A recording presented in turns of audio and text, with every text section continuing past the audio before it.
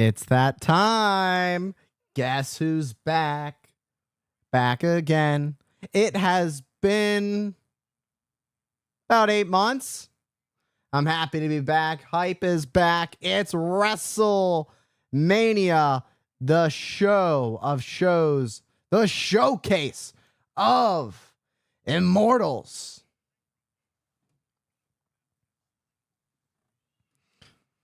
I want to thank everybody who joins me here tonight in this return back to live streaming.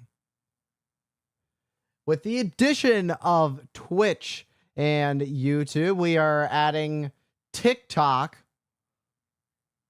tonight.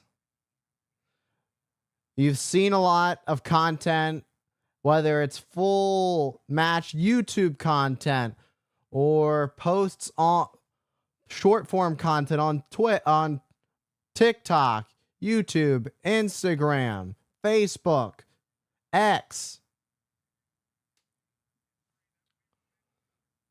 So all the content is out. It's time to go back to live. And let's get TikTok started.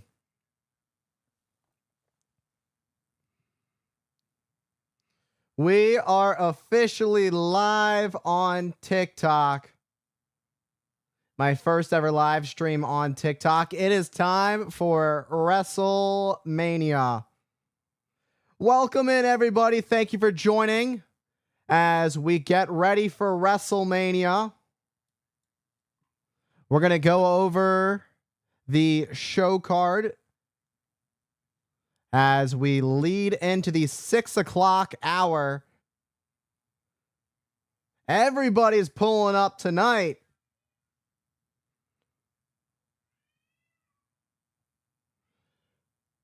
Here's what we got. Saturday, WrestleMania Saturday, tonight.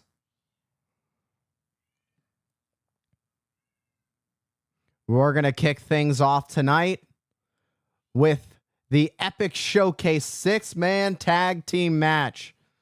IShowSpeed got himself into a little bit of trouble. And IShowSpeed, well, he didn't get on the side he wanted to be, accidentally clocking LA Knight with those brass knucks a few weeks ago. LA Knight invading IShowSpeed's house. And here we are. IShowSpeed.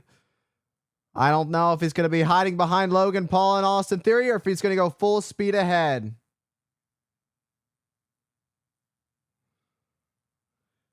But the Usos and LA Knight are ready to rip right through the tag team champions and IShowSpeed. Should be a very interesting matchup. See how it plays out. It's IShowSpeed's, I don't want to say debut match considering he competed in the Royal Rumble. However, it is his debut of a traditional match. So we'll see how IShowSpeed performs tonight, because the last time we saw him, he nearly got ripped in half by another member of the Vision, which is kind of ironic that he's teaming with the Vision. Getting speared through by Braun Breaker at the Royal Rumble. IShowSpeed now teams with Logan Paul and Austin Theory.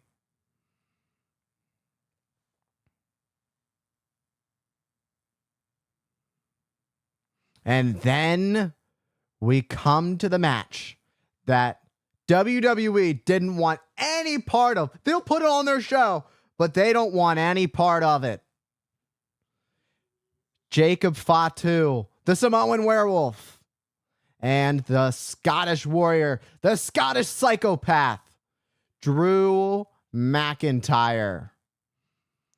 Two superstars that have been tearing each other's heads off for the past year. And a match, and what almost led to it being for the WWE Championship. Drew McIntyre, Jacob Fatu, and Cody Rhodes all got intertwined with each other. But then it would be Cody Rhodes who would rip the WWE Championship right from Drew McIntyre and take it back. After Drew repeatedly showing that he will do whatever it takes to win That's not how this was going to work for Drew McIntyre. And with Jacob Fatu looming in the background, it was only a matter of time once that title got out of the hands of Drew McIntyre and back into the hands of Cody Rhodes that Jacob Fatu was ready to say what's up. And that's what we've seen. Now you got to wonder, anything can happen. Absolutely anything can happen in this unsanctioned match. WWE wants no legal part of it, so they're going to leave it at that.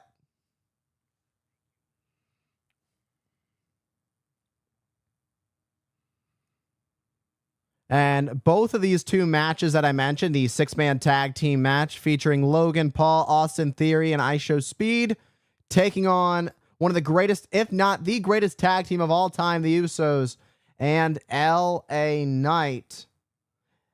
Plus, the unsanctioned match between Jacob Fatu versus Drew McIntyre. These two matches will be featured in the first hour on ESPN2. So you can tune into those at the 6 o'clock hour or 3 p.m. Pacific for those who are currently live in Las Vegas.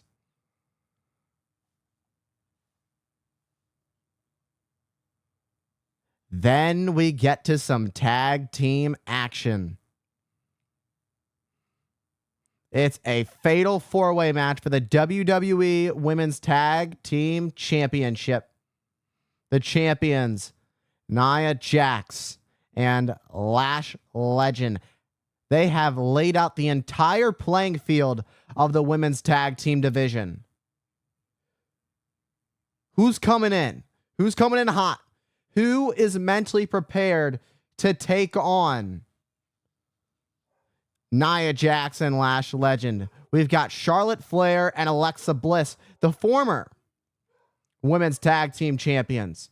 Bayley and Lyra Valkyria, who have had a very interesting last 365 days. We'll see how they play out. They've been friends. They've been allies. Lyra Valkyria was upset with Bayley at one point. Bayley tried to help Lyra during her reign as the Intercontinental Champion, and it cost her the Intercontinental Championship to Becky Lynch. Now it brings me to the final team, the Bella Twins, a team that helped pave the landscape for the women's tag team division, that helped just pave the women's division in general. You've got two former women's champions. And we're going to see how they play out, how they fare. They've been dying and itching to get their hands on those women's tag team titles ever since they came back. And it could only be a matter of time. It could be the moment. It could be the Bella Twins' WrestleMania moment. And I did mention Becky Lynch earlier. Becky Lynch losing the Intercontinental Championship to AJ Lee back at the Elimination Chamber in Chicago. AJ Lee at home territory, of course, her husband being none other than the Second City Saint himself, Chicago's own CM Punk. So the home field advantage was laid and played out for AJ Lee in her successful efforts when she won the Intercontinental Championship. Now Becky wants it back. And a feud that goes beyond these two, that goes to their husbands, CM Punk and Seth Rollins. Of course, Seth Rollins currently in a different match, who was out for quite some time with recovering from a shoulder injury. He will also be competing tonight. However, we're going to stick with AJ Lee and Becky Lynch, who have proven they're going to tear each other apart. One way or another, it's going to happen. They're going to tear each other apart, limb from limb. Now, the question can be stated. The question could be asked. Can AJ Lee once again retain the title over Becky Lynch. It's AJ Lee's first WrestleMania back. Becky Lynch is accustomed to the showcase. She's accustomed to the big stage. She's going back to back to back to back, hitting all the biggest hits at year after year at WrestleMania. She's not afraid of the stage. However, will the nerves overcome AJ Lee and help Becky Lynch get the victory?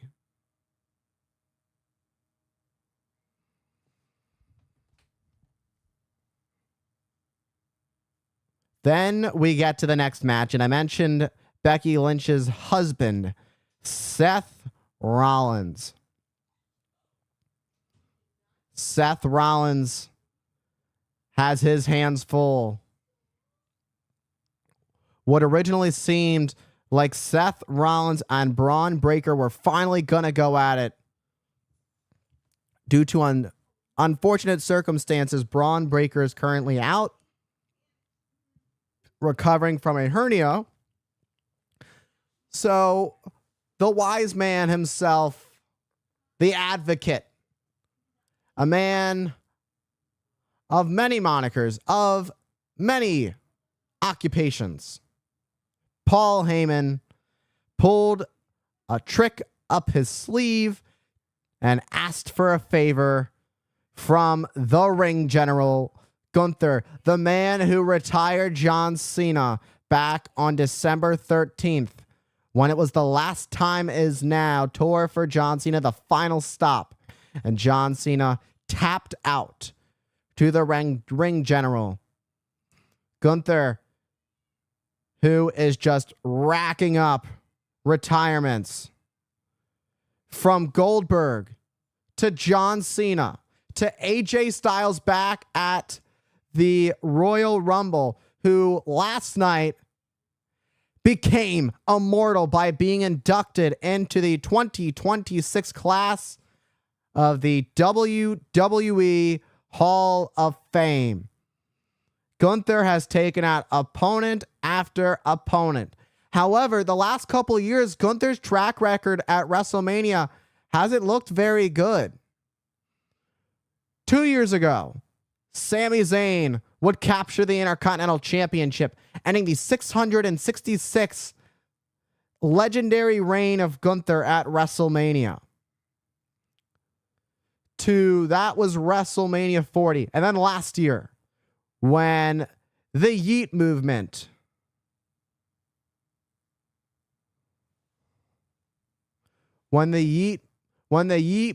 took over WrestleMania, it took over the WWE, and Jey Uso would go on, and he forced Gunther in a submission, and Jey Uso would win his first ever World Heavyweight Championship. Jey Uso had won every tag team title. He's won them all, including the one time he won it with somebody who wasn't his twin brother, when he won it with the American Nightmare, Cody Rhodes, a few years ago at Fastlane, against what was once in a previous version of the Judgment Day,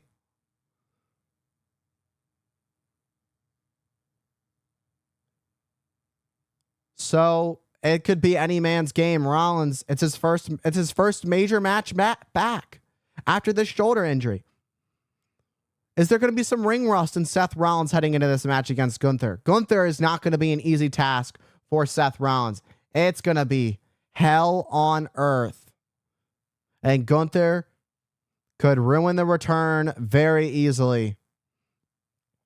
Now, there's that looming thought in the background that Gunther doing this favor for Paul Heyman.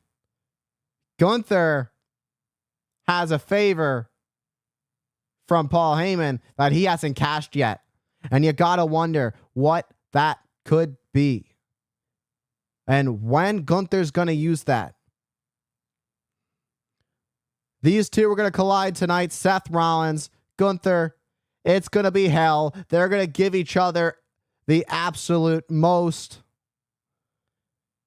And then we get to where the gold is on the line.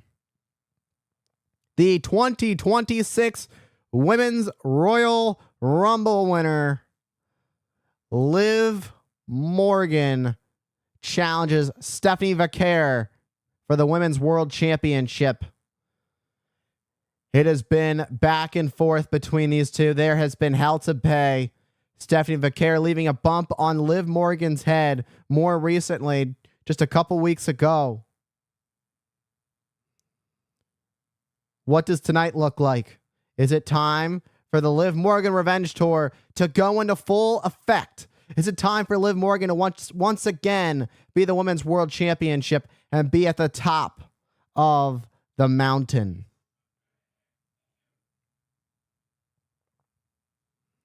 It all comes to a halt. It all comes to a clash when Stephanie Vaquer, who won the title back at WrestlePalooza, she has proven to be a dominant champion, a defending champion, if you will, and perhaps one of her biggest tasks to date. Liv Morgan is white hot and she is ready to go. And then it's the story that writes itself. The undisputed WWE Championship is on the line. The American Nightmare once again finds himself in the main event of WrestleMania. Last year, it was Cody Rhodes and John Cena, who is the host of this weekend's WrestleMania 2-night extravaganza, when John Cena would turn heel at the Elimination Chamber and side with The Rock. However, tonight is a different story. Cody Rhodes enters as champion once again. However, this time it's about longtime mentor, longtime friend, and longtime rival in Randy Orton. With this extra factor in Pat McAfee,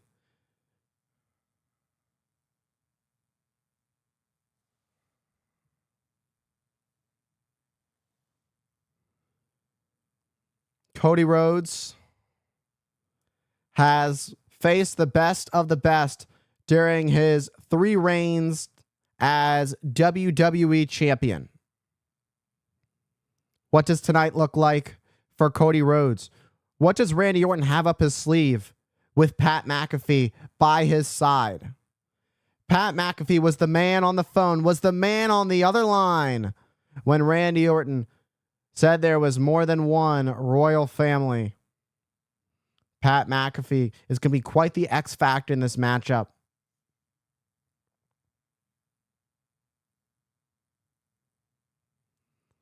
Who takes it all home?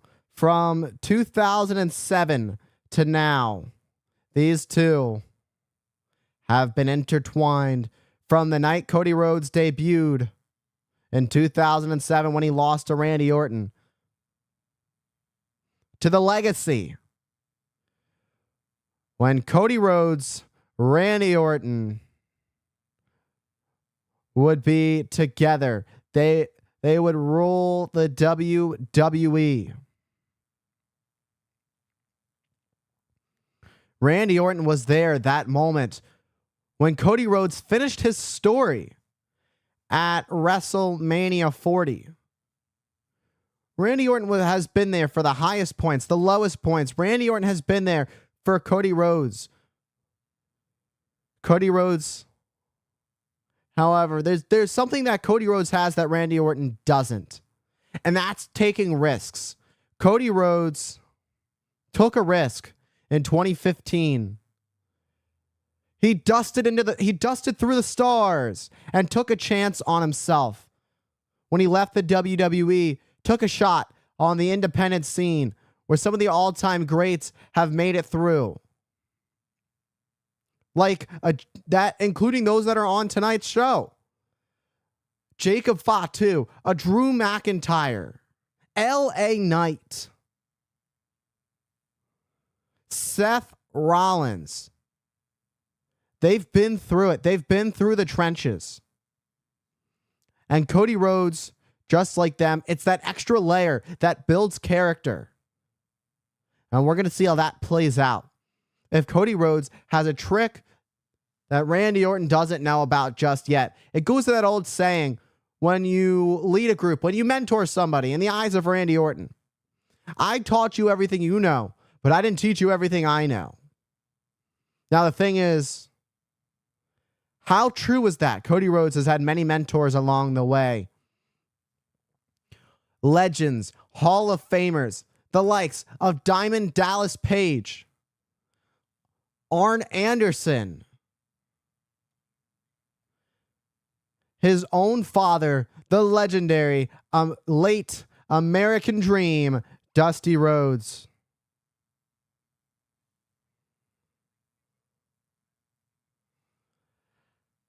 Everybody who was sided by Cody Rhodes, they've all witnessed how far Cody Rhodes is willing to go. And what does tonight look like? Does Cody Rhodes' American Dream truly turn into an American Night, the American Nightmare?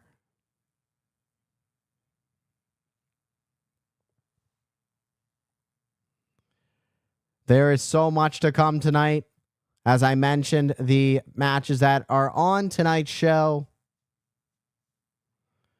From the 6-man tag team match, that's going to feature I Show Speed on the highest level, from prime bottle to being in prime. In the ring, in 6-man tag team action, I Show Speed is shown on full display. One of the most athletic beings on this planet today.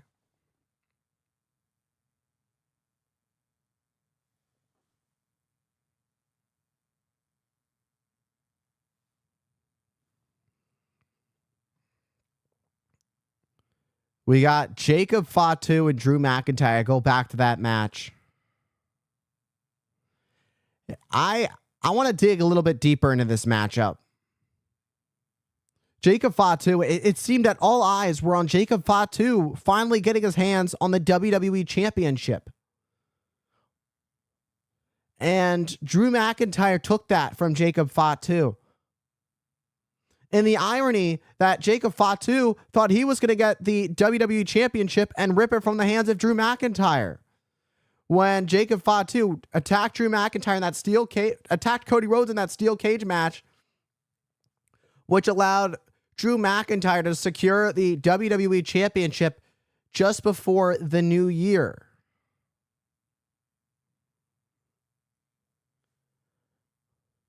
Now, Drew McIntyre not having the title, it all plays into effect. It's unsanctioned. It's anything goes.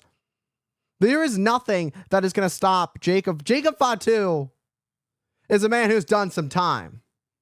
I mean, the man showed up in a police car last night on SmackDown. It's a test to his, it shows that his past, it doesn't haunt him, but his past is always he's always going to carry that past.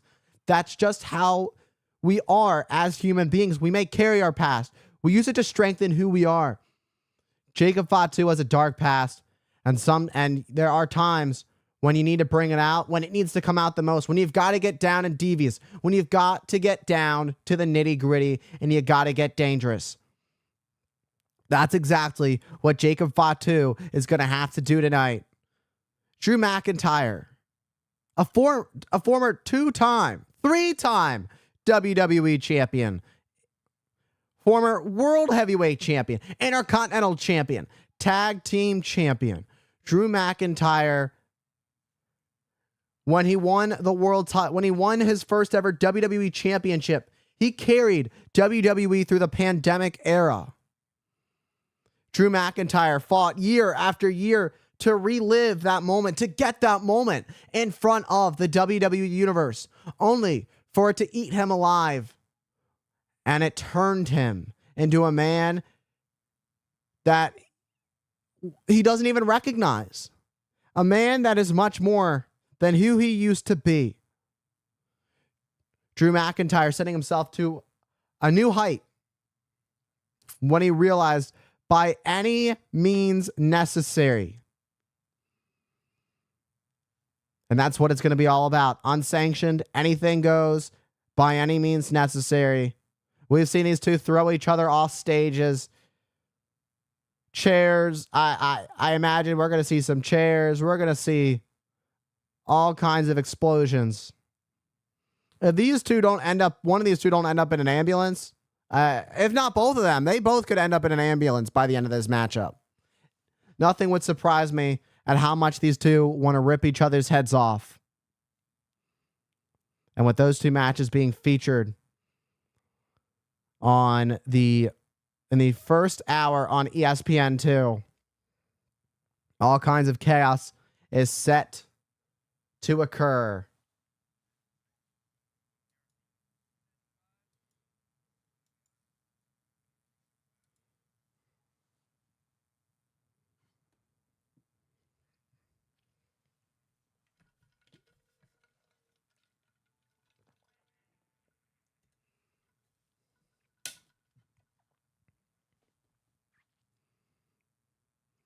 For those who are following me on TikTok, for those who subscribe to me on YouTube, for those who are following and subscribed on Twitch, I want to thank everybody. Thank you to everybody who's here. Thank you to everybody who's coming in. Thank you to everybody who is going to come in.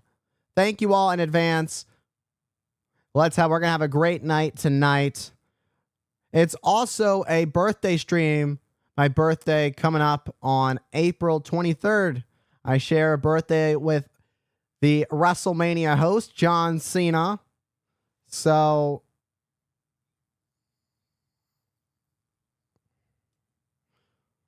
that's another exciting thing going on. I figured I'd stream tonight and call it my special stream.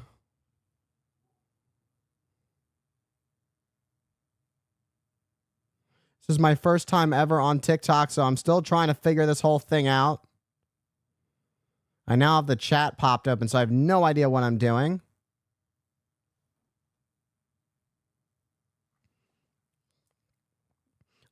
Let's go back up. I want to thank, where is it from the TikTok? I'm scrolling through my phone that I have right in front of me.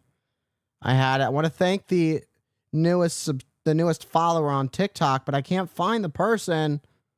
Anyways, thank you. I don't know why I can't find you on here, but you're there and you are being acknowledged. I want to appreciate everybody who's been hanging out with me so far. Going forward, I want to do more streaming on TikTok, add more fun to the party.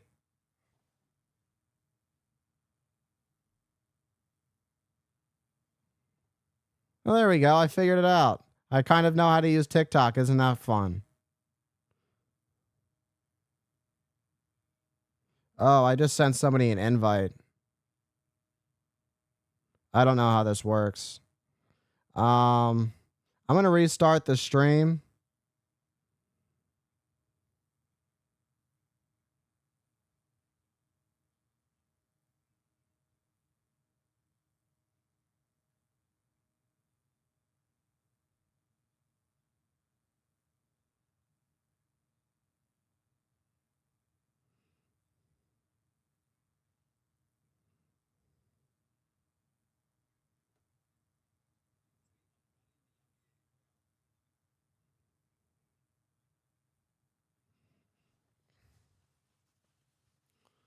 All right, we're back. We're live.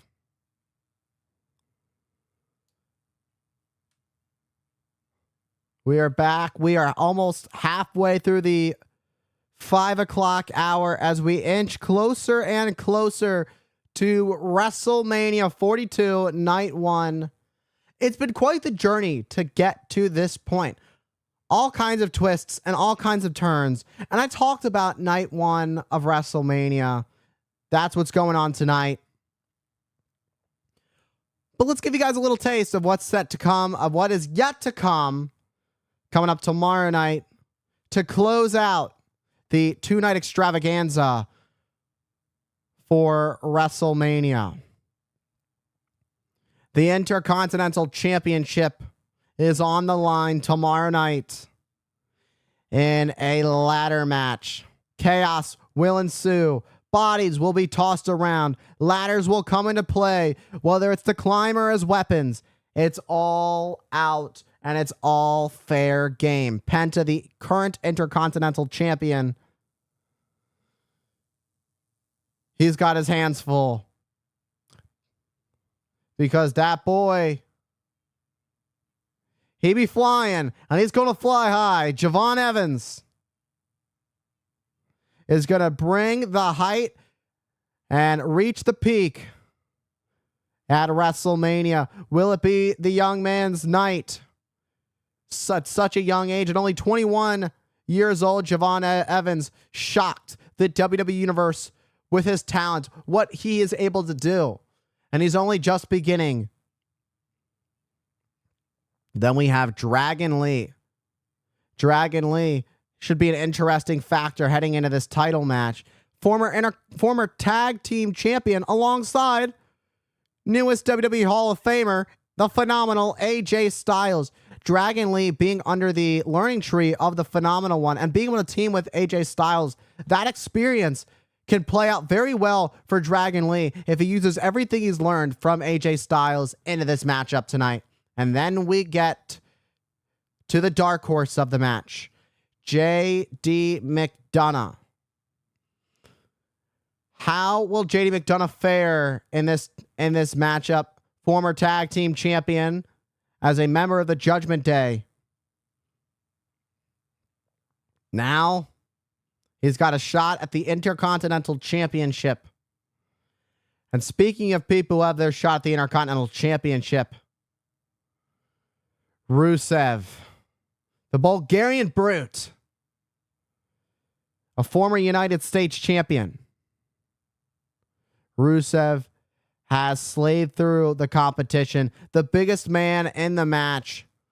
I wouldn't be surprised if he tears a few heads off. And then the biggest little man in WWE, WWE Hall of Famer Rey Mysterio joins as he looks to capture the Intercontinental Championship once more. A title that Mysterio has held on numerous occasions. Rey Mysterio has done it all, from winning the Royal Rumble, to main eventing WrestleMania, to being World Heavyweight Champion, WWE Champion, Tag Team Champion, Intercontinental Champion, United States Champion. Rey Mysterio being a former WCW Cruiserweight Champion. Rey Mysterio has been doing this for a very long time. And with the most experience in this match, Rey Mysterio could have the upper hand.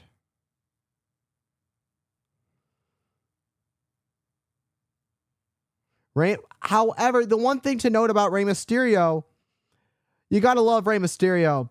The one thing to note about him heading into this match is he is getting up there. However, he can still go. Rey Mysterio has dealt with some injuries over the past few years. Rey Mysterio can still pull off some big moves, but how does his body hold up when there's going to be ladders everywhere, when bodies are going to be flying, when it's time to dive, when it's time to take risk?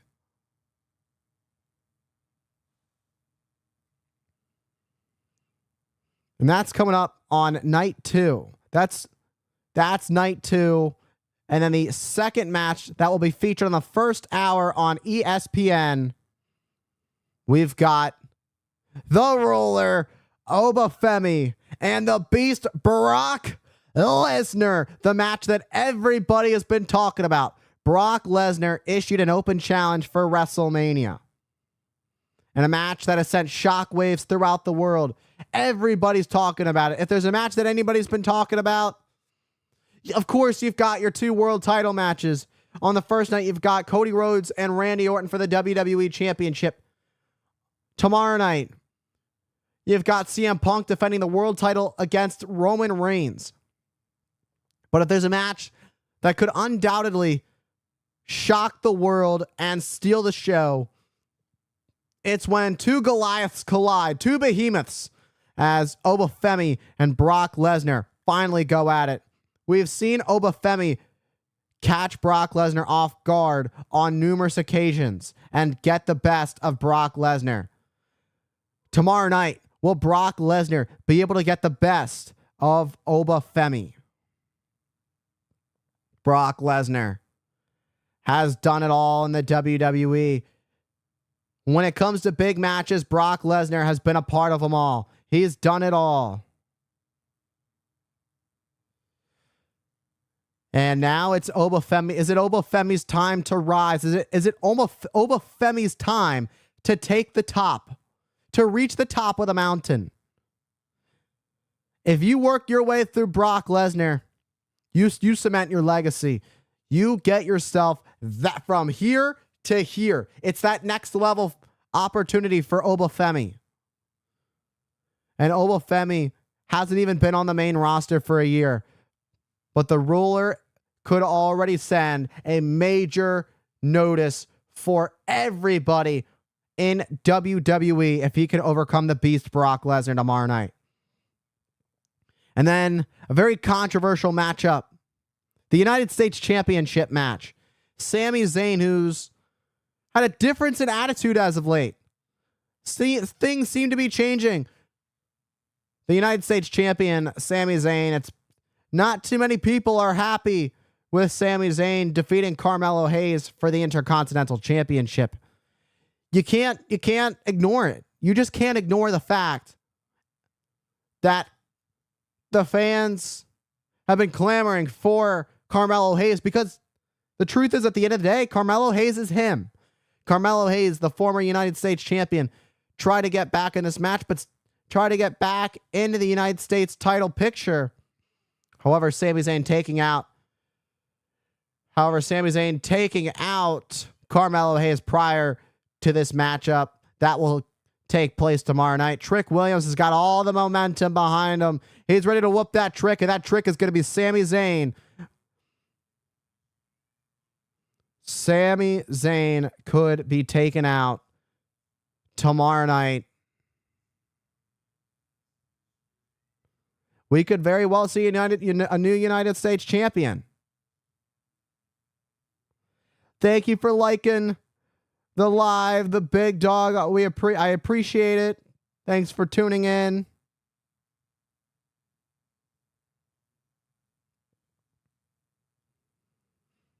This is my first ever commentary stream live on TikTok. It's my first one, so let's see how it plays out tonight.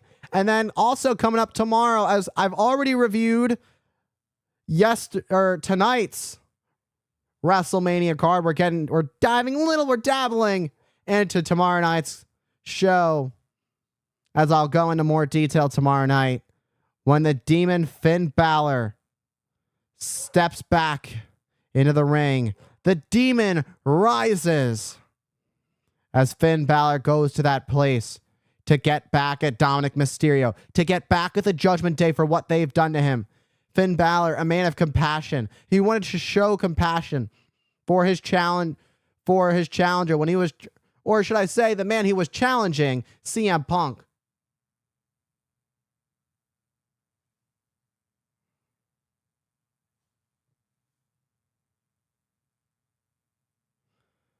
So, Finn Balor wanted to show respect, wanted to show compassion. The Judgment Day didn't like that. The Judgment Day saw that Finn Balor was having a soft side, and before Finn Balor knew it, the Judgment Day were already plotting against him.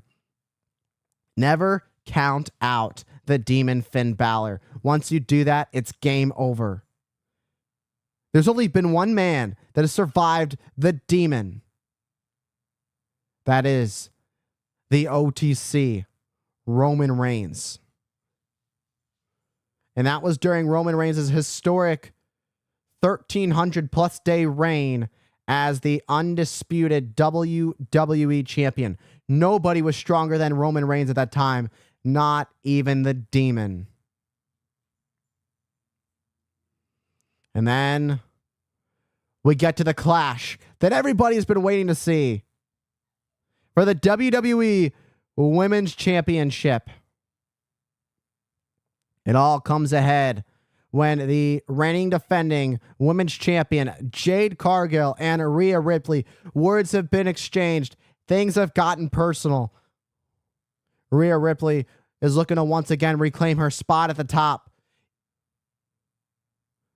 I don't know if I want to say regain her spot on the top, because the real statement is, as they say, mommy is always on top. Rhea Ripley is on a level that no one else can see. She is on the peak of the mountain that no one else can reach. And tomorrow night, she looks to reclaim the gold. Will she pull it off? Will Rhea Ripley put an end to Jade Cargill's, as what Rhea Ripley would say, a facade of a women's title reign for Jade Cargill? Will it all come to an end for Jade Cargill? And then the main event. Words. More than words have been exchanged. CM Punk and Roman Reigns. Heaters have been hit. Shots have been made. Family members disrespected.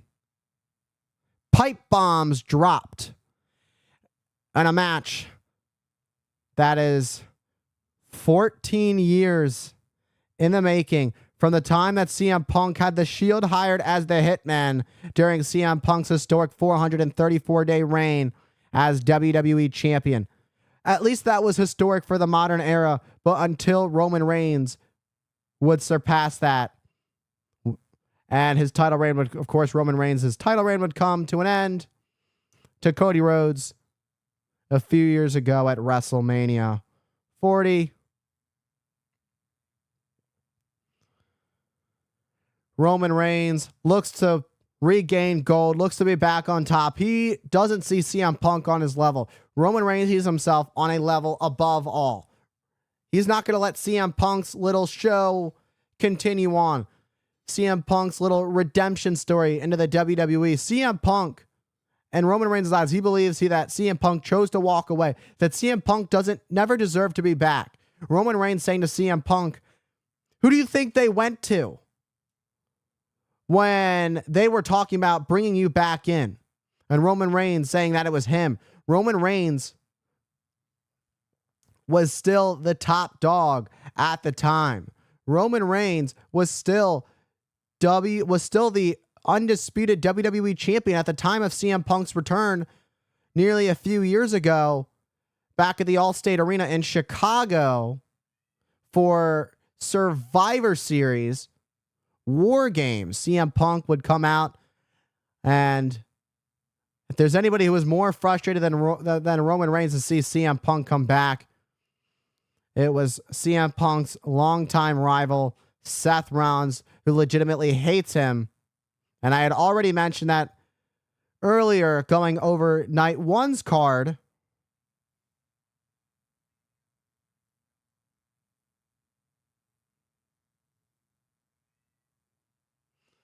Welcome in over there on the Twitch side of things. Appreciate you coming in. Good to see you as always.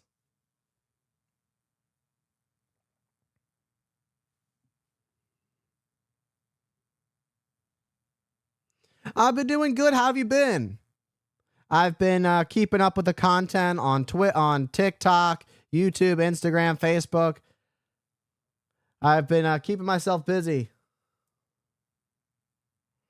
Well, that's fun. I'm hoping I'm keeping you entertained while I go through the card for WrestleMania. We're 17 minutes away from the show getting started. Yeah, but keeping myself busy. I'm got my hands full with work, and then when I'm not at work, I'm doing commentary. Well, I appreciate you. Always have.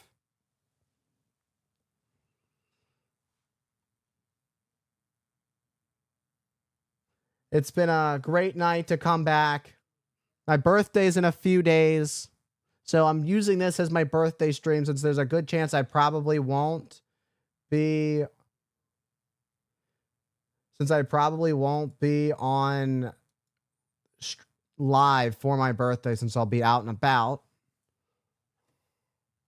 I appreciate it. My birthday is the 23rd. I share a birthday with John Cena. I'm just that guy. Share a birthday with the GOAT.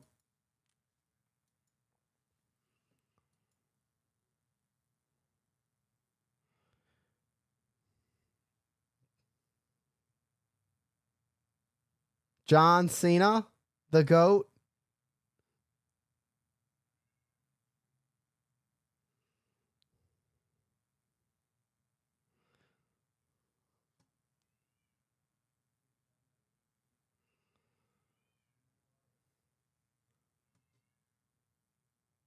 This should be very interesting to see how it all plays out between Cody Rhodes and... Oh, got you. I can't see him. Yeah, I can't see him either. I have a friend that's actually in Las Vegas and is planning on meeting John Cena tomorrow, and I called him a mark, so... But you like what you like. I'm happy for him to meet John Cena. If that's you know, John Cena's a good guy.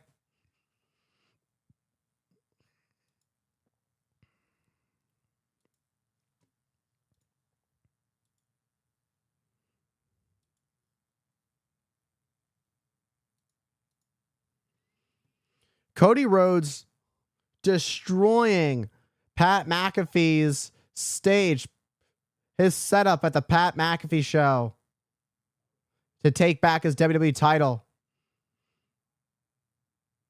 Pat McAfee being the wild card in this whole thing. This whole fiasco.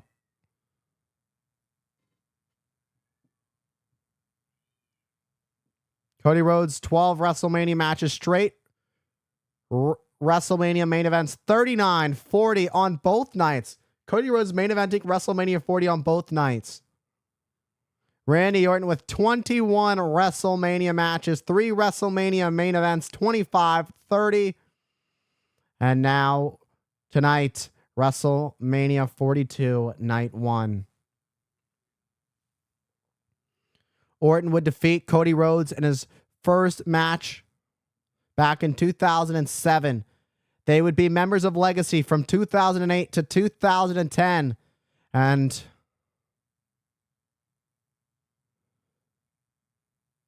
things would come to a halt. It would be a 3-way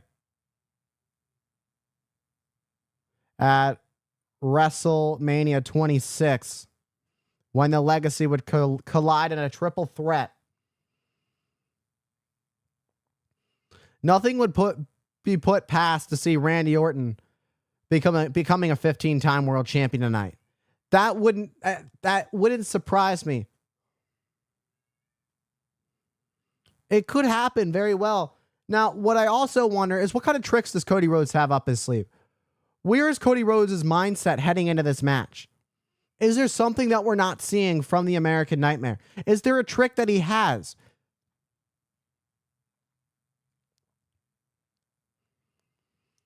We saw this whole time, Randy Orton, he would have been looking over the shoulder every step of the way. Cody Rhodes had that title. From the moment Cody Rhodes won that WWE title, Randy Orton knew he wanted to take it. But he wanted to strike when the time was right. When Cody Rhodes' back was turned. And that's exactly what the Viper did. The Viper, Randy Orton, took the opportunity and he struck the American Nightmare. What first seemed to be two friends going at it turned to Cody Rhodes saying, I want the real Randy Orton. I want the Viper. I want the legend killer Randy Orton. You give me your all. And there's one thing for sure and for certain, that Randy Orton has left Cody Rhodes bloodied and beaten.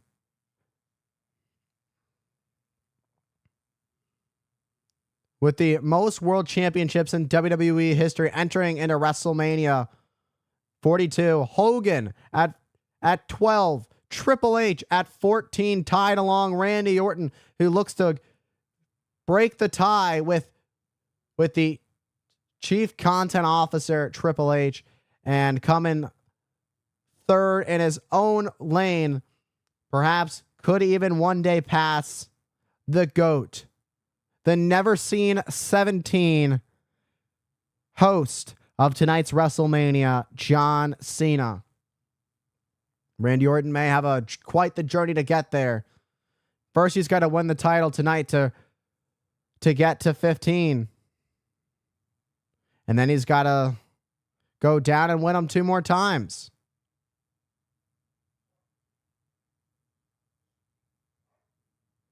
It could be a game-changing night for WWE. That's what WrestleMania has always been about. WrestleMania, where all the big stars come out. They all showcase what they have been building up to for the last year.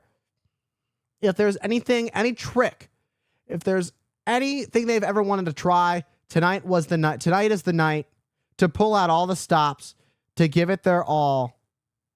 Go big or go home. It's the showcase of Immortals. We are 10 minutes away from WrestleMania 42, Night 1.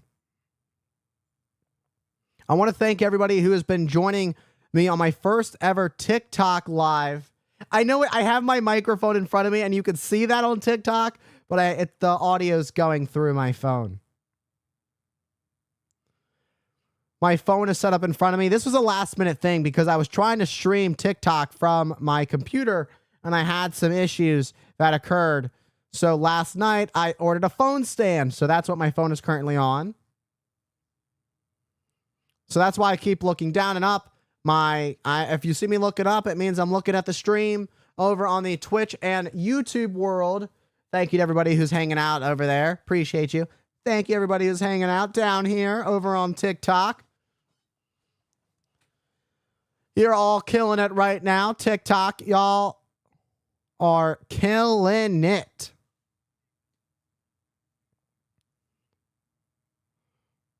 I will say one thing before we get started. I will take just a couple minutes to get myself all prepped up. I will take a quick minute or two before WrestleMania 42 gets started. Any last minute things that need to get done, I will get done. Make sure I'm all ready to go. It's going to be an extravaganza.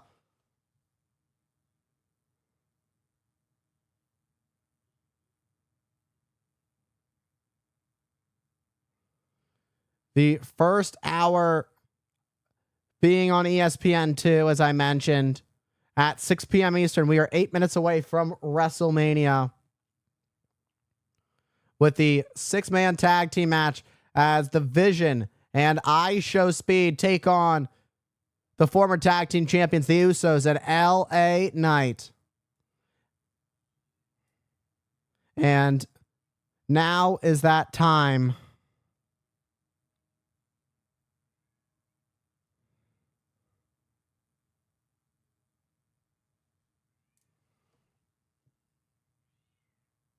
Now is the time for the last minute break. I will be back shortly. It shouldn't take me too long. I'm going to pause the live here on TikTok and I'm going to slide it over to be right back on Twitch and YouTube. Stay with me. You won't want to miss it. All the content, whatever you guys, if you guys happen to miss anything tonight, YouTube videos for individual matches will go out throughout the week. So all the goods are coming out. The first is to come tonight following WrestleMania. The first video is set to come tonight, along with another short form clip that will be posted following the first night of WrestleMania. All right, I'll be right back.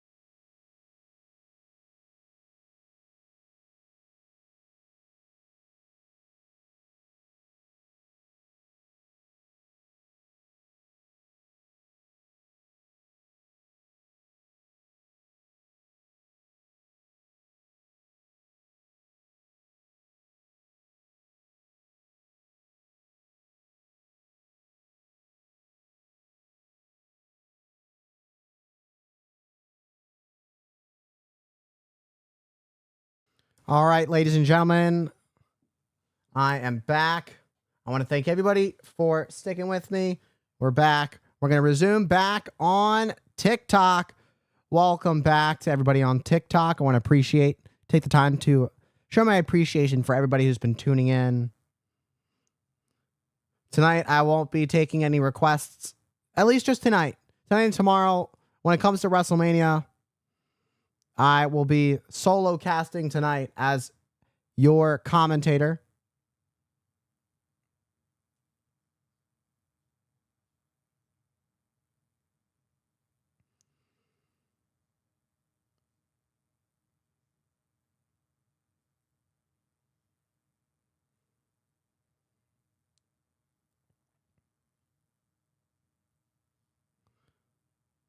The Las Vegas Mask Choir gonna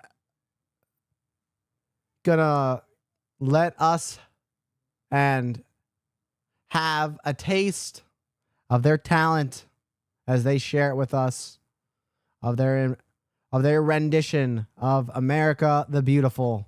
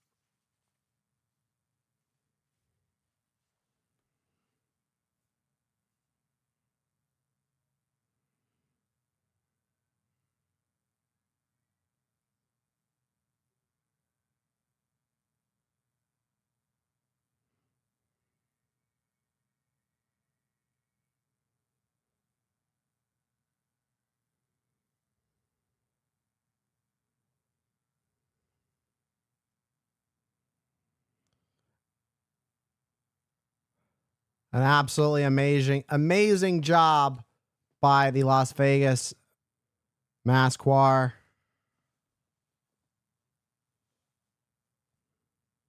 We are 2 minutes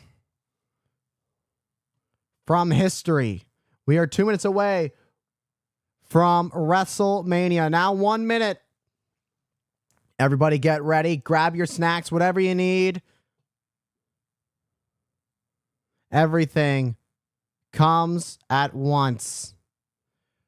Immortal moments will be made. History occurs.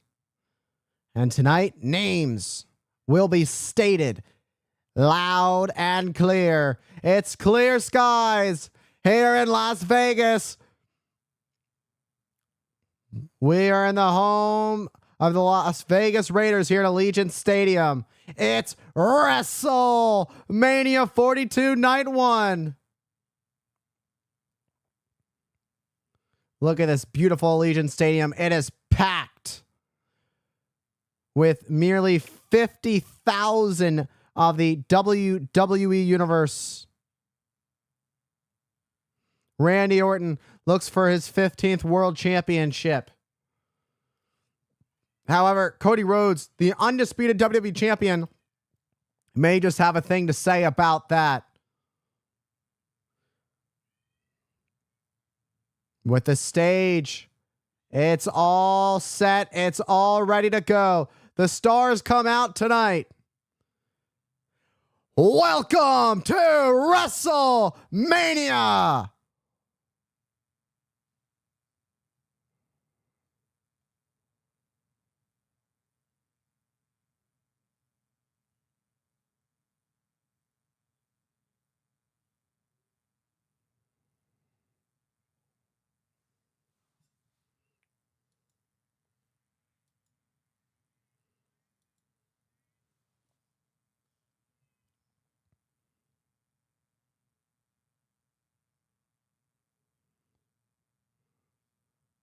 What an open.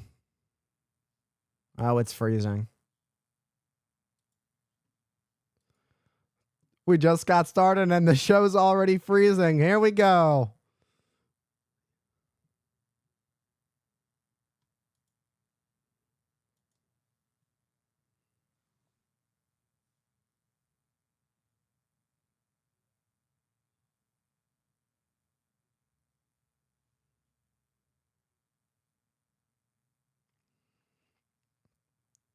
from the first WrestleMania in Madison Square Garden. 42 years later. I guess you could say 41 years later.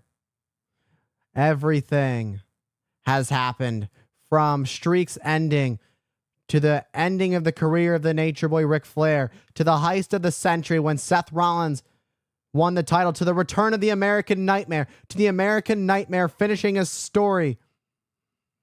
WrestleMania has been the place. It has been the show of shows where dreams have come true. When the moments have come alive. This is going to be the weekend where Punk and Reigns finally collide in their most peak form. Where Liv Morgan and Stephanie Vaquer finally come head to head. Where Randy Orton looks to end the nightmare and make the reign number 15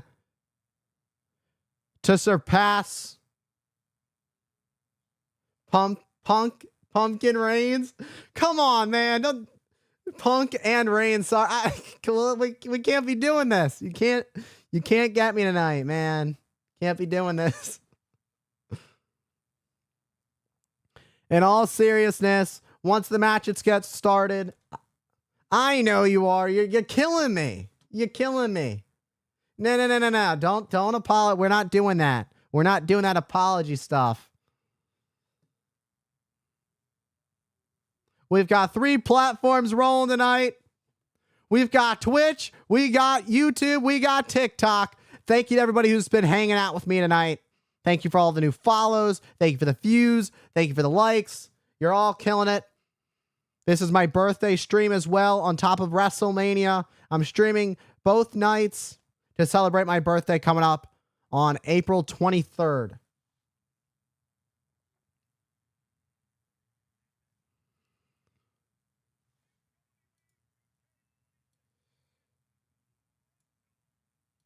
Snickers and 2K present WrestleMania.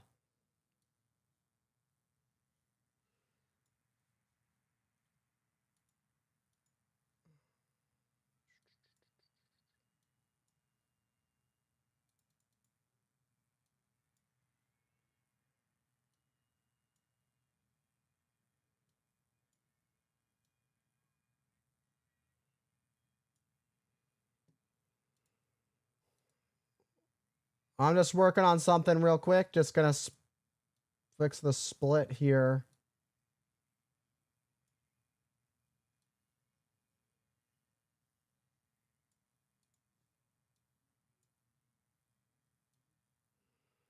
Look who it is. It's the Never Seen 17. If you can see him, believe it.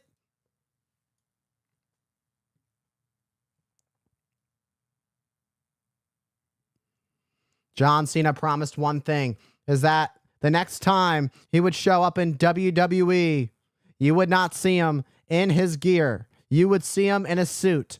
John Cena living up to the promise after being submitted by the Ring General.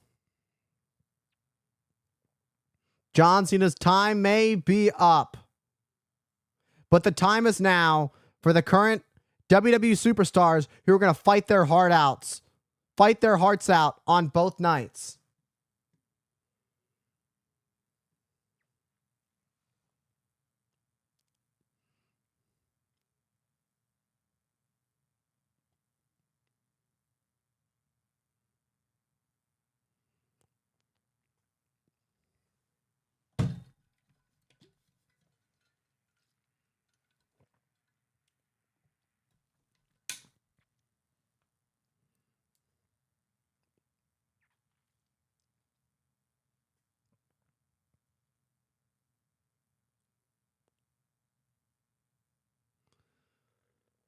Quite an ovation for the Never Seen 17, John Cena.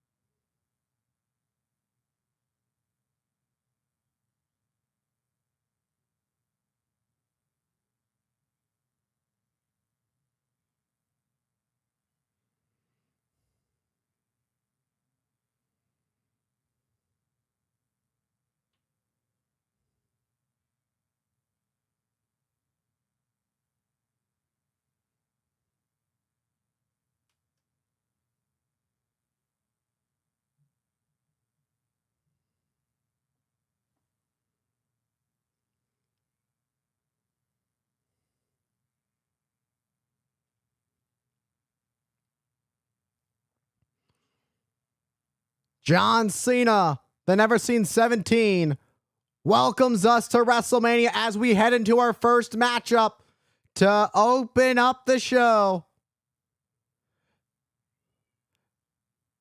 I would say Jey Uso is now in your city. The Usos are now in your city here in Las Vegas. One of the greatest tag teams of all time. The former tag team champions.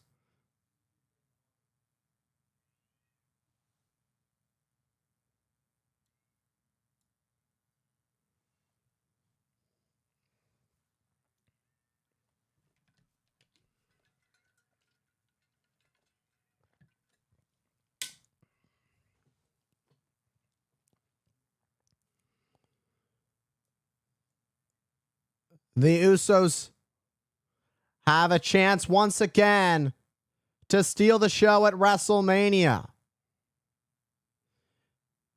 The Usos have main evented WrestleMania back at WrestleMania 39 when they defended their tag team titles during their historic reign as champions against Sami Zayn and Kevin Owens. So the Usos know what it's like when the pressure is on. When the heat is high, it's time to step up and hit hard. You go big or go home, and the Usos have always been known to go big.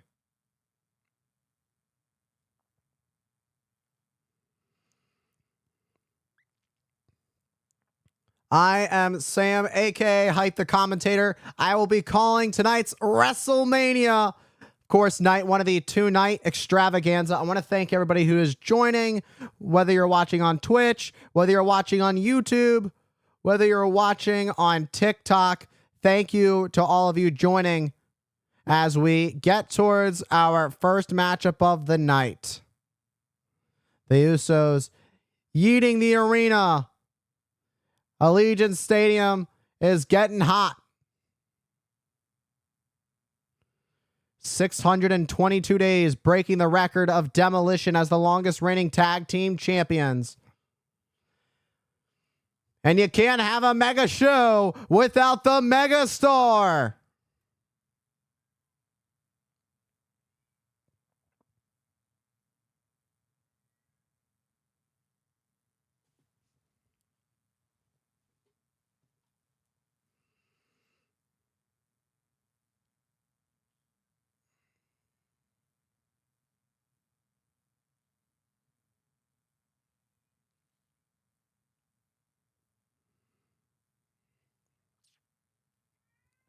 The megastar LA Knight finds himself teaming up with the Usos. Two people that LA Knight hated for such a long time when the bloodline was at its hottest. When LA Knight had a shot at Roman Reigns in that undisputed WWE championship. People change. Situations change. The situation is this. LA Knight and the Usos, they've got ourselves a problem with the vision. And it's not their vision. It's Paul Heyman's vision. What used to be Seth Rollins' vision, the true vision is in a man who's been known as a wise man, a man who's been known as the advocate, a man who's been known to lead the charge of the extreme. I'm talking about Paul Heyman.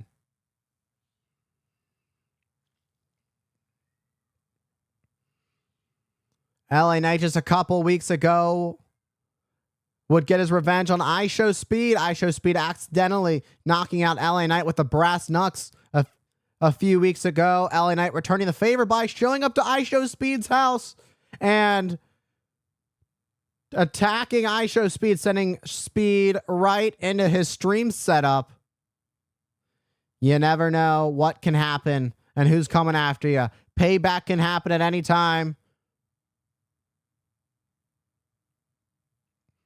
Receipts can get read and delivered when it's deemed the most necessary.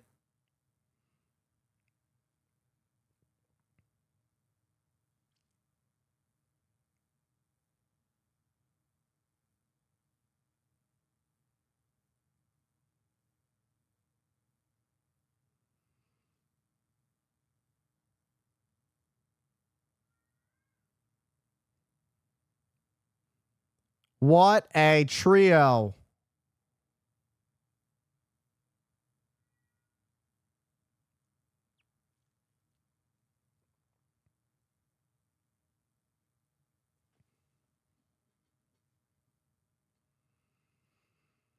IShowSpeed didn't even want to be a part of this at first. This is nothing that IShowSpeed wanted to be a part of. But then, pardon the pun,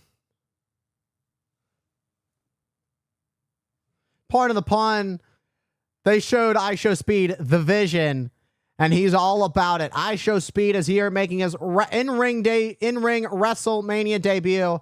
Of course, he was the Prime Bottle just a couple of years ago when Logan Paul was defending his U.S. Championship in a triple threat match. But tonight is no triple threat. Tonight is six-man tag team action. He's got the tag team champions in his corner, and he doesn't have to be dressed up as a Prime Bottle. The spotlight is on Speed. The spotlight.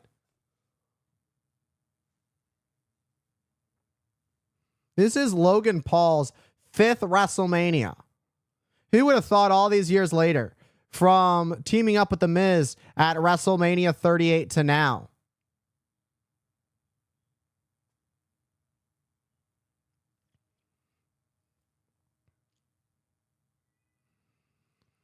Ryan Tran is going to have his hands full with this six-man tag team matchup.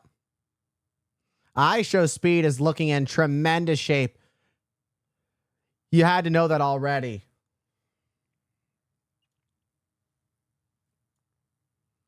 Austin Theory, Logan Paul, IShowSpeed, the Vision, with the inclusion of the hottest social media star, the hottest influencer, IShowSpeed.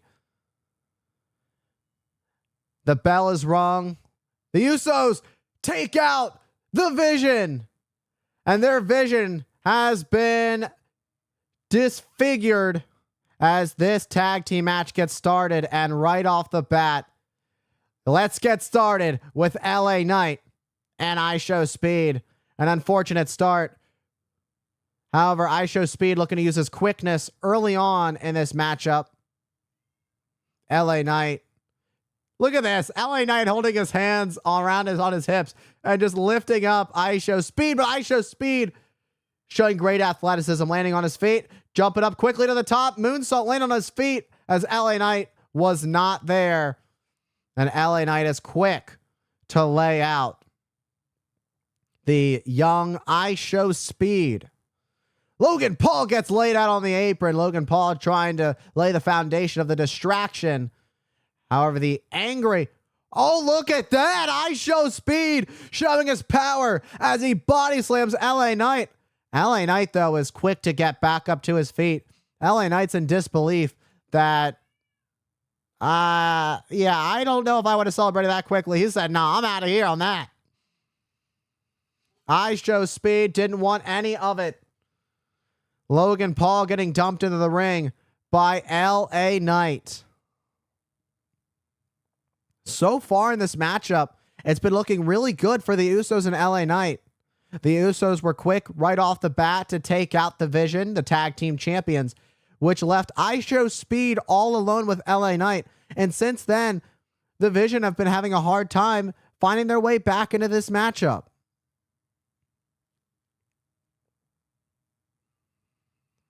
It's Jey Uso now in the ring. Main event Jey Uso, who last year, who would shock the world, winning the world championship, making Gunther tap out. That was at last year's WrestleMania. Just clean, cold as ice. The Usos, of course, no tag team that can work better than the Usos. They are literally bonded by blood. Bonded from the womb to now.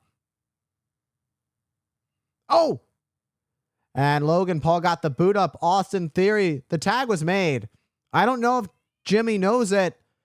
That rolling thunder drop kick by Austin Theory. This is the version that Austin Theory has been dying to bring out. This is the version of Austin Theory that could elevate him to the next level. Paul Heyman has admitted time and time again, he has stated, there's a reason that I brought Austin Theory into the division. He sees the future for Austin Theory, and he sees Austin Theory as the future.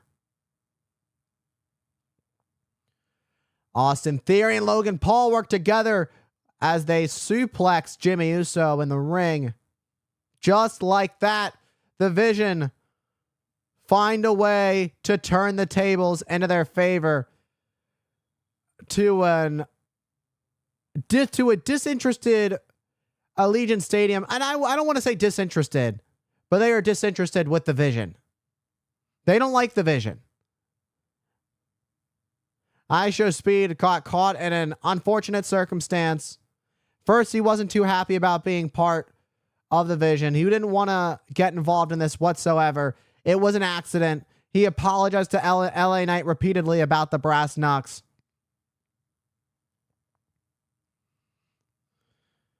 And ISO Speed quick to make the tag out after that suplex. Logan Paul knocking LA Knight and Jey Uso off the apron. Coming in hot now with these forearms to Jimmy. Logan Paul, a former United States champion when he defeated Rey Mysterio a few years ago. Who would have thought that Logan Paul would have come this far? Usually when celebrities walk into WWE, they don't go full-fledged. They don't go all out. Logan Paul has gone from being a social media megastar to being a full-fledged WWE superstar, showing up day in and day out. And a corkscrew moonsault by Jimmy Uso soaring through Logan Paul. A much-needed tag. It's crucial. Can Jimmy Uso make the tag? As Jey Uso trying to hype up, trying to build the momentum for Jimmy. Can he get there? The tag's been made to main event Jey Uso. And Austin Theory has also been tagged in. It's time to get jiggy with it. Last shot coming in hot, but no, Austin Theory looking for A-Town down. And a spear. Jey spearing through Austin Theory to put away the Vision. But Logan Paul is there to save the day. Gut wrench by Logan Paul. Takes out Jey Uso. And a super kick by Jimmy. Oh, what a nasty right from Austin Theory, clocking Jimmy Uso. Oh, and Jimmy Uso gets sent or Jey Uso, that was. They're not even twins anymore. Their gear is very close.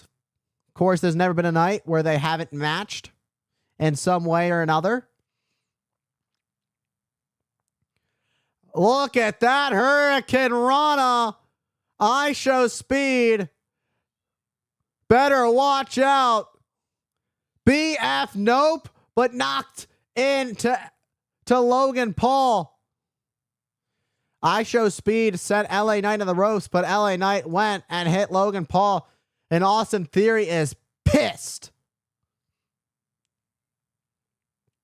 It obviously wasn't on purpose, but that's not how Austin Theory sees it. And Austin Theory telling ISO Speed to hit the rope. And taking too long, LA Knight, BFT, good night, thanks for coming. And a victory. The Usos and LA Knight get the victory.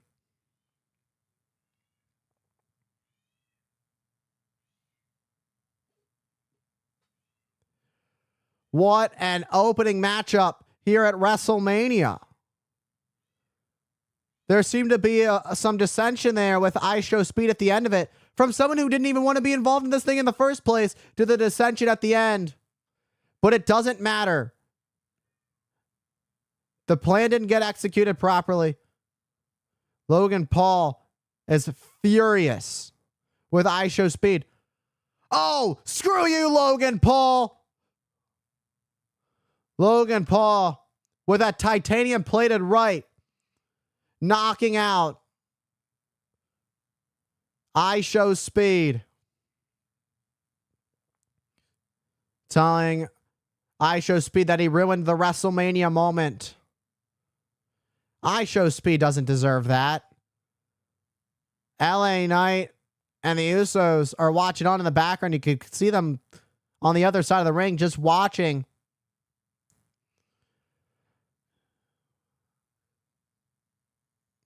Calling I Show Speed a moron. There is about to be hell to pay for I Show Speed. I Show Speed does not deserve this. I Show Speed is loved by millions of fans around the world. He doesn't deserve this. Just because you're upset that... Oh, and here come the Usos. 1D. Good night, Logan Paul. Logan Paul gets laid out. The fun isn't over yet.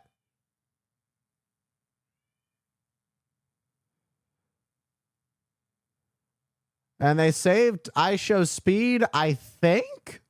It's an unlikely turn of events.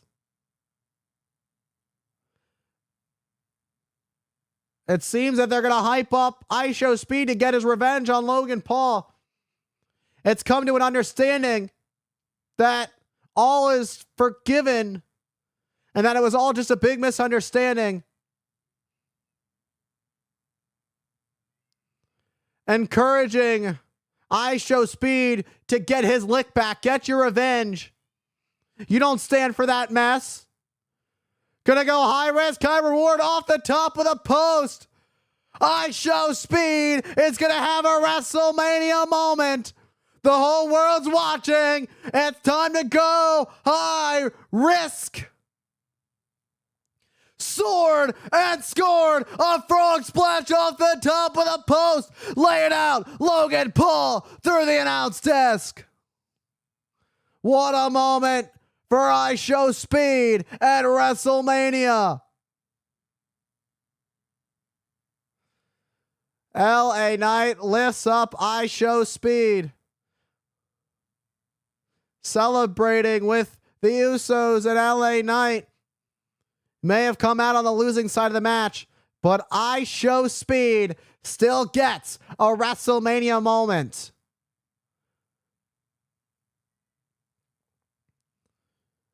You gotta wonder the condition of Logan Paul following that splash by I Show Speed. I Show Speed now gonna celebrate. He may not win the match, as I mentioned, but still gets to celebrate.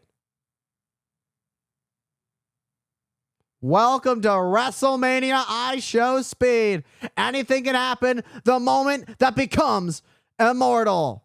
Let's get another look at this splash by I Show Speed once more. Soaring and scoring and laying out Logan Paul through the announce desk.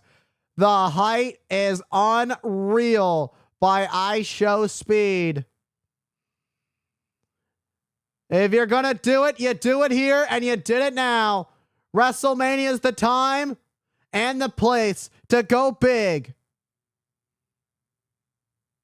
Congratulations to the Usos and LA Knight on their victory. And congratulations to the moment for I Show Speed here at WrestleMania.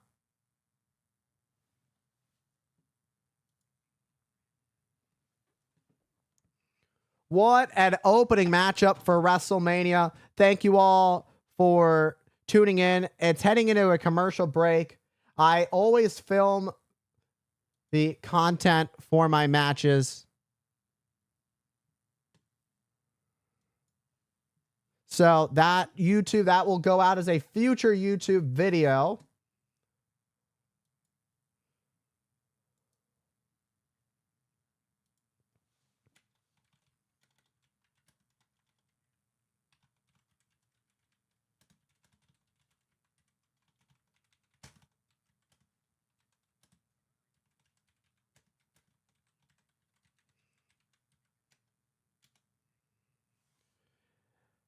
All right, the first video is saved. Oh, also, thank you to What the Hell Man for congratulating me on my affiliate anniversary. I appreciate it. I believe it was technically earlier this month, but I didn't get the chance to stream. So I want to thank you for that. I want to thank everybody who has tuned in, who has joined the live stream tonight, everybody who's hanging out with me over on TikTok to celebrate my first time streaming on TikTok. I want to thank you all. I hope the audio's good. Let me know. I know it's on my iPhone. I got a new iPhone, so I hope the audio's good. What a first opening matchup.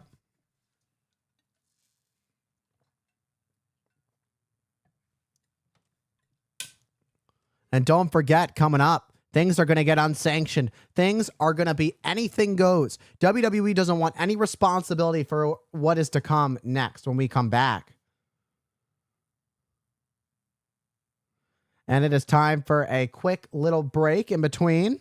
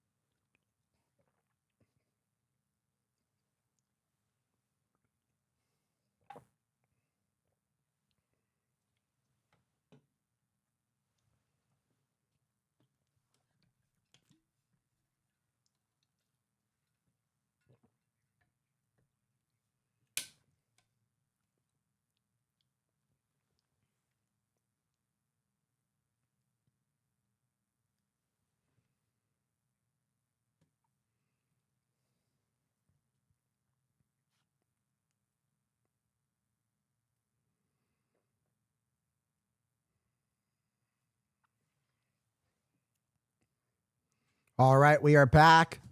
It is just a few seconds away from being back on from commercial break.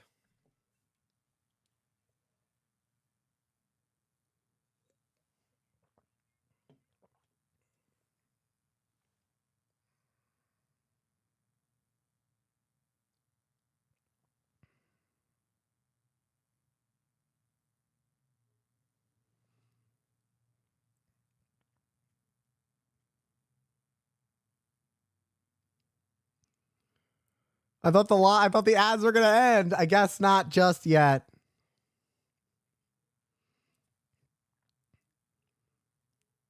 We are back. The beautiful city, the city that never sleeps. Las Vegas, Nevada, the lights that will shine once the sun goes down and the moon comes out. George Kittle, 7-time Pro Bowl tight end for the San Francisco 49ers, who has been a long-time WWE fan, has had multiple WrestleMania moments, and he is here. Jahmyr Gibbs, 3 times Pro Bowl for the Detroit Lions. And how about the Indiana Pacers? Tyrese Halliburton is in the house. Did you just steal Tyrese Halliburton's beer? George Kittle is on a different level. George Kittle is all about WrestleMania moments. He's got that Stone Cold shirt. And ESPN's own Stephen A. Smith is getting a close look.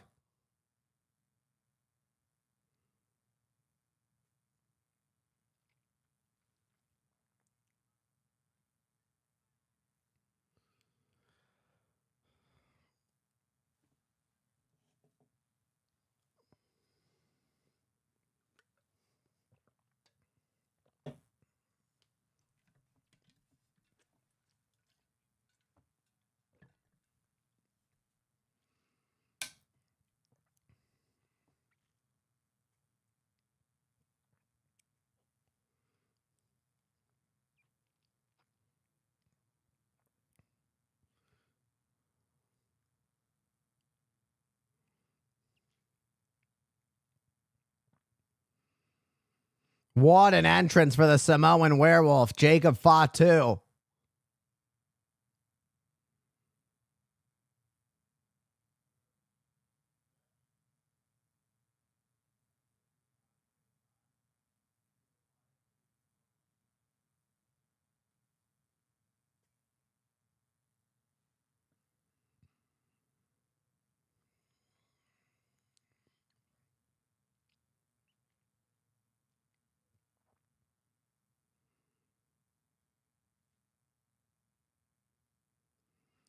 Jacob Fatu. He has been itching to get his hands on Drew McIntyre. The opportunities that Jacob Fatu has been screwed out of at the hands of Drew McIntyre. Do whatever you wish, do whatever you will, do whatever you want. It's all fair game. It's all legal. There's no liability on WWE's part. Injuries, WWE is not responsible for. Whatever happens between these two is between these two.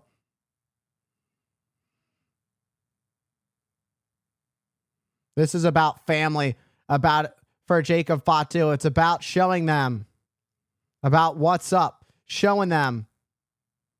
I want to show you how far I've come. It's time to wake up the evil Jacob Fatu.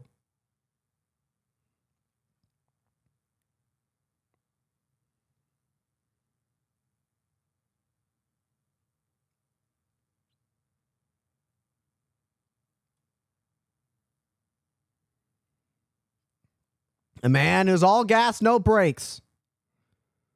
When it comes to unsanctioned, he's going to have to go all gas.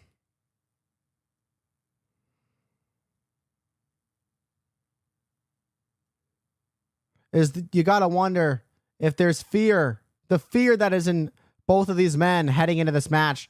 Both dangerous men. Both have competed at the highest level and are competing at the highest level.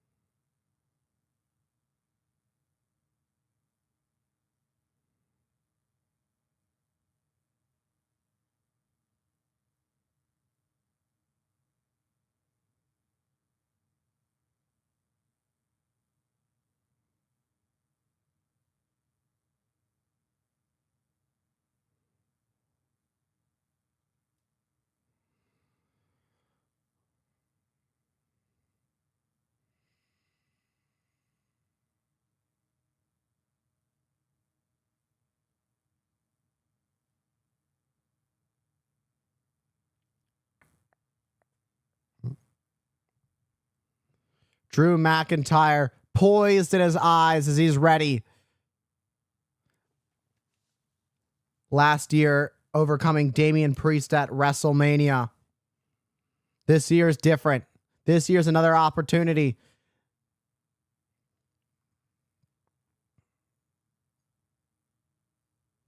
Drew McIntyre fully in control of everything. He is in control of his emotions.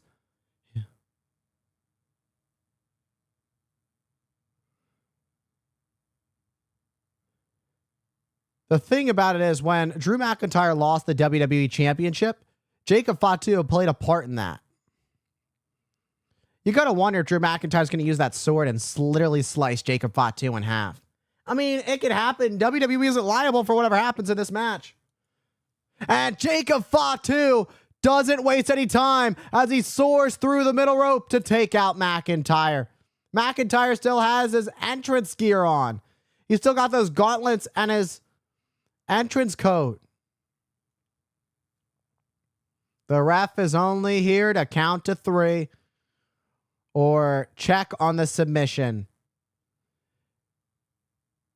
McIntyre, who's been driven into the post. Oh, it gets sent over by the timekeeper's area.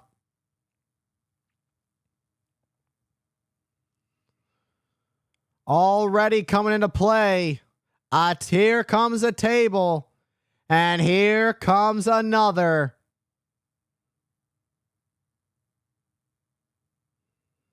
Chairs too.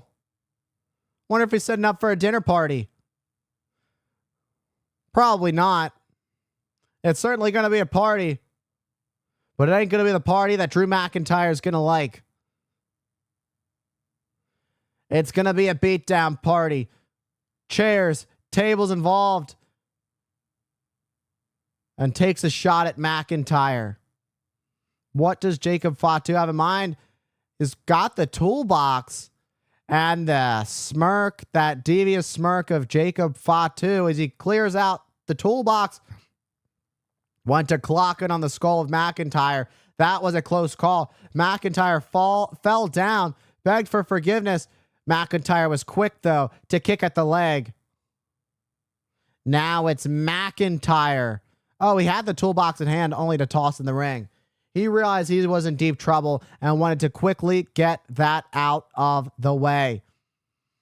Oh, and the back of the head connecting with the steel support of the ring. No, no, no, no, no. Not this. Oh, the throat coming into contact with the supports that hold up the ring.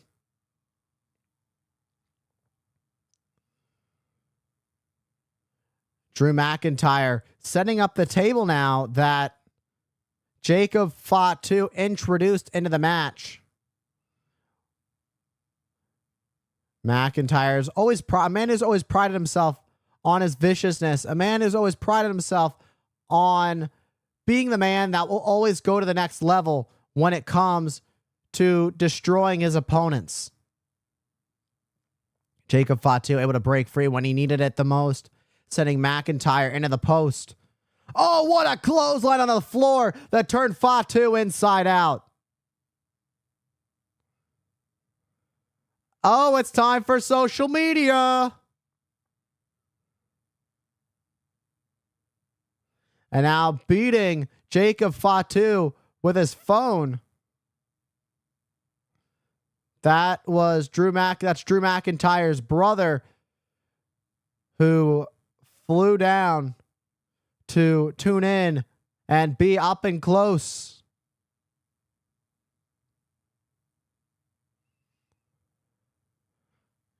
Could turn in a real wrenching moment, if you will, for Jacob Fatu, realizing trouble was near. A clothesline for Drew McIntyre, who spent a little bit too much time showboating. Got the boot up, but unfazed by it is the Samoan Werewolf with a senton in the center of the ring. Full steam ahead. And a splashing bit of momentum and a McIntyre with following up with repeated headbutts to the Scottish Warrior. Again, Jacob Fatu. You don't mess with Jacob Fatu, paying homage to the late great Umaga. Popping up, Samoan drop, picture perfect. Jacob Fatu looks to put away Drew McIntyre, but McIntyre stays alive.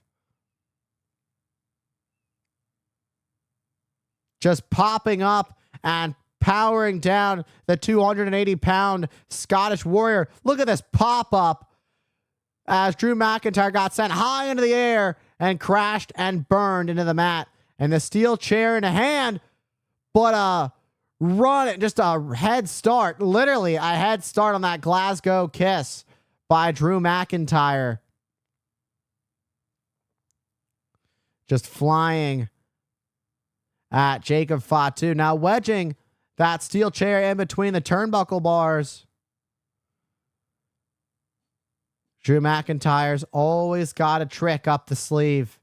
Drew McIntyre knows what he's got to do to get down and dangerous. The next move that comes to play, Jacob Fatu countered, but Drew McIntyre was able to stop his tracks holding onto the ropes. Oh! Jacob Fatu head first onto the top of the post. And a German that turns and flips Jacob Fatu midsection first into the mat. And a pissed off McIntyre has really turned and shifted the tides of this matchup. McIntyre hyping himself up. The Scottish Warrior bitter as ever. What is McIntyre thinking right now? I think he's thinking about a WrestleMania moment as a sword tope con hilo. Taking out Jacob Fatu up and over the top. Laying out Fatu on the outside on the floor. And now looking to close this one out with a Claymore. A Claymore without an explosion as Jacob Fatu ducks to get out of harm's way. Oh, talk about an explosion. McIntyre got sent into the steel steps. And the moonsault by Fatu to put away McIntyre. It could be. Oh, but McIntyre stays alive. How in the world did Drew McIntyre just kick out? First, let's get a look at this. Up and over, Drew McIntyre taking out Fatu on the floor. Then here comes the springboard moonsault off the top. Picture perfect. Following that followed Drew McIntyre being sent head first into the steel chair that was wedged in between the turnbuckle bars and still wasn't enough to put McIntyre away. You gotta wonder, what's it gonna take to put away the Scottish Warrior? Allegiant Stadium is glued. Oh! The wrench to the knee of Jacob Fatu. That could be the turn of this match. And using the wrench. Oh, is he going to gouge the eye out with a wrench? I mean, this is what unsanctioned's all about. It's all legal. And the lack of compassion for McIntyre as he laughs deviously at his actions of nearly gouging out the eyeball of Jacob Fatu with a wrench. No remorse from the Scottish Warrior whatsoever as he follows up his dangerous activities by setting up two steel chairs across from each other.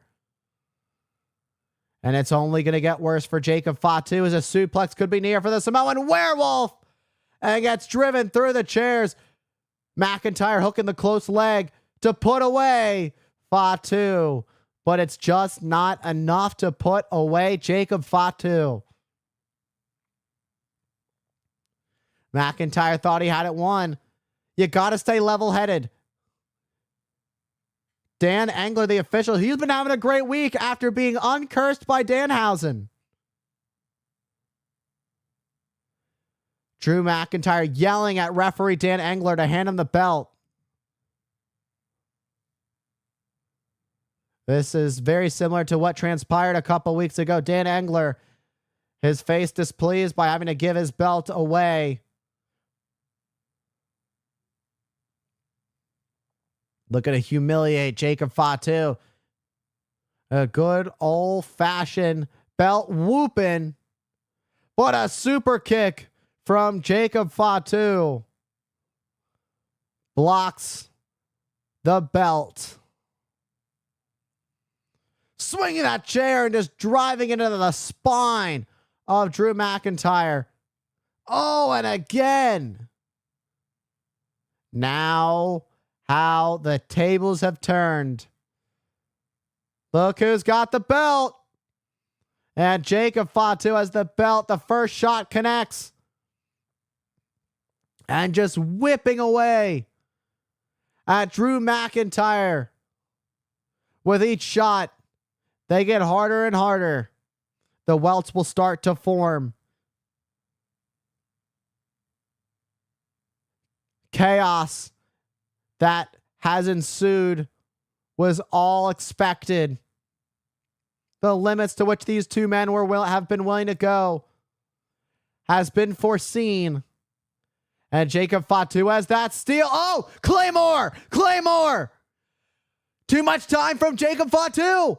Oh! But the Samoan Werewolf stays alive. And I said Drew McIntyre was entering this match fully confident, level-headed, and keeping control of his emotions. But I may have stood corrected by Drew McIntyre's loss of focus, arguing with referee Dan Engler following the kick out by Jacob Fatu from Drew McIntyre's Claymore kick, a move that very few have kicked out of. Jacob Fatu and Drew McIntyre are unleashing hell and chaos on each other. Oh, what a right from Fatu as McIntyre follows it up with a chop. It's been blow for blow between these two men in the center of the ring. Who was going to get the upper hand? These two have hit each other with absolutely everything but the kitchen sink as Fatu headbutts away at McIntyre to get the upper hand.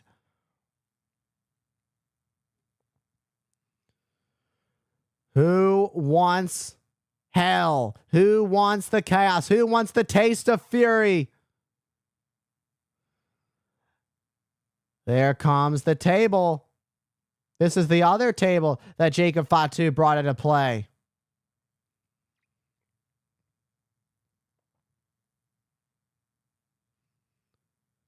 Jacob Fatu has Drew McIntyre right where he wants him as he drives McIntyre face first onto the table. And shot after shot by Fatu trying to cement his legacy here at Wrestlemania, trying to get one step closer and push through Drew McIntyre to get to the next stage. You got to think this has got to be the end if whatever Jacob Fatu is planning connects.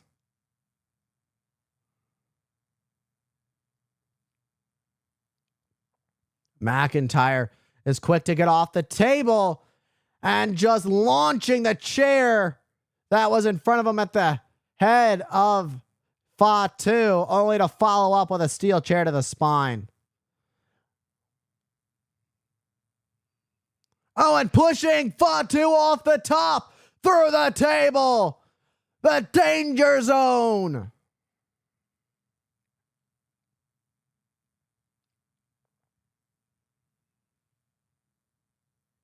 McIntyre holding onto the midsection. Damage is there. A rough landing for Jacob Fatu. Drew McIntyre, the fury in his eyes as he's measuring up. Jacob Fatu went for one more Claymore, but a super kick and another one. The second one sends McIntyre down off his rocker. And a third attempt to use this toolbox will finally come into play. And it does. It clocks it across the temple of McIntyre. And once more. And the moonsault through McIntyre, through the table.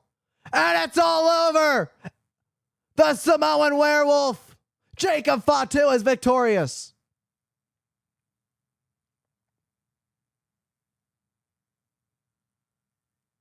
What a win for Jacob Fatu. It was violent, as promised. It was chaotic. These two men were hell-bent on ripping each other's heads off. They promised, they delivered, they gave it all. Drew McIntyre, unfortunately, coming up short. At least unfortunate for him. Fortunately for Jacob Fatu, finally getting over on Drew McIntyre, getting his revenge. Jacob Fatu can hopefully look at Drew McIntyre as the past and move forward, and hopefully this time can work his way to the WWE Championship. Look at how we got here. First, it was McIntyre knocking Fatu off the top through the table. Let's get a look at that from a different angle. Absolutely devastating. And then this was the beginning of the end. The final blow from the steel toolbox to the moonsault through the table. That was all over. Dan Engler counted to 3. Jacob Fatu is victorious. An overview. You gotta see multiple views of this. An absolute picture-perfect moonsault by Jacob Fatu. Who does it better? I don't know if there's anybody that does. Just another step for Jacob Fatu on his road to glory. An impressive victory and an impressive display of violence at the hands of Jacob Fatu as he put down the Scottish Warrior at the Showcase of Immortals.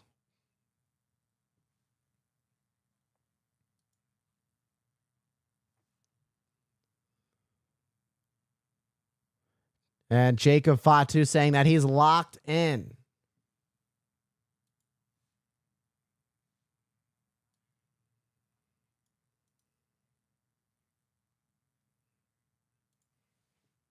This is going to be a bitter pill for Drew McIntyre, suffering the loss as Fatu celebrates with the WWE Universe. A great win for Jacob Fatu.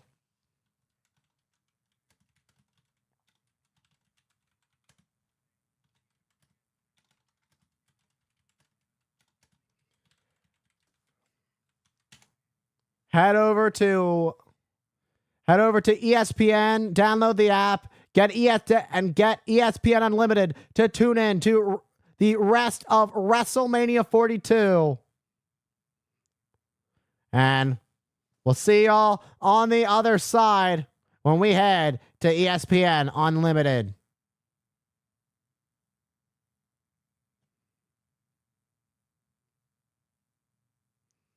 And with that match, I am going to take a quick little break.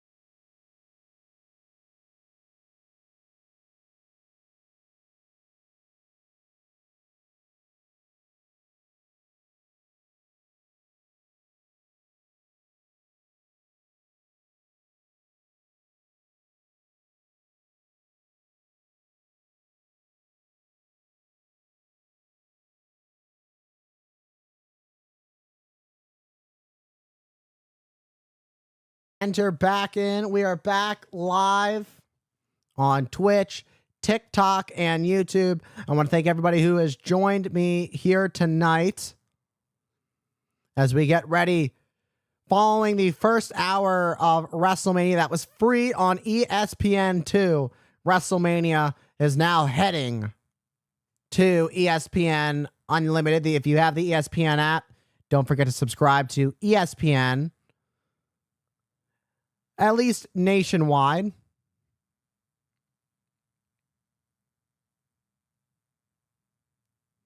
Wow, AI is giving me a really good summary of these endings, saying a chaotic match ends with Jacob Fatu winning over Drew McIntyre, which is exactly what happened. This AI thing is getting really crazy. Anyways, I wanted to thank everybody. I know it's a thing I do often. I just like thanking everybody for their support. I've been doing this for a long time, and I finally just started streaming on TikTok. I've been more recently getting real serious about this short form content. For those of you who've been tuning in, you've probably seen the short form content. Now you're getting to see what I do live and how I do live. Goodyear, a sponsor for this year's WrestleMania, and it has proven legendary for over 100 years. And Snickers. You're not you when you're hungry. Bite into a Snickers. What a start it has been here in Las Vegas for WrestleMania. Thank you to everybody who is joining here on ESPN and everybody who is joining across the world on Netflix. As we head over to the Spanish announce desk with Marcelo Rodriguez and Jerry Soto.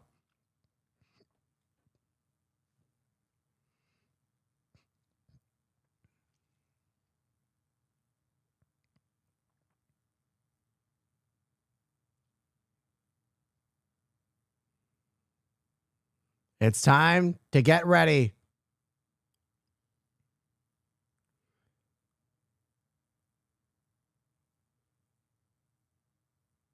We're getting ready for the Women's World Championship. Stephanie Vaquer and Liv Morgan.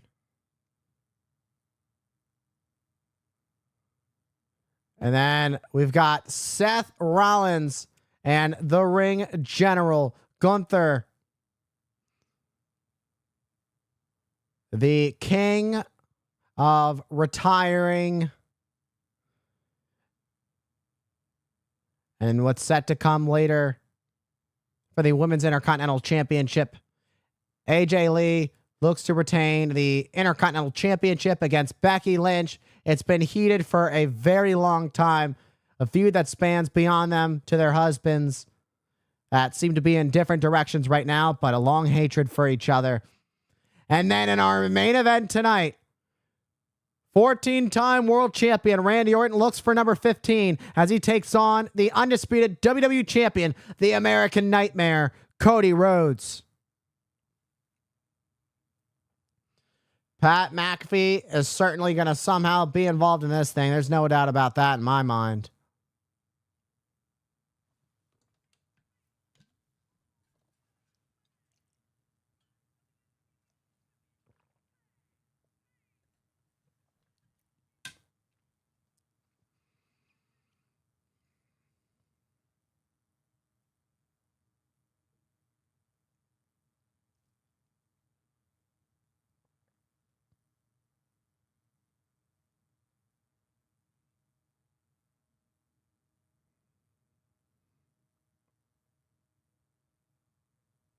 It is tag team action time. The women's tag team titles are going to be on the line in a fatal four-way tag team matchup. And coming out first is Alexa Bliss.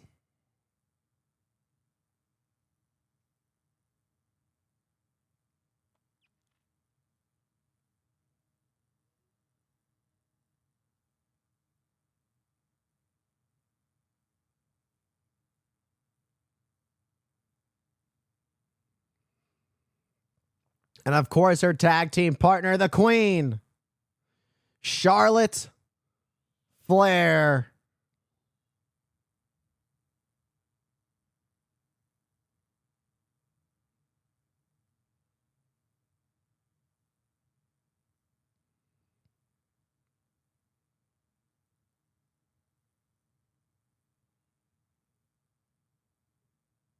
There's one thing that Charlotte Flair always knows how to do, and that's make an entrance.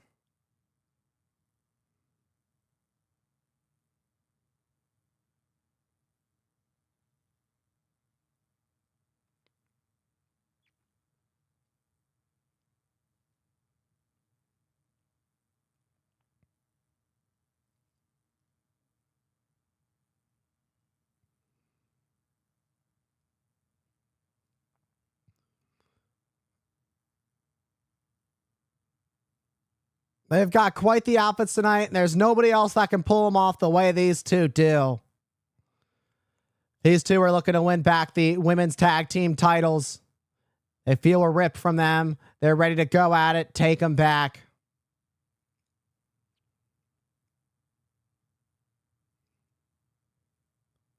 Charlotte Flair has been known to be in some of the all-time great matches, from WrestleMania 34, when she would end the streak of Asuka. Asuka's undefeated streak would come to an end at the hands of the Queen, Charlotte Flair, in New Orleans. And then WrestleMania 39, Rhea Ripley, and a match that stole the show for the Women's Championship.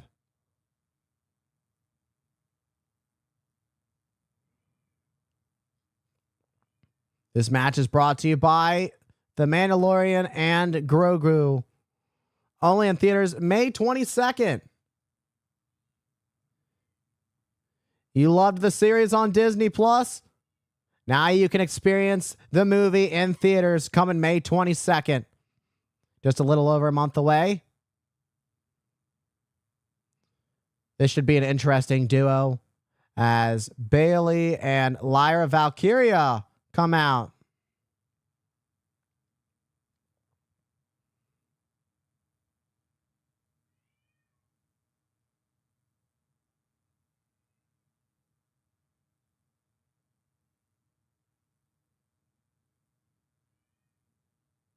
Bayley finally getting an opportunity to get in WrestleMania. Becky replaced Bayley last year when they won the tag team titles, Becky and Lyra. Becky proving that she was the one that attacked Bayley to take the spot. She wanted to come back. She wanted the spot. She knew that there was an opportunity to come back hot and win some gold, and that's exactly what was done.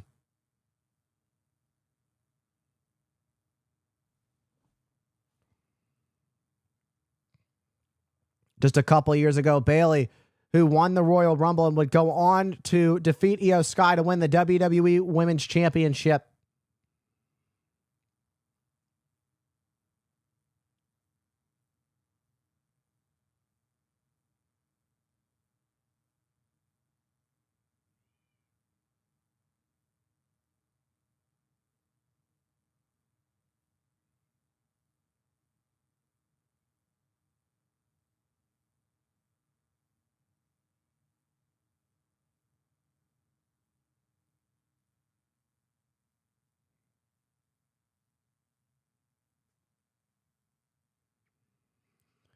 Nia and Lash Legend, their gear obviously paying homage to Axe and Smash Demolition.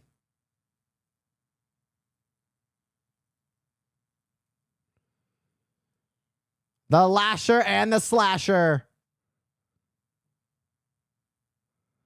Nia Jax and Lash Legend have been an unstoppable duo.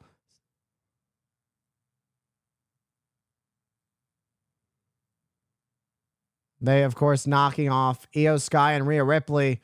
Io and Ripley would go their separate ways as Rhea Ripley has her hands full tomorrow for the WWE Women's Championship when she takes on Jade Cargill.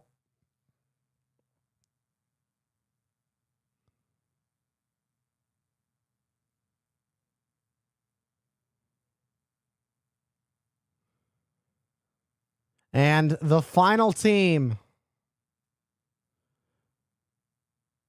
it's this not entering this at 100%.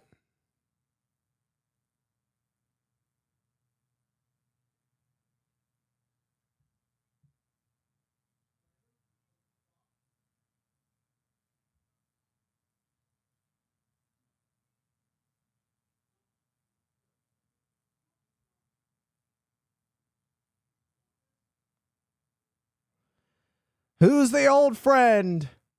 Oh my God, you gotta be kidding me! Is it really? Paige is back in WWE! What a WrestleMania moment! I have goosebumps.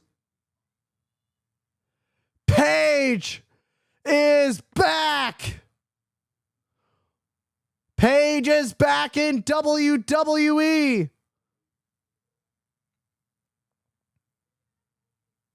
It's been quite some time. Whoever thought we would see the day that Paige would return? Here she is.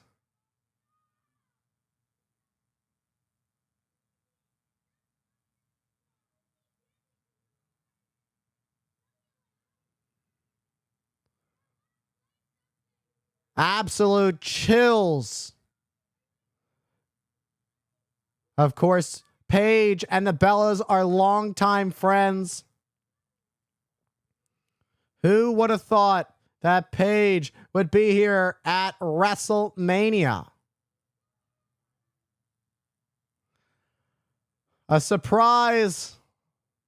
And everybody is happy to see Paige back in WWE.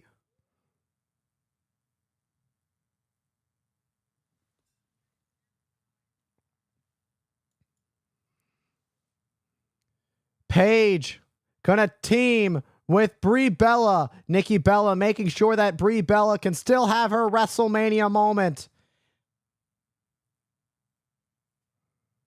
And now Paige is gonna have her own WrestleMania moment.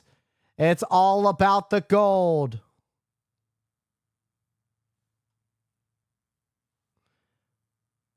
Those tag team titles are being held high by the official.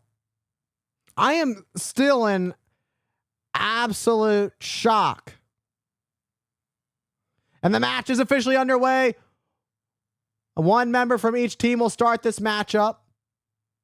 So 4 women will start in the ring.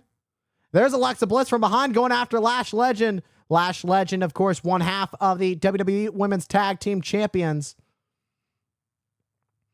Nia Jax holding Brie Bella in the corner.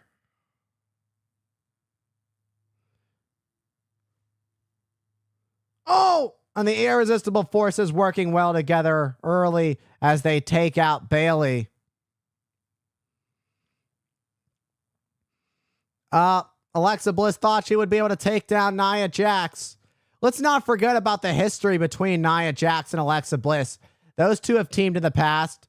In fact, Alexa Bliss, in another lifetime, cashed in her Money in the Bank to take the Women's Championship from Nia Jax. It feels like forever ago.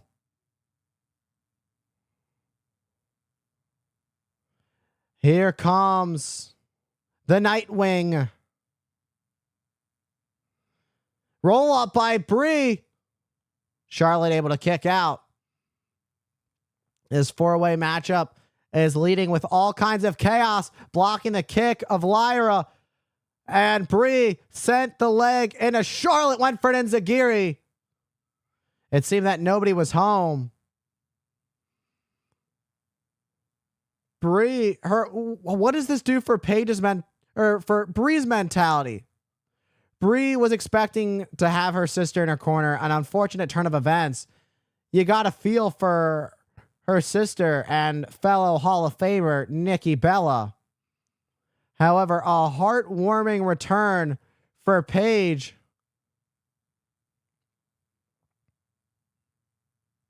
And an enziguri to Lyra, just desperately trying to make the tag to Paige. The fans want to see Paige finally get in it.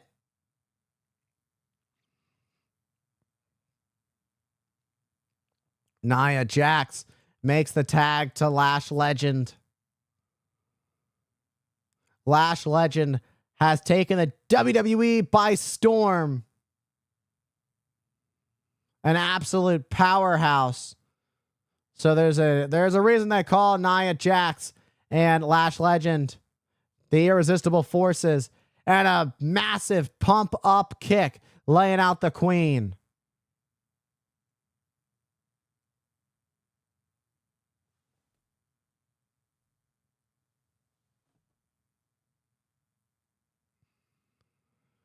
Oh.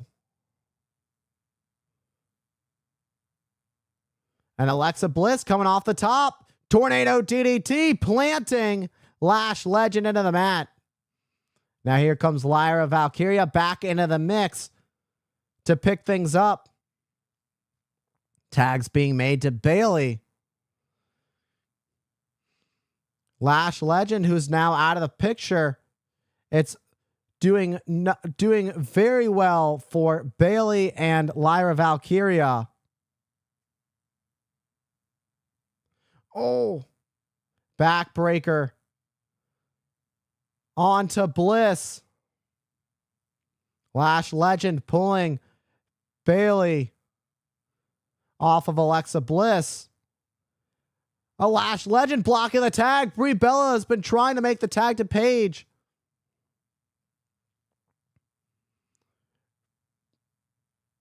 Lash Legend would love nothing more than the spoiler return of Paige here at WrestleMania.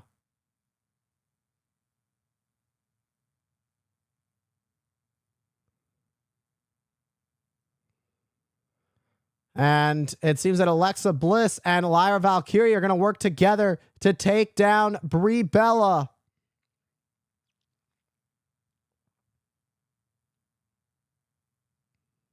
Look at the power of Lash Legend. However, she didn't get all of them.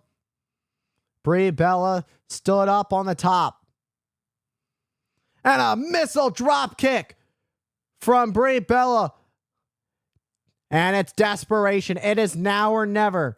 A much needed tag. Can Brie Bella get there? All four women are down in the ring. And the tag.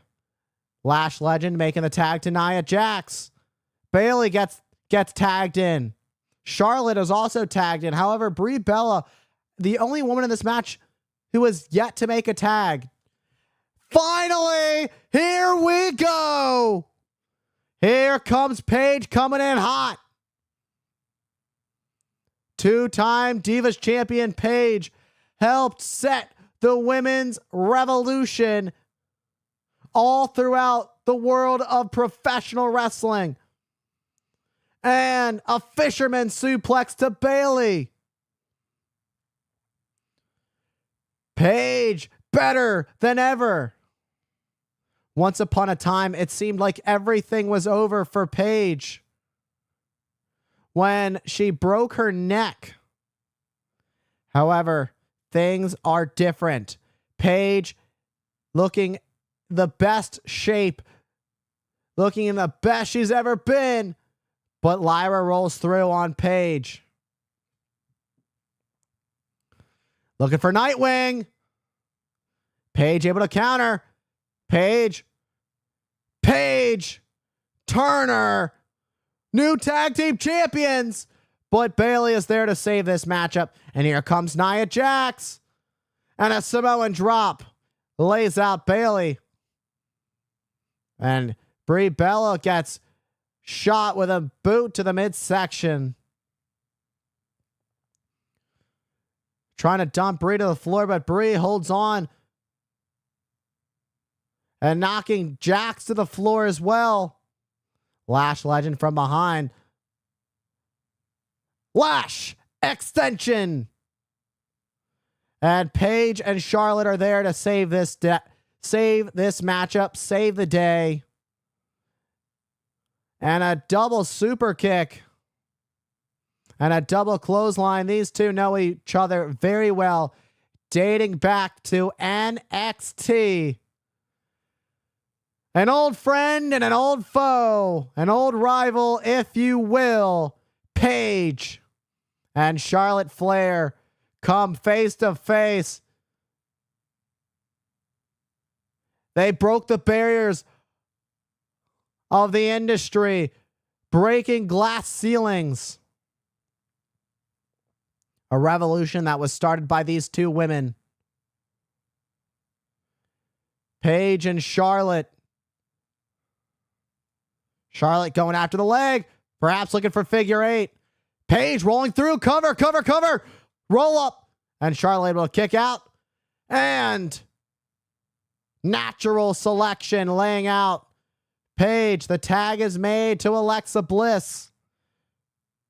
Could it be all over? Brie Bella gets Charlotte out of the way. Wait, no, that's Nikki. They really are twins. Even still, it holds up. Twisted Bliss, but the knees of Paige come up. It's time. Rampage. Good night. We're going to have new tag team champions. We got new tag team champions. We got new tag team champions. In an electric, historic return, an emotional moment, Paige and Brie Bella have done it on this night. What a return. The Bellas and Paige celebrate. Nikki may not be medically cleared to compete. May have not been medically cleared. But Paige and Brie Bella get to celebrate with the gold. Tears come down. Emotions are heavy. The moment that Nikki Bella got involved under Fatal 4-Way rules, it's legal by technicality. Alexa Bliss was distracted, and it allowed Paige enough time to get the knees up to the midsection and follow up with the Cradle DDT, the Rampage, the move that won her very first Divas Championship. Paige winning gold once again. We've got new women's tag team champions. Congratulations, Paige. For the first time, she can call herself tag team champion. The Bellas and Paige celebrate. What a massive win. What a massive moment. What a massive return. WrestleMania is full of all kinds of unexpected surprises. And there is still so much more to come. Anyways, C. Hayes, what's up, brother? Mini Danny Morrissey. I remember you. I don't forget. I don't forget about anybody who's been here with me on my journey. I've been doing good. I hope if you're still with me, I appreciate you hanging on in. If you're still in here, want to give a shout out to C_Hayes from following me from Twitch over here to TikTok. What a night it has been. We've actually got Mandalorian and Grogu in the house tonight.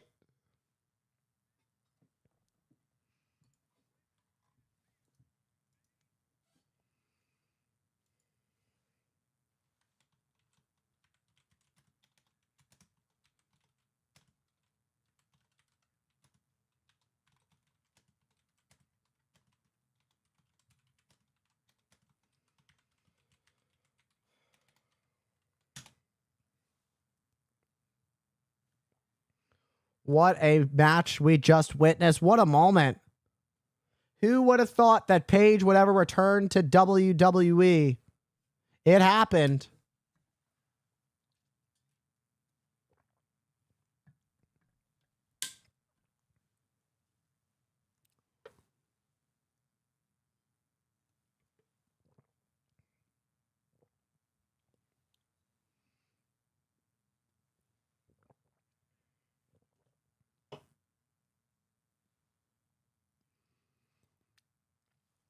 And we're going to take a quick little break. Want to thank everybody who's been tuning in tonight.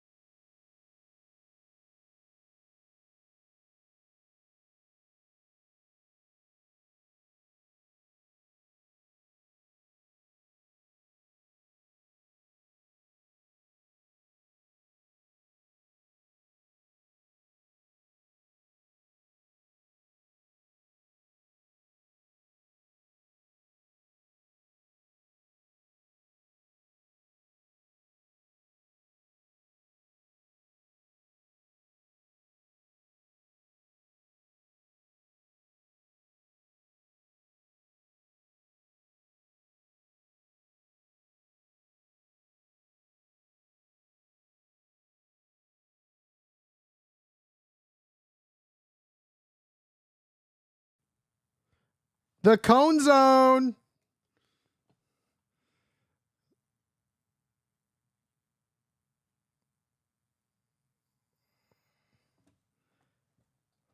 Thank you. I appreciate. Yeah, I made the overlays for this. Actually, it was for something else. But every time we're in Vegas, every time Vegas happens, I'm always using it. I love it.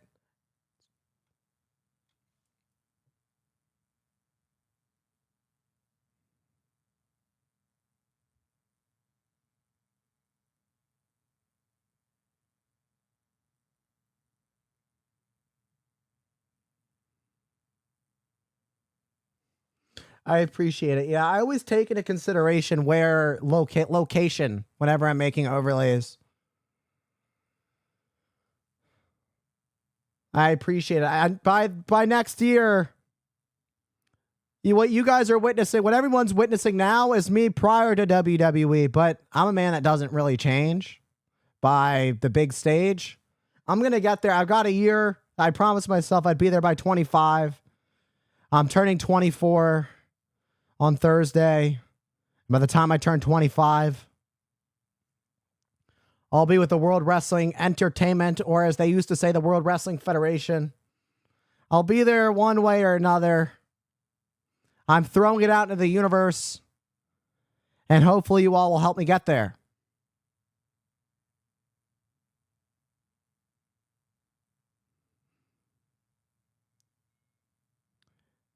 It's Intercontinental title time.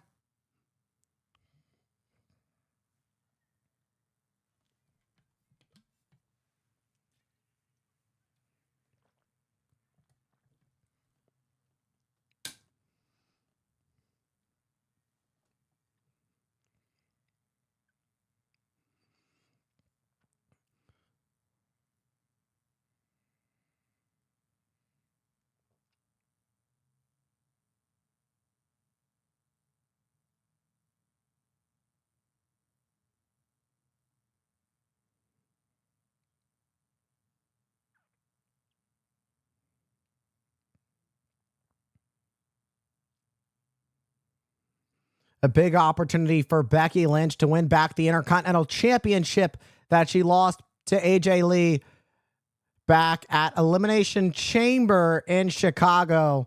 Becky Lynch, you saw the signal for the belt. She wants the title. She wants the Women's Intercontinental Championship. She's already giving referee Jessica Carr a hard time. She's been trying to get her fired forever. Leave that poor referee alone.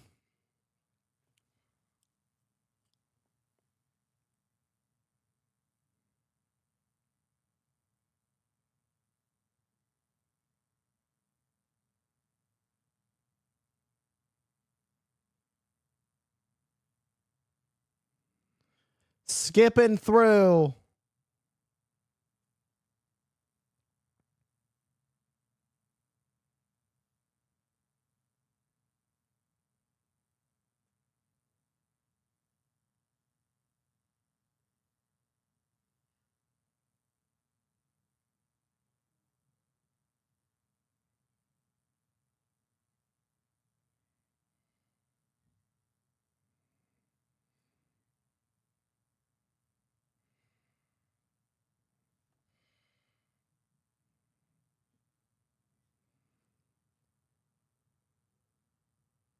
We just saw Paige, and now we're seeing AJ Lee. Those two have a lot of history. You gotta wonder when those two will interact in some way or another.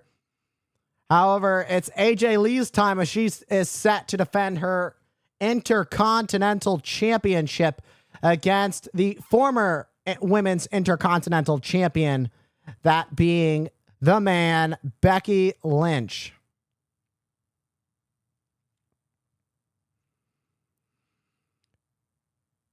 Who would have thought, out of all the referees picked for this matchup, Jessica Carr, there is an obvious hatred for Jessica Carr by Becky Lynch. Hates Jessica Carr is Becky Lynch. Nothing but hatred for her. Calling her a crooked referee, calling for her to be fired, for her to be reviewed, all of it. For her to get her referee's license taken away. And this And this match brought to you by Wendy's. Crispier than ever before.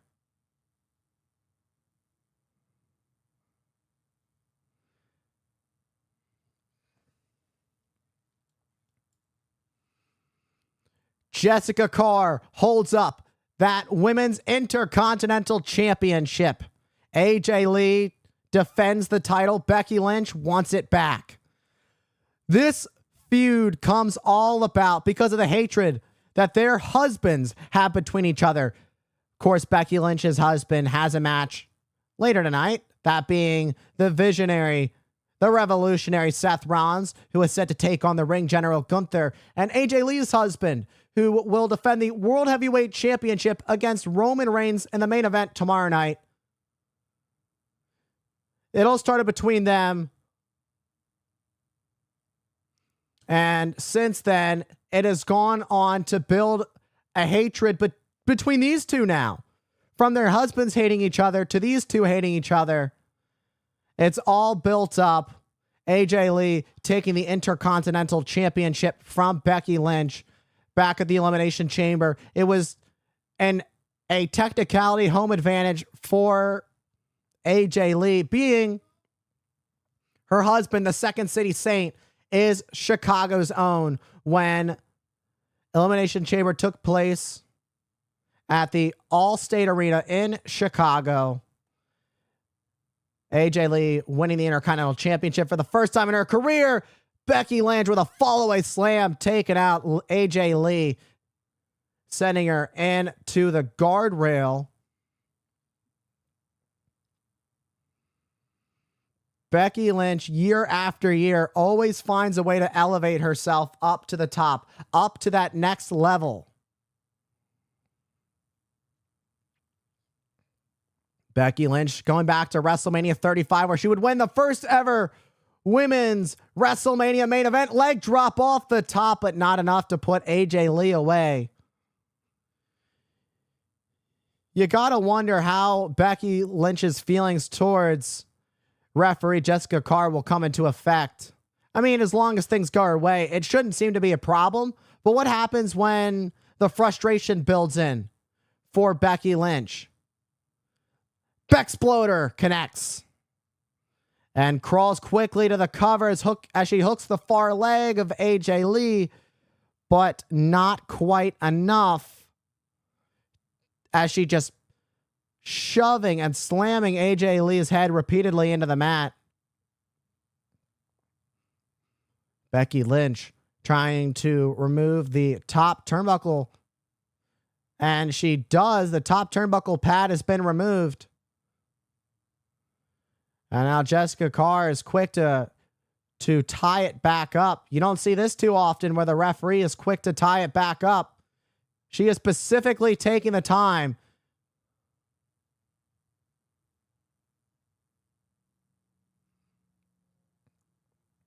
And roll up by AJ Lee.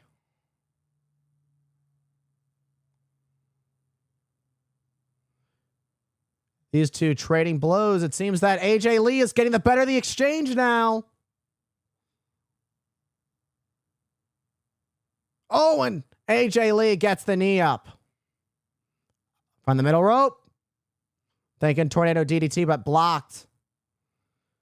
And AJ Lee is really picking up the pace. And splashing into Becky.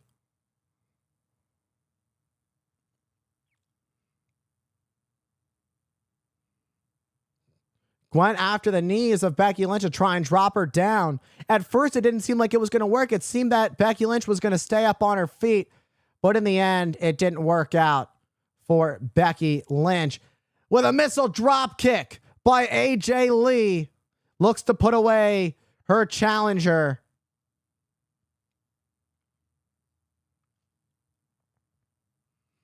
You gotta give it to AJ Lee. Since returning to the WWE, she has never looked better. Talk about being timeless. AJ Lee gets better every day, despite being away from the ring for nearly a decade.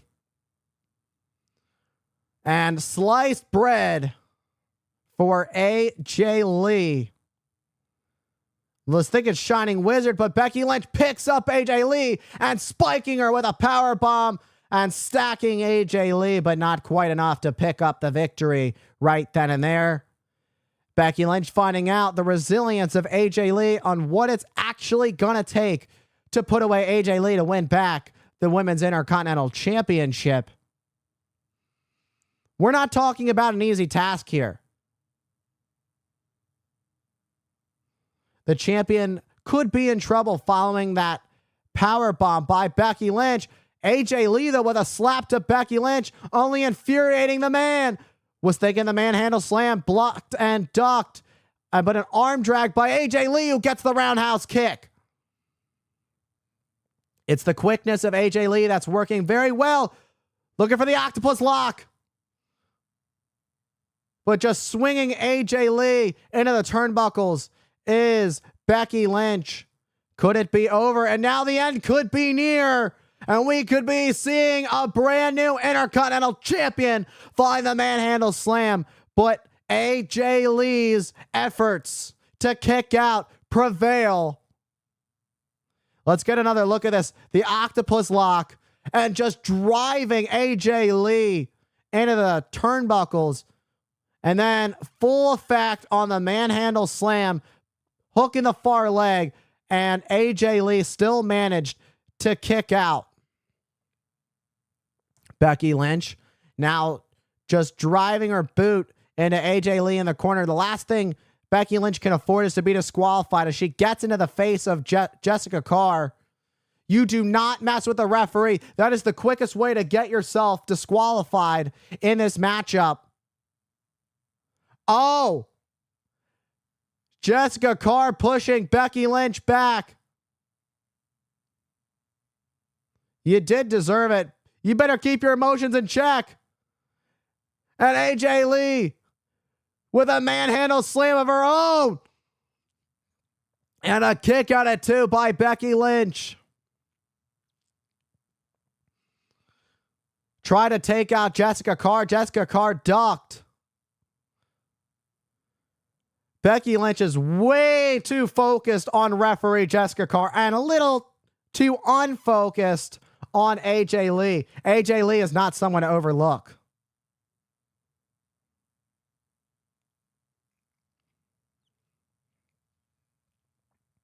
These two have been able to go tit for tat, blow for blow, as these two are on their knees trying to work their way back up to their feet. Who's going to get back up first? Who is going to get the upper hand of this exchange between these two as forearms are being exchanged? Another manhandle attempt. Black Widow, Black Widow, Black Widow. There comes the Black Widow. Could Becky Lynch be forced to tap once more? Inching close, and she gets there, and she's pulling on the hair.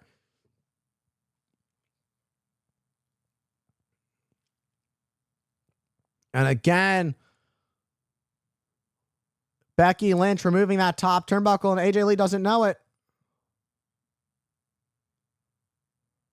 And sending AJ Lee into the turnbuckle. The exposed turnbuckle. Not this way. Not this way. And Becky Lynch is Women's Intercontinental Champion.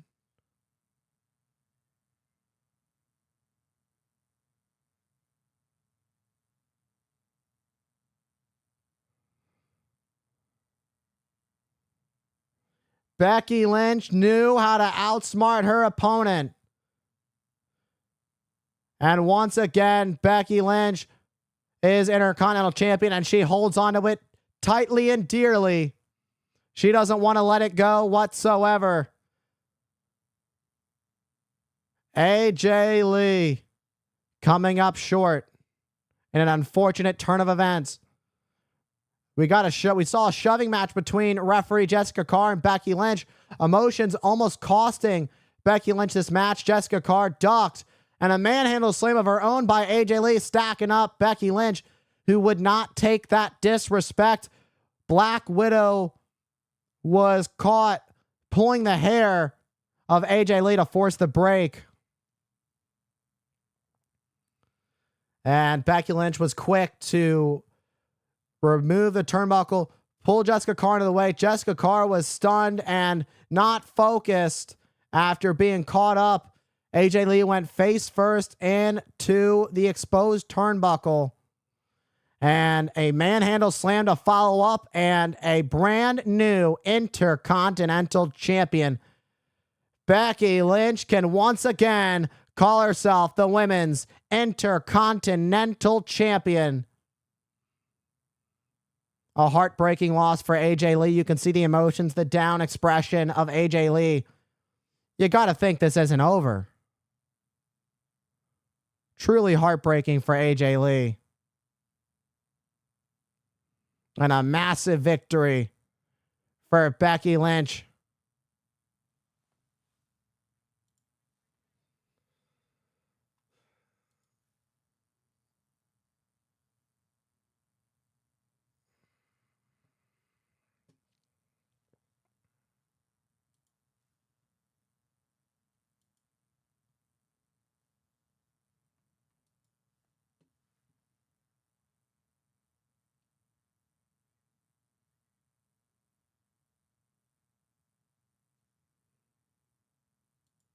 And what a matchup.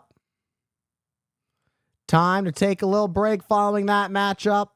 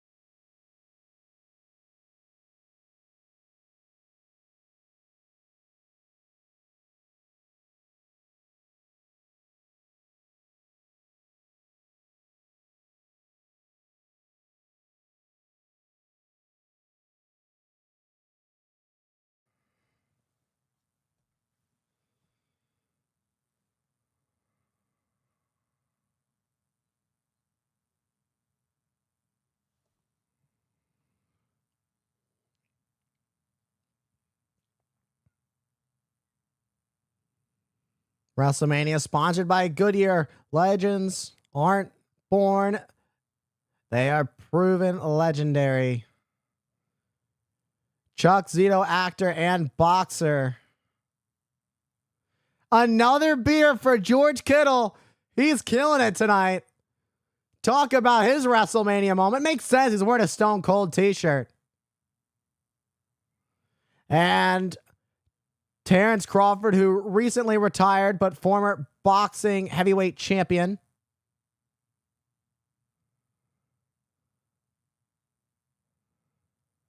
Funny Marco, comedian and content creator. Connor Ben from Zuffa Boxing.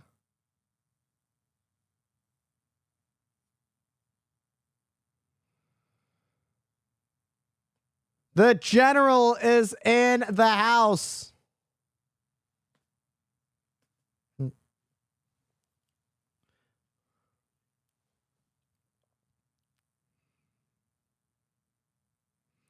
And speak of the General, here comes the Ring General.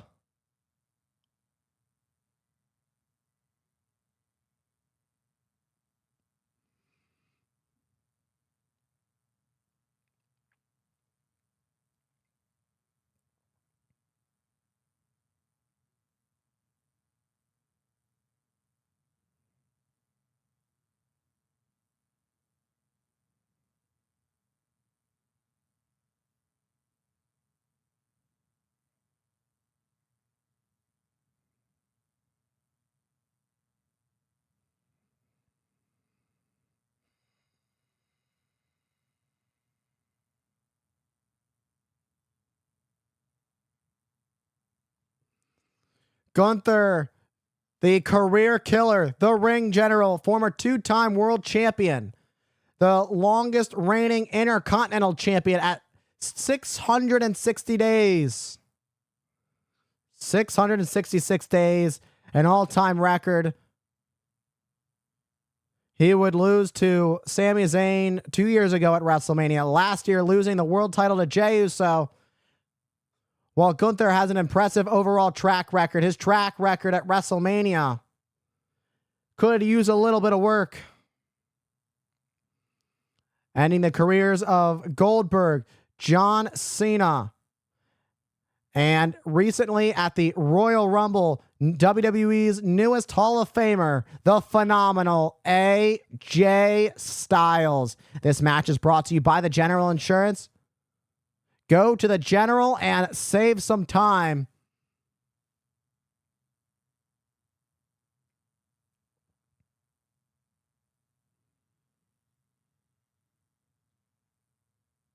It is time to burn it down. The visionary, the revolutionary, Seth Rollins has arrived.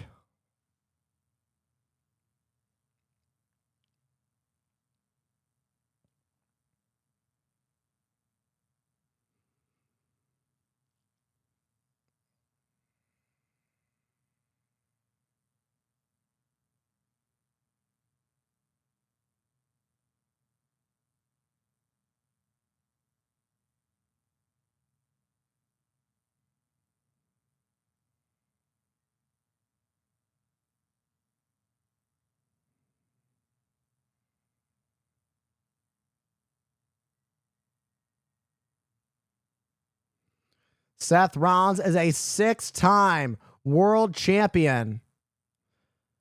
The crowd is getting electric. The fans are going crazy. The woes are coming in hot. Live and loud, brought to you by Ram.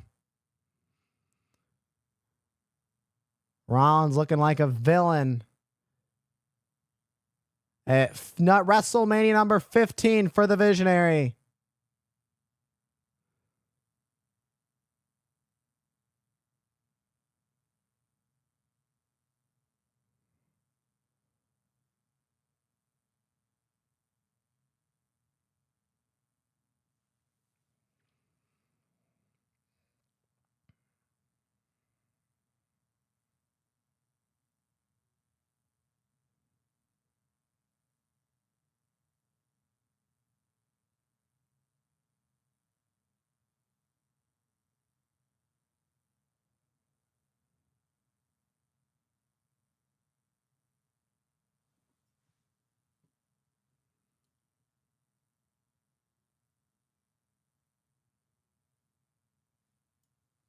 Gunther quick to get his hands on Seth Rollins with a drop kick right off the bat.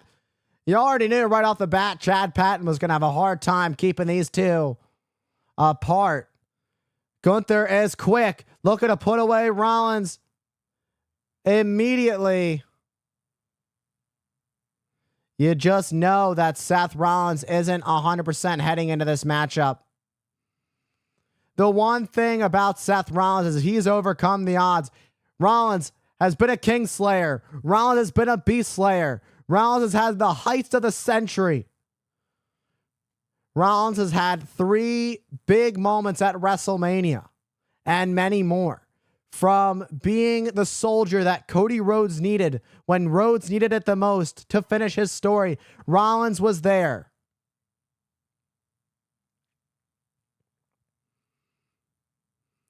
15 WrestleManias for Seth Rollins. And he is not going to let this WrestleMania go to waste. He is not going to go down without a fight. Gunther wanted to end it early. Gunther had that power bomb following that drop kick. Rollins just unloading on the ring general right now. Gunther may just be meeting his match. Just launching a chair. And another one. Gunther. You don't see Gunther on the other side of a beating like this too often. Seth Rollins has gone absolutely unhinged.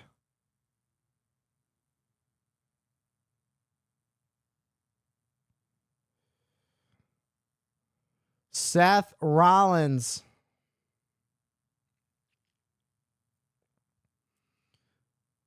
Seth Rollins hoping to get back at Paul Heyman. But tonight it's about getting at Gunther and getting through Gunther.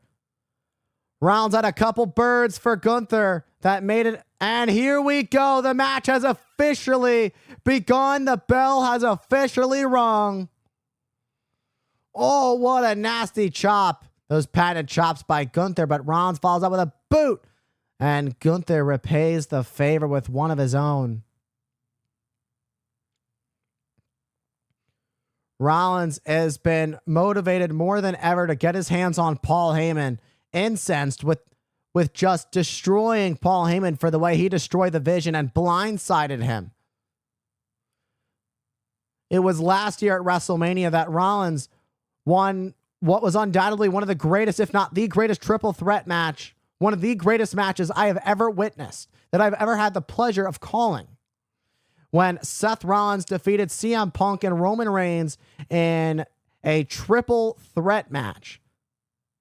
It was undeniable that those three took each other to the limit. And it's going to be undeniable that these two are about to take each other to the limit. Rollins looking for a stomp early. But Gunther gets a clothesline and turns Rollins inside out. Gunther is no easy target. Neither is Seth Rollins. These two are a match made for WrestleMania. A match that could go either way. Gunther has been able to end multiple careers over the last couple of years. Within a month span, Gunther ended the careers of both AJ Styles and John Cena. Of course, John Cena's being ended first. The one and only time I can really remember John Cena ever actually tapping out. John Cena tapping out to Gunther at Saturday night's main event back on December 13th. The last time is during the Last Time Is Now tour to close out the Last Time Is Now tour. No matter whether he won or lost, he said it was going to be over. Now it's Gunther who wants to keep the momentum going. When Gunther hasn't been a champion, he has been dominant in ending careers.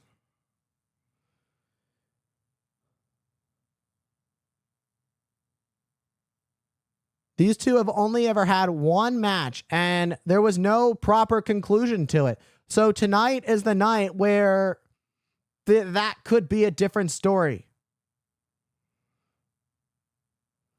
Rollins, one of the best wrestlers, bell to bell. The same could be said about the ring general. You don't get a moniker like that if it's not true. Gunther truly is the best of the best. He goes to work. He may make you look like a fool in the ring, but that's just how good Gunther truly is.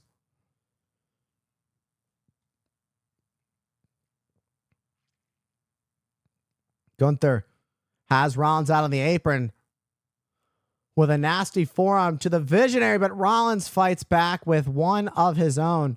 Rollins is in a tough spot as he gets caught with a chop to the neck.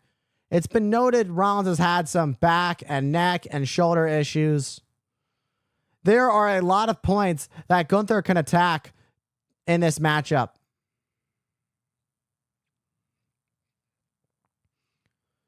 Rollins hasn't been eased back in following his shoulder injury.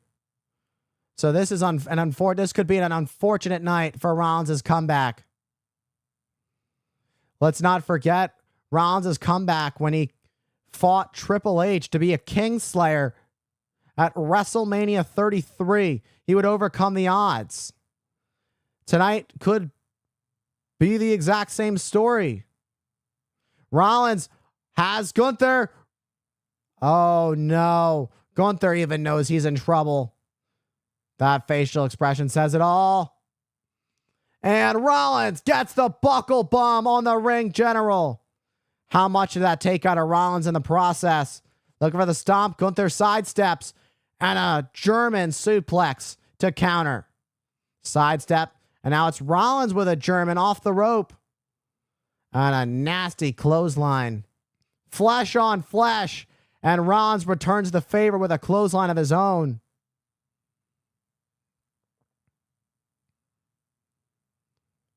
Rollins able to get the buckle bomb. Gunther got a clothesline. Then Rollins would follow up with a clothesline of his own. This is any man's game. It really could be either man to win this matchup. WrestleMania Saturday, 50,000 plus strong.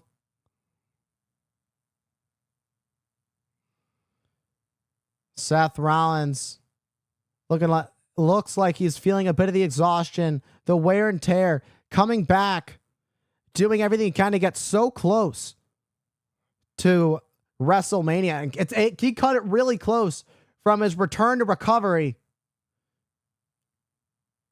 From injury, recovery to return, Rollins made it as short, as quick as possible. And that's what you got to do. When you want something so bad, you'll be willing to fight for it day in and day out.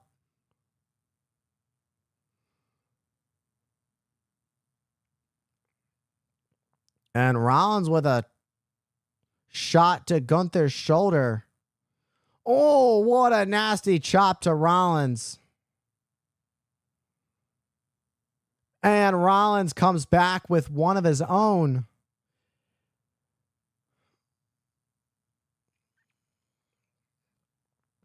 Rollins is on the receiving end of these brutal chops by Gunther. Gunther, a man who's all about trash talking, but is Rollins the right person to do that to? Rollins now coming back with knife edge chops, exploding out of the corner, and now has Gunther in the opposite corner, just unloading on the ring general.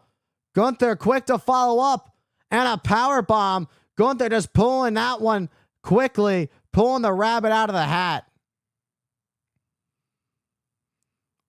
Rollins, who momentarily glanced at the official, only to be power bombed by the ring general Gunther.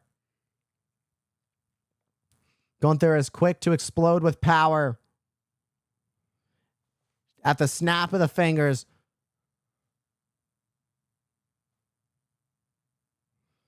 These two are as resilient as can be. Look on who Gunther has targeted time and time again. Seth Rollins could be just another target and could be an early retirement. This may not be an official career-ending match, but Gunther could be certainly on his way to retiring Seth Rollins tonight if he so chooses to do so. I've never seen Gunther as a man to show mercy on any of his opponents. I've had the pleasure to call a lot of Gunther matches, and he's been a man who has never shown any remorse, any mercy whatsoever, and tonight has been no different.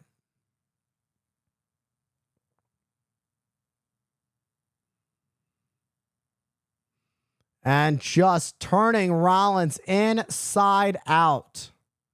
It could only be a matter of moments.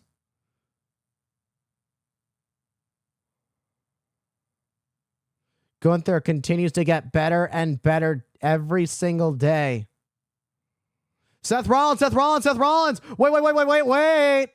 Was thinking pedigree, but a back body drop to counter by Gunther. Gunther went for Rollins. Rollins got the super kick and got the knee up at Gunther. And Rollins now looking to get the pedigree. Again, Gunther driving on a Rollins. But Rollins trying to bridge out. Still has Gunther locked in. And pedigree. Rollins measuring up Gunther. Could it be time? Stomp by Seth Rollins. He's going to do it. Oh, but Gunther stays alive. It's not going to be that easy for Seth Rollins. A stomp that has won Seth Rollins numerous world championships, 6 to be exact. It was flush, clean as ice,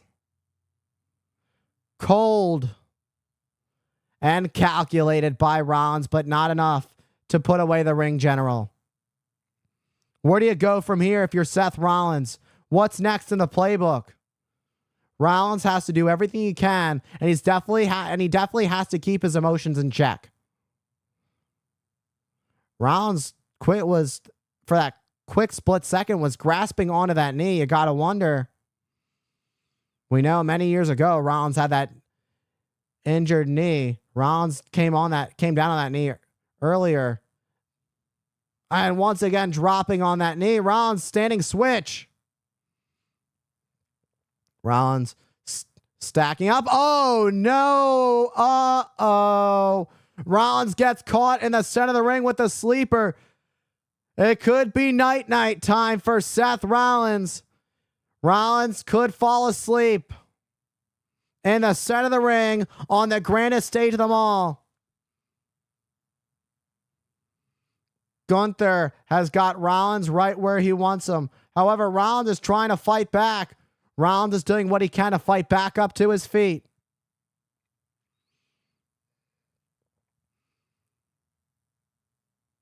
And Rollins fights back with a discus forearm that just clocks the ring general. And another. And Rollins perhaps looking for a third. But a clubbing clothesline knocks down the Visionary, and Gunther quickly climbs up to the top. However, not quick enough as Rollins meets Gunther up. And here comes the superplex, and this is classic Seth Rollins to follow it up with the Falcon Arrow to put away the ring general. But Gunther kicks out. And now it's Rollins who has a sleeper on Gunther. How apropos would this be? This could be it.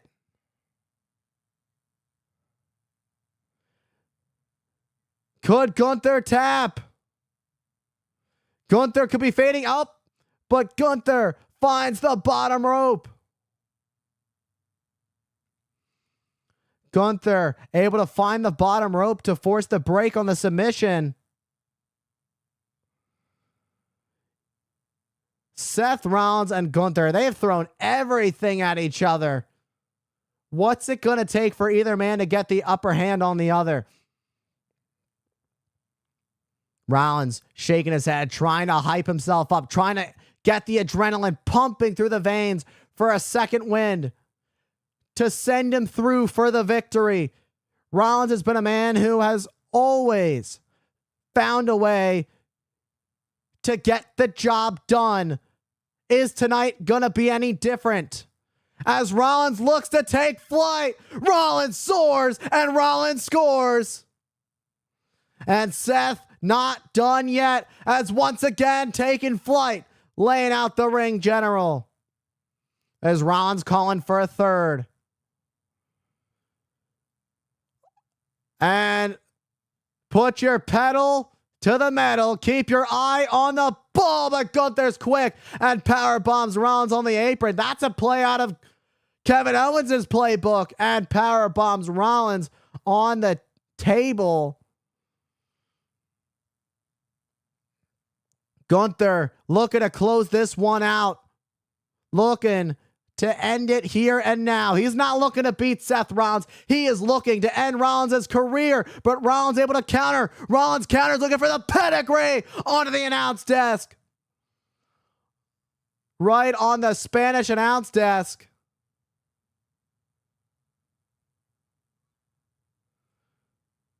Desperation by Seth Rollins. Rollins, what is Rollins going to do? No. Rollins could be thinking a massive no. From one announce desk to the next.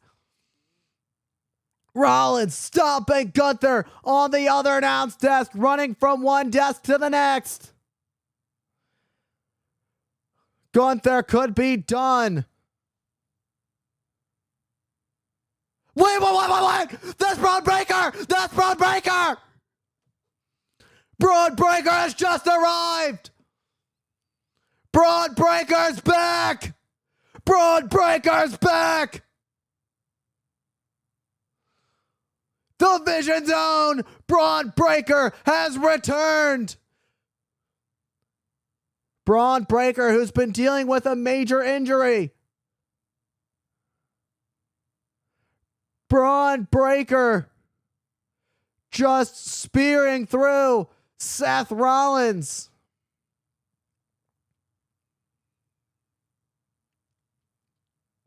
And Gunther, who staggers back to the ring. An unfortunate turn of events. And now follows up with a sleeper. That's got to be it. That's got to be it. And Gunther traps the arm of Rollins. There's nowhere for Rollins to go. Rollins trying to grab onto the wrist of Gunther to not tap out, to squeeze on, to fight the pain, to fight the energy. That's it. That's it. That's it. Rollins is out. Rollins is out. Gunther's victorious.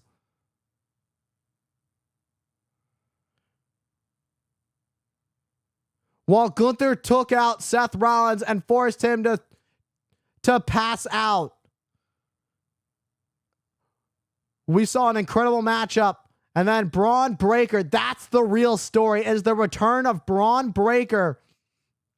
Braun Breaker is back, and he has his eyes set on the visionary Seth Rollins. I doubt that Gunther had any clue that that was set to occur.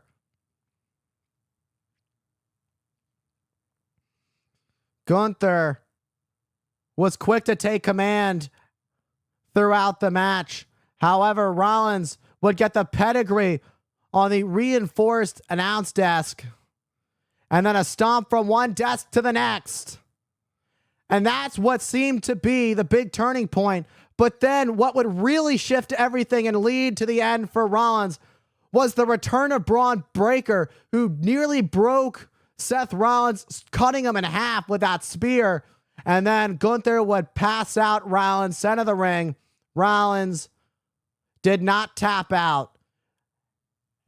Taking a hero's loss. Rollins refused to tap. The story is not over. It has only just begun between the visionary and the unpredictable badass. No.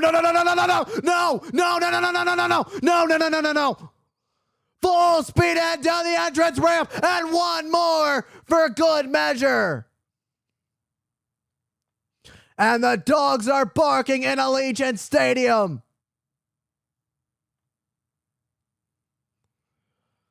Rollins getting laid out. Braun Breaker saying you should have put me down when you had the chance. Message clear, message sent, message delivered by the unpredictable badass. Let's get another look at this. Just railing through Seth Rollins at 30 miles per hour. That is how fast that man can run. It is absolutely one of the most insane things. Braun Breaker is not human. Braun Breaker is back, and look who's up at the top. Paul Heyman has never been more pleased in his entire life to see anybody with a welcoming hug to the return of Braun Breaker, a celebration. Braun Breaker, undoubtedly the future of WWE. And a statement made at the Showcase of Immortals as he laid out Seth Rollins, which led to Gunther's victory. And the future could be bleak as Rollins will have to deal with the unpredictable badass in the future.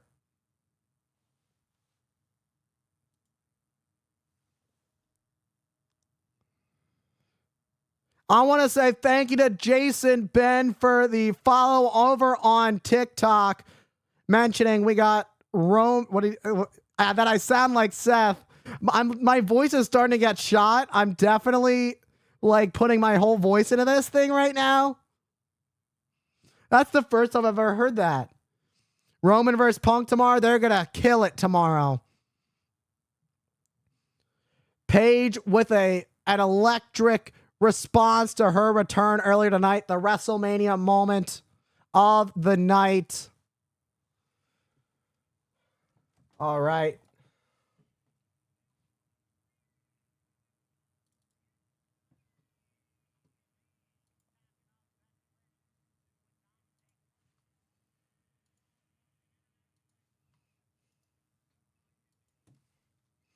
Just getting videos are posted, or not posted, just getting videos titled.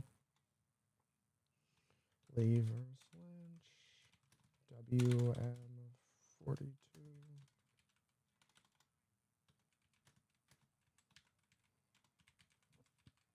Following tonight's streams on all platforms, there will be content going on social media. I haven't decided what clip is going to go out tonight, but you could probably expect whatever happens in the main event to go out tonight. And then as I post each match, I will post the highlight from each match to go with it. So one clip will go out a night per week. So stay tuned on all platforms: TikTok, YouTube, Instagram, Facebook. It's all out there, all the content.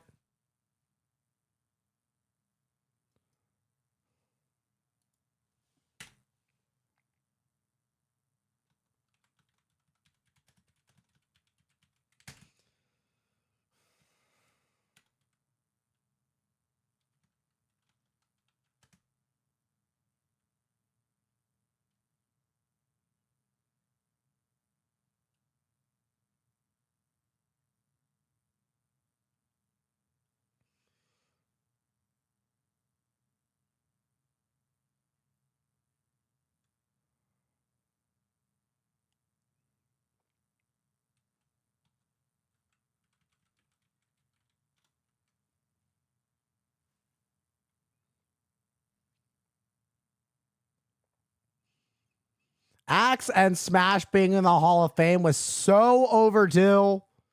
One of the greatest tag teams of all time. Truly.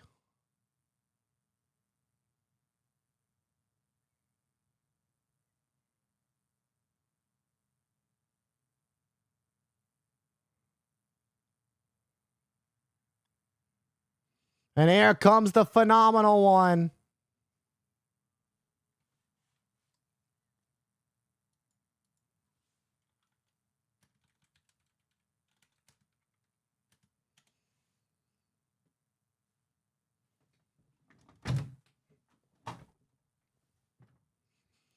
And of course, Stephanie McMahon.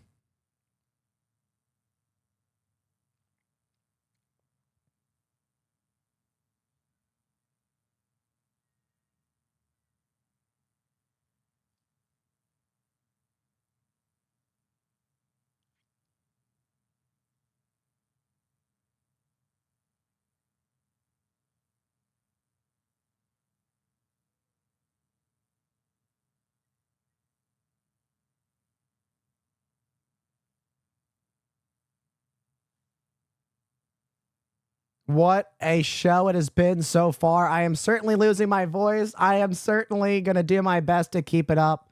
We still got a couple more matches to go, I believe. What is that? What was that?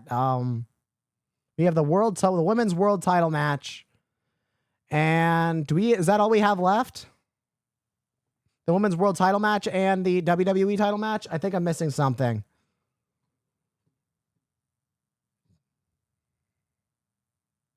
Am I missing something? Anybody know?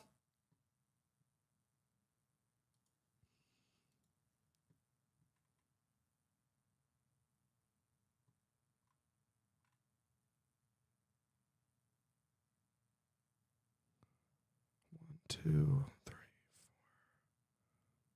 Nope, that's all we have left.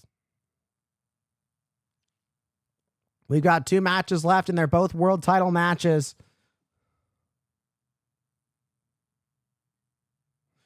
Thank you to everybody who's been hanging out. I appreciate each and every one of you. Hey, Nightshade, how are you? It's been a long time. How you been?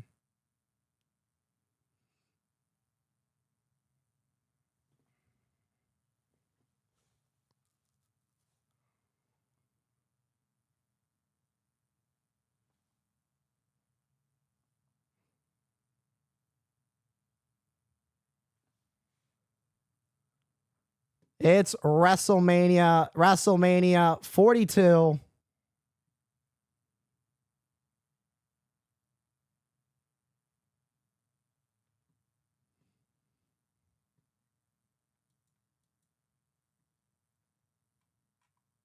I want to thank everybody who has been supporting me on this entire journey. This year has been just an absolute. Y'all have killed it with these TikToks. Like Owen Hart versus Marty Jones, 1673 views. Y'all continue to make a dreamer out of me. That's why I continue to do this, is because you guys give me hope every day. Everyone who continues to show their undying support.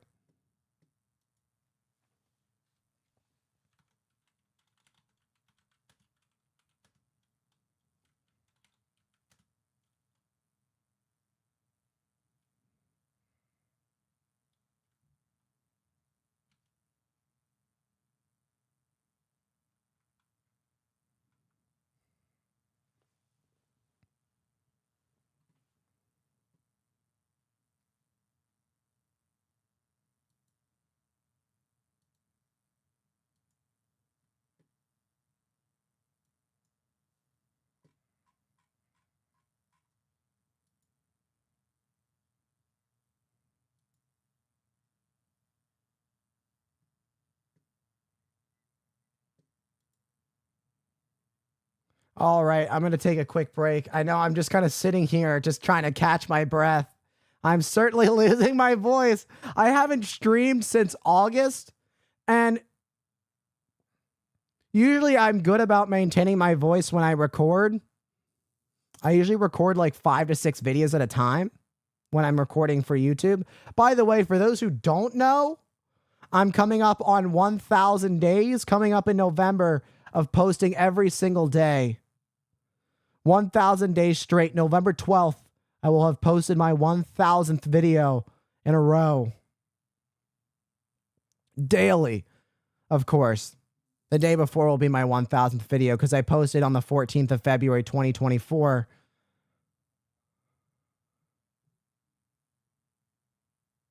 And then I actually committed to fully posting daily on the 17th. So anyways, quick little breaky break. I'll be right back.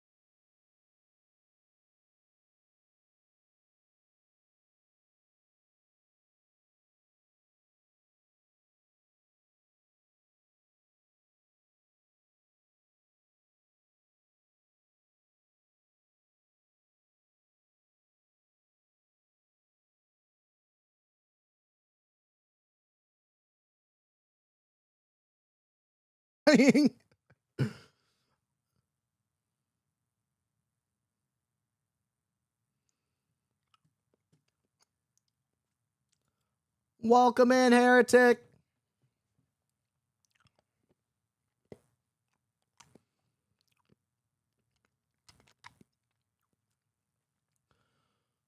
I've pretty much lost my voice. Night one. We're not even through the first night, and I've already almost lost my voice.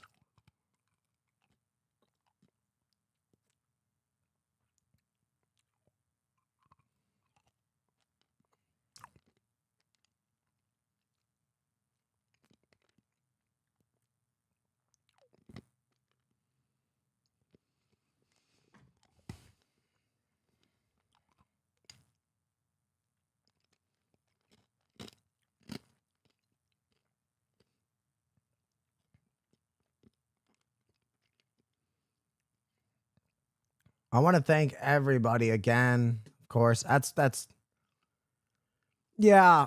I appreciate it, Heretic. I know it's been a long time. It's been so tough to step away from streaming. I want to make it work again.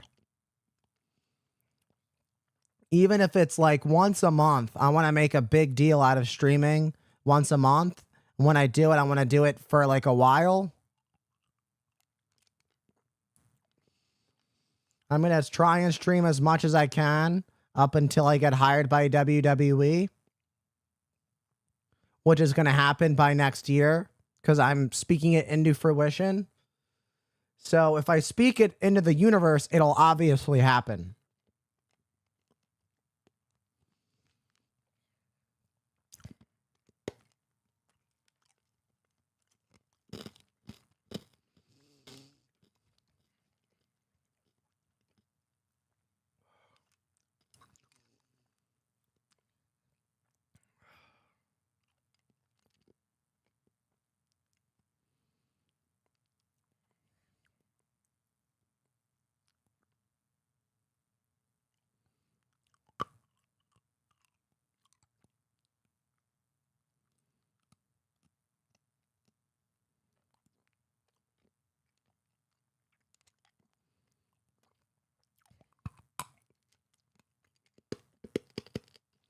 Oh, I just realized you can all hear my crunching. I'm trying to get this cough drop down before the match starts.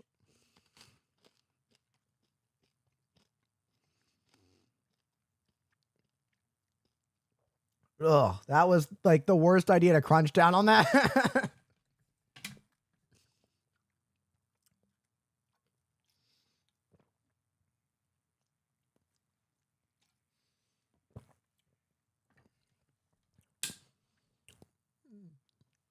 First time ever, Stephanie Vaquer is here at WrestleMania. And to enter it as women's world champion, unprecedented. Liv Morgan has not taken her eyes off of Stephanie Vaquer. Stephanie Vaquer is the reason that Liv Morgan has the bumps and bruises all over her face. Liv Morgan entering this matchup at less than 100%.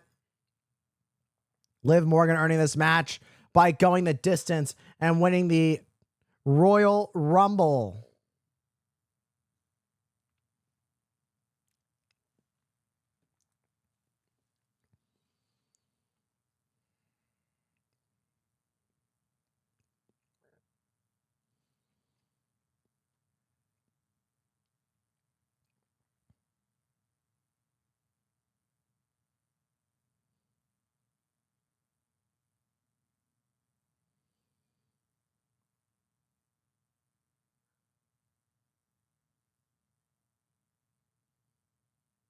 Stone Cold and Liv Morgan have been added to Fortnite.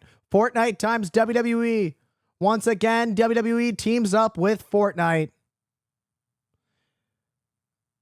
You can get both superstars now and the item shop.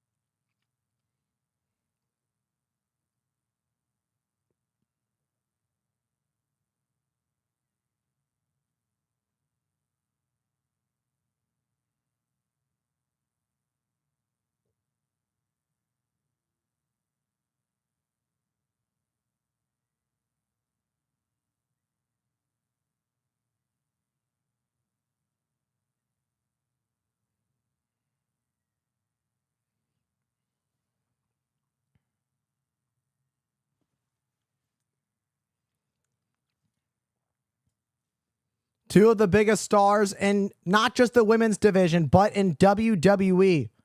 Stephanie Vaquer, once upon a time, the hottest free agent, and quickly got picked up by WWE. Eddie Arango, you just saw the official holding up that world title. This is massive for Stephanie Vaquer to be the defending world heavyweight champion coming into WrestleMania. It doesn't happen very often. Her first ever WrestleMania, that being. And Stephanie Vaquer quickly takes down Liv Morgan. But Liv Morgan turns things around. Liv Morgan has been dying to get her hands on Stephanie Vaquer. As I mentioned earlier, Stephanie Vaquer, the reason for the bruises on the face of Liv Morgan. So Liv Morgan entering this matchup at less than 100%. And full speed ahead, Stephanie Vaquer driving the knees into the face. Vaquer is quick to head up to the top. An early chance for risk. Liv Morgan, a former Liv Morgan, former world champion, would love to do it again.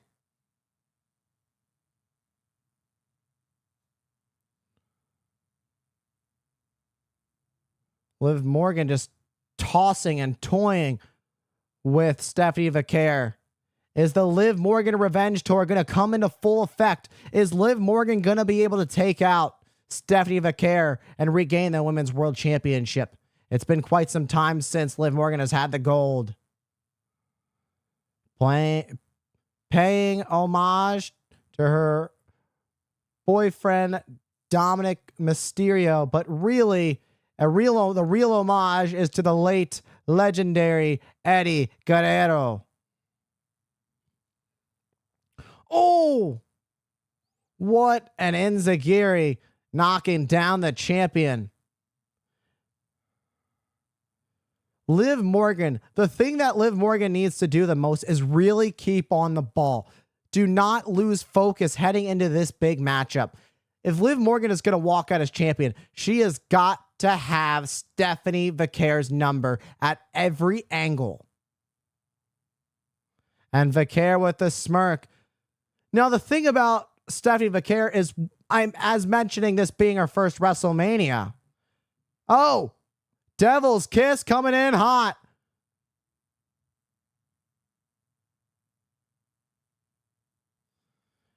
For Stephanie Vaquer, this is her first WrestleMania. So the stress, the pressure is high. Is Stephanie going to be able to live up to that? Is she going to be able to stay cool? Gets the cover, falling the knees to Liv Morgan, but not quite enough to keep her challenger down. However, so far, Stephanie Vaquer is having a great outing.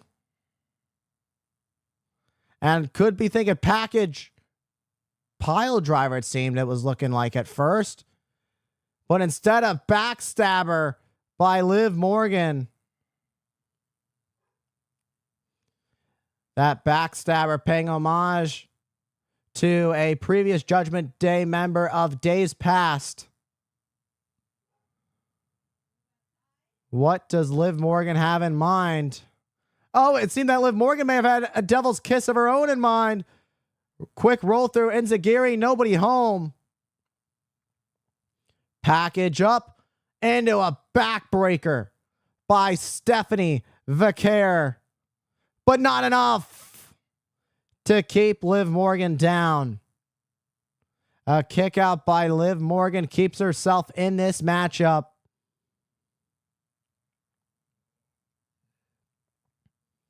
Just the knee just driven into the back.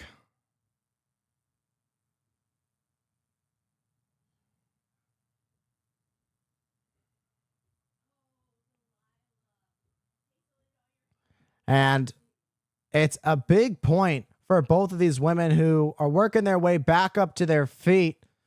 got the double knees, was thinking Oblivion, but an Oblivion of her own from Stephanie McCare. Can you imagine this, how this match ends? But Morgan stays alive.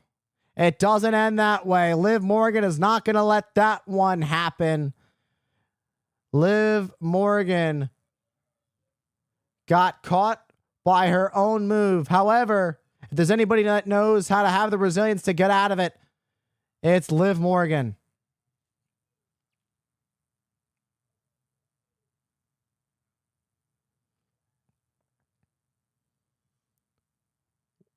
That's Roxanne Perez.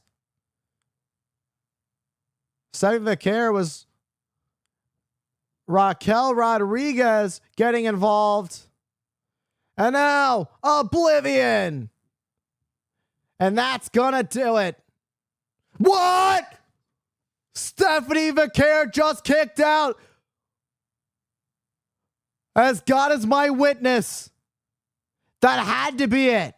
That had to be over.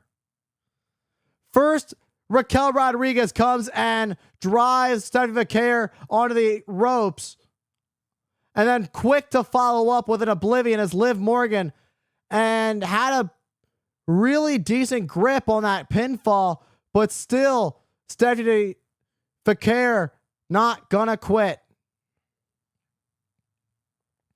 Taking out Roxanne Perez with that super kick. Takes out Raquel. It might as well be a 3-on-1. Oh, Liv Morgan accidentally taking out Raquel. Was thinking of an Oblivion, but Stephanie sidestepped and springs up and a high cross body. Judgment Day. The ladies of Judgment Day laid out, except for the legal woman in this match, the actual challenger for the Women's World Championship, Liv Morgan, who was able to quickly capitalize. Off the top. Double knees. One more to follow up. And there's another Oblivion. This one sure to put away Stephanie McCare. And we've got a new Women's World Champion.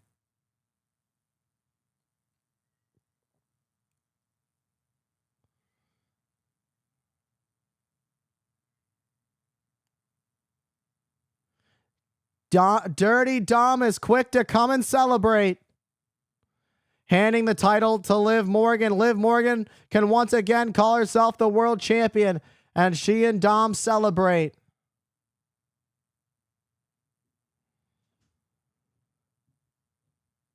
We're in Sin City, and there's always going to be some kind of celebration.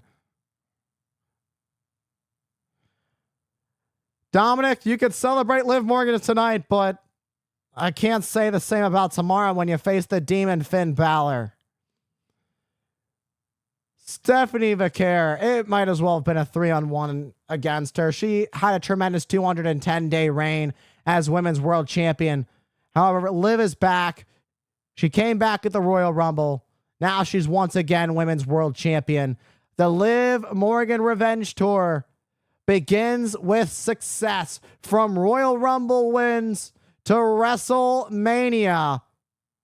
Liv Morgan has fulfilled the journey. The road to WrestleMania for Liv Morgan started out back at the Royal Rumble. She won the Royal Rumble.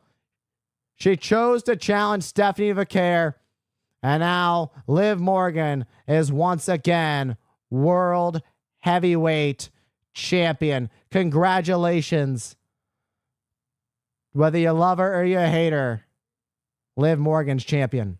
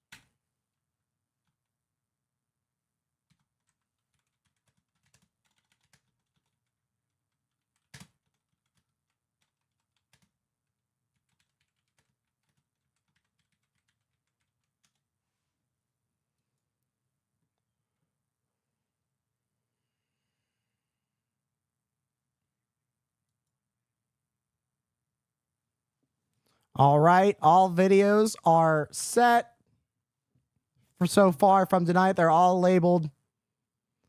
So what I do after I record each one, for a little insider on how what I do works, I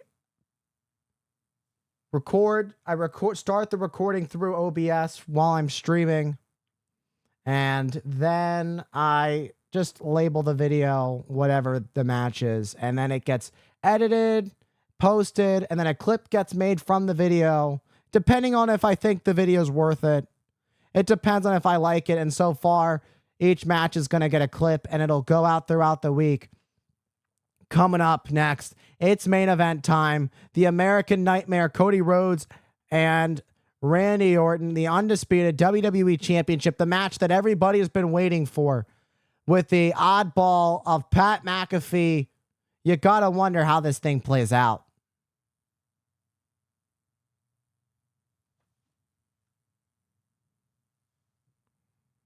And once again, WrestleMania host John Cena is with us at ringside.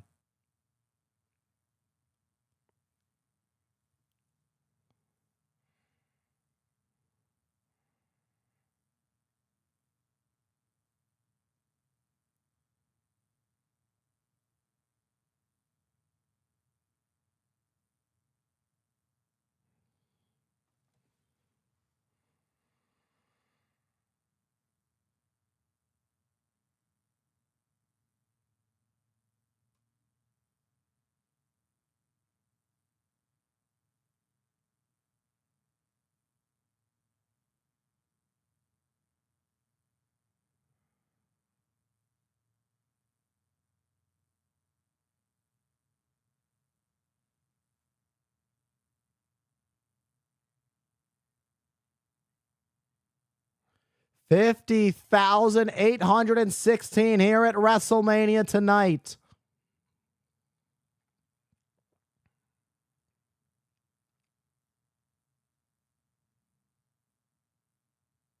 It's almost time for main event.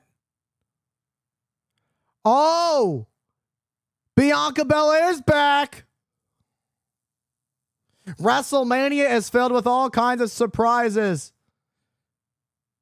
The EST of WWE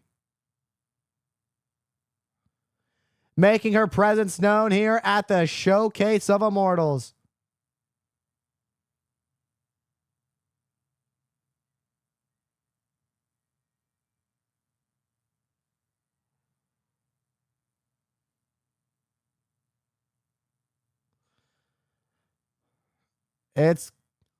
It's great to see Bianca Belair back. She is smiling.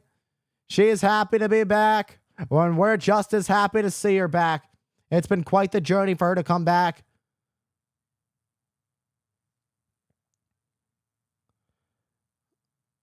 WrestleMania is not holding back. WWE is pulling out all the stops for this year's WrestleMania.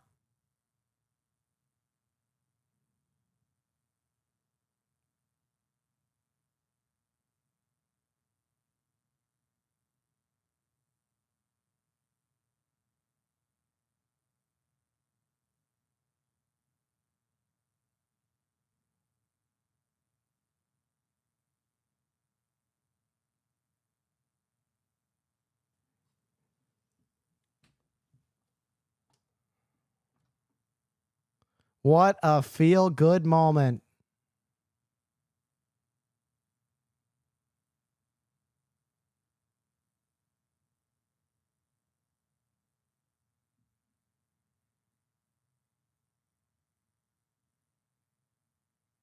And the EST chants coming in for Bianca Belair.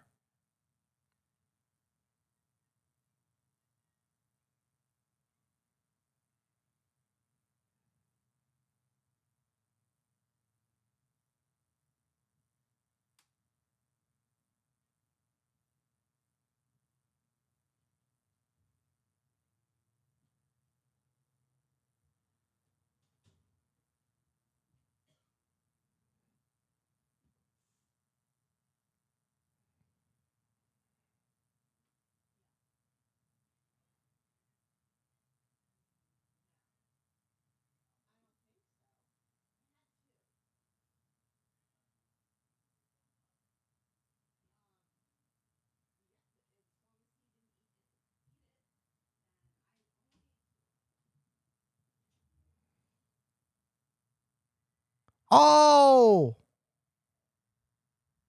congratulations. Think it speaks for itself.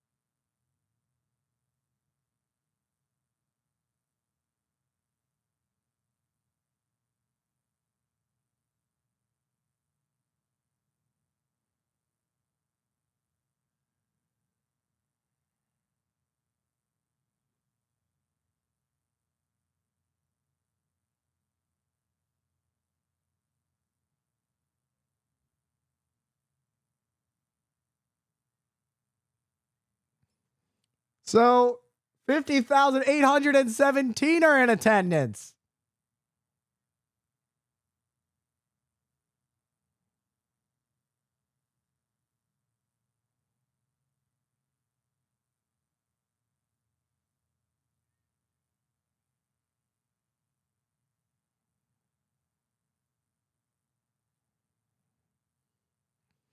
The main event is coming up. Congratulations to Bianca Belair and her husband, Montez Ford.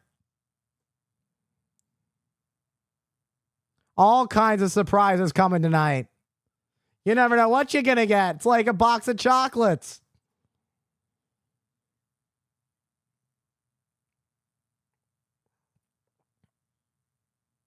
And we're going to give you a look. Exclusive Street Fighter. All right, going to take a quick little break before we get to our main event.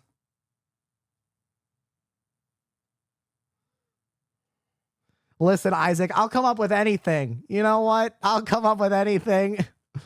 I'm excited to see this Street Fighter movie. It better not disappoint. Cody Rhodes is Guile.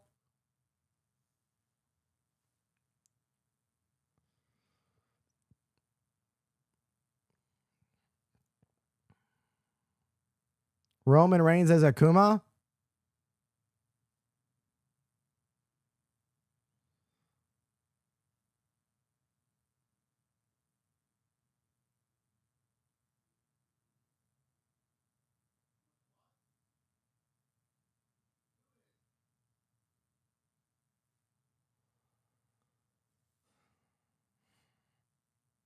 I'm excited to see that. Oh, October 16th. I'm excited. All right. Anyways, I'm going to take a little break.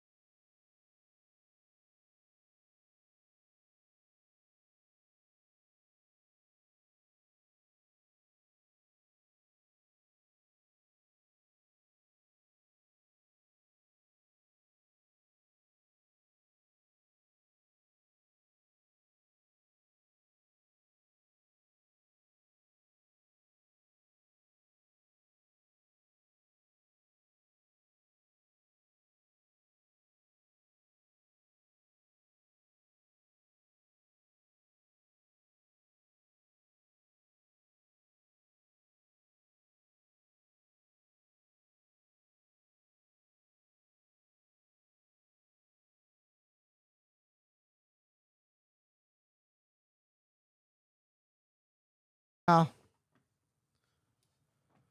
It's go time. And it's about to be main event time.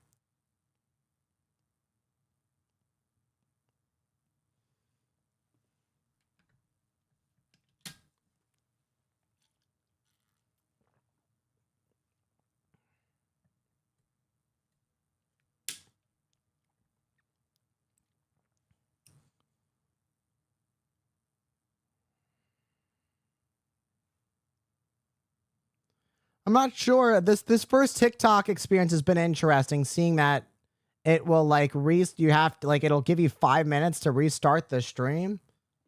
Interesting.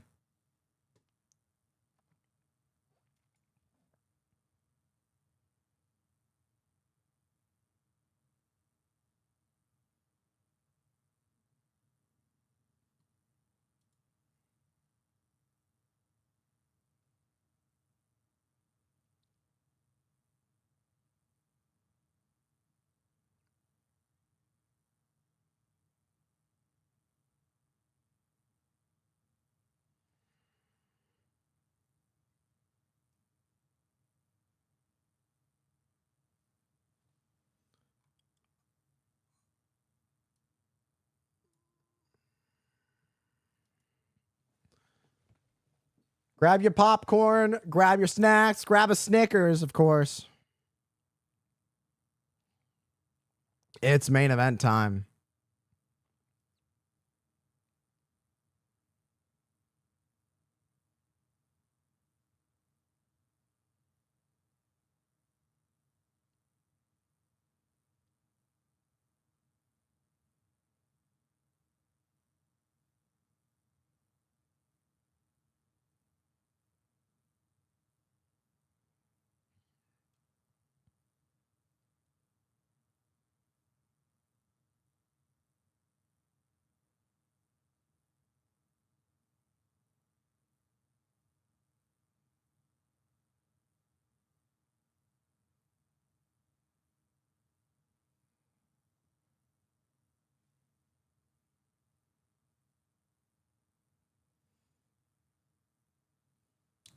You know what's funny? Snickers sponsor me. I don't even eat chocolate like that anymore. That's the funny part. It's like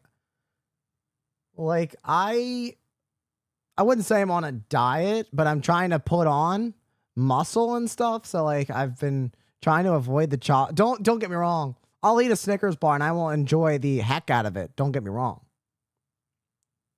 If somebody's going to give me a sponsor, I'll tell you what sponsor I want.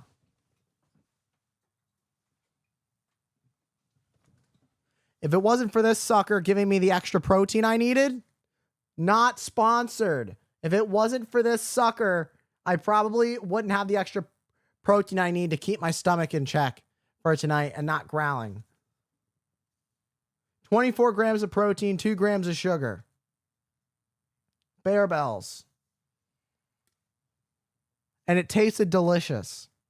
What you guys probably thought was an energy drink is a protein drink. I've been trying to avoid energy drinks lately, and protein gives me all the energy I need.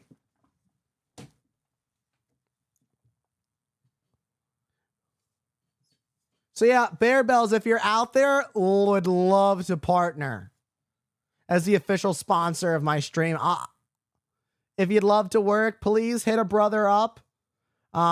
Anybody on TikTok, everybody on YouTube, everybody on Twitch, let them know I'm all about it. And that's about as much time, as much free time as you're going to get for that drink.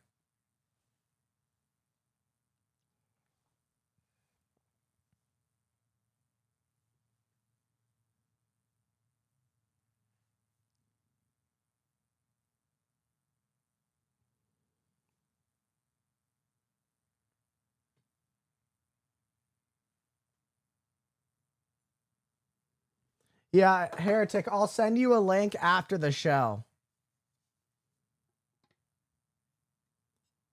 You can get them at, they just started putting them out if you have a Safeway. I don't know if you have those in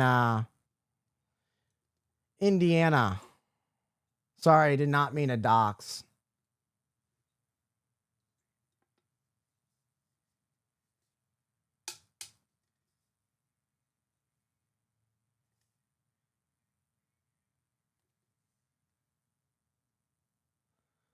But yeah, anybody who's interested, yeah.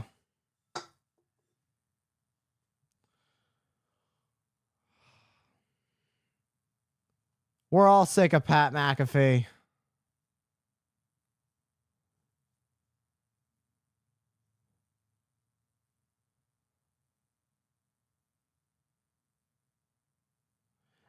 If you have a GNC, go hit up your local GNC as well.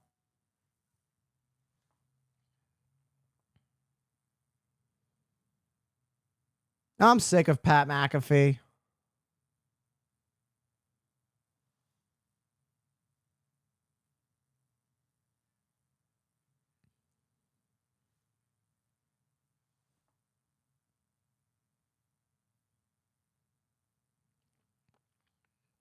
Once upon a time, Pat McAfee, who used to embrace the WWE fans, embrace the WWE universe, would yeet along with them, has turned to the dark side and just given a bunch of birds for the WWE universe here at Allegiant Stadium.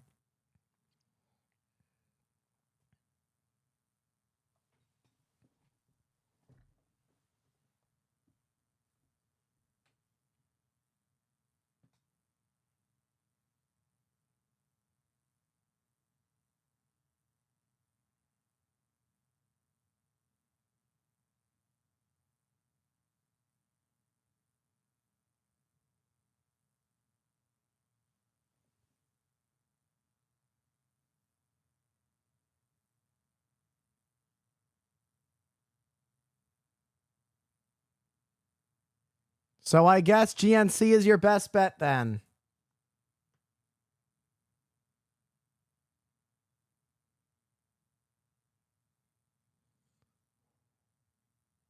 I was surprised. I was really impressed by the Bear Bells. I love the protein bars.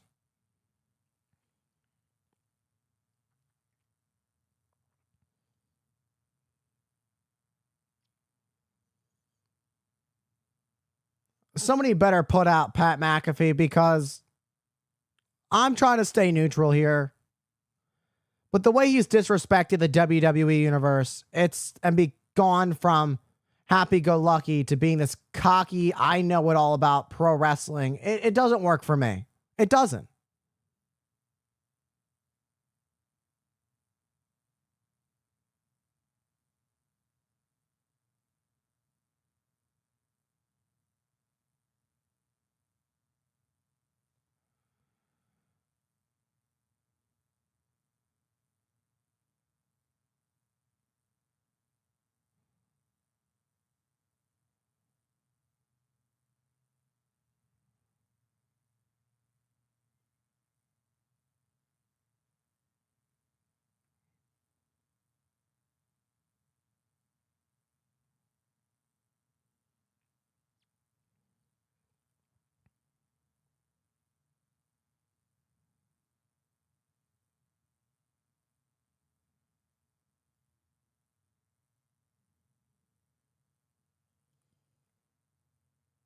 The Viper, Randy Orton, taking in the moment, once again finds himself in the main event of WrestleMania.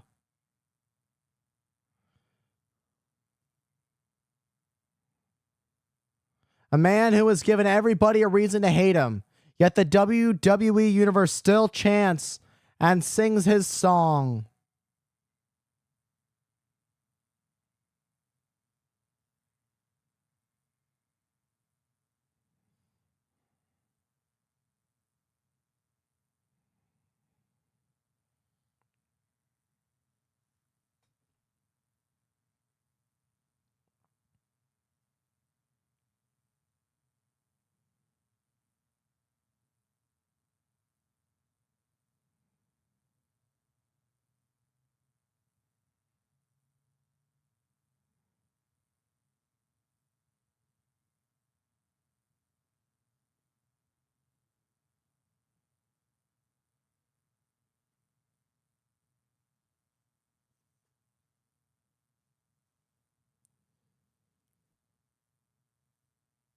Thank you to everyone who's tuned in to tonight's stream.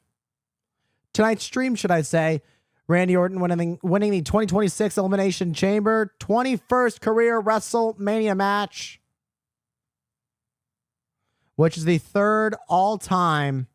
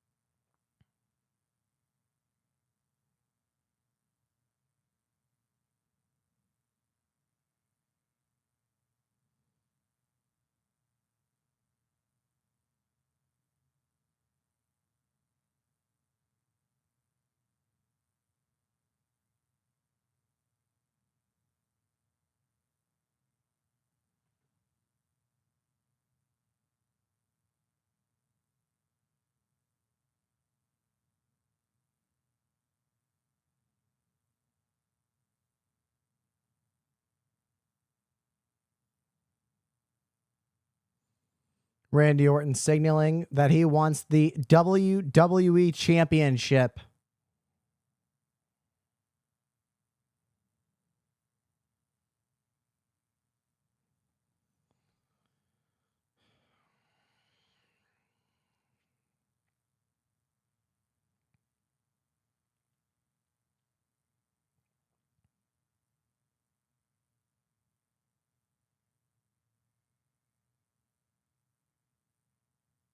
Ugh. Oh my God. Another thing to inflate his ego.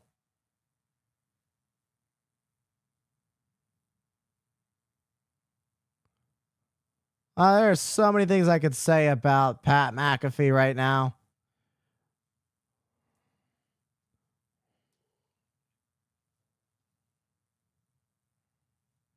Pat McAfee is doing everything but asking Randy Orton out.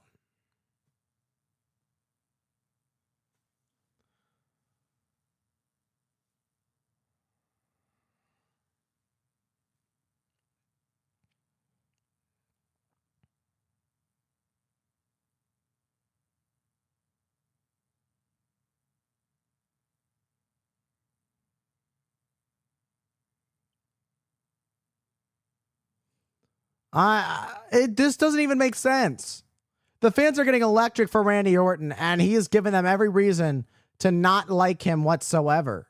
But the fans still persist. The fans love Randy Orton, even when he's given them every reason not to. Can't take that away from the 14, potentially soon to be 15-time world champion, depending on how this match plays out.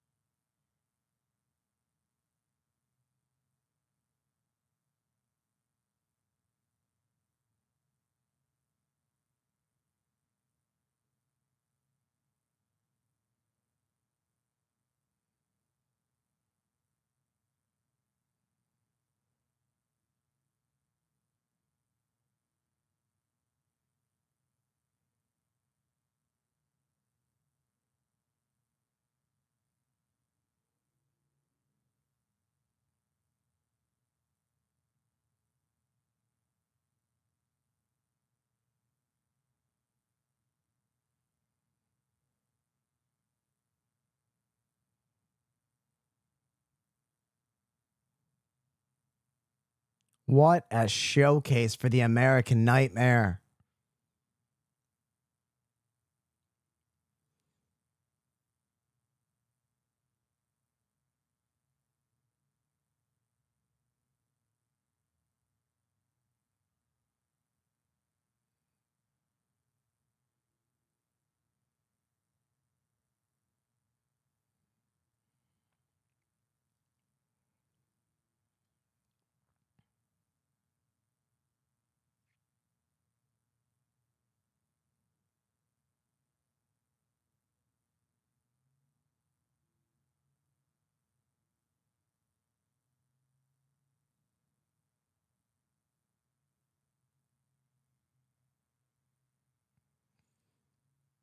And what an entrance for the American Nightmare, Cody Rhodes. Taking a look back at the highlights of Cody Rhodes throughout the years.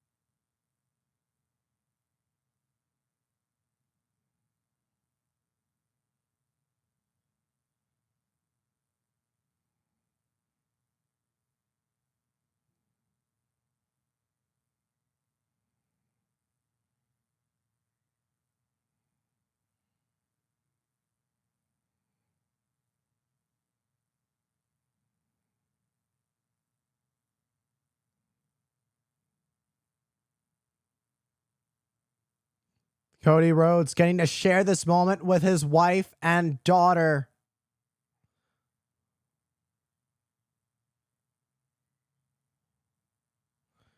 Cody Rhodes, champion.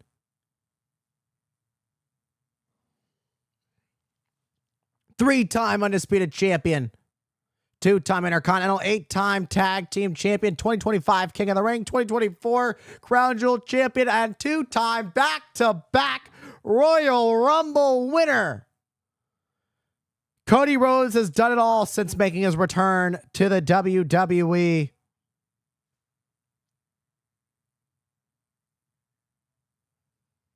Rocky, welcome in. It's been a long time. Good to see you. I thought it was a genius idea for them to do it that way.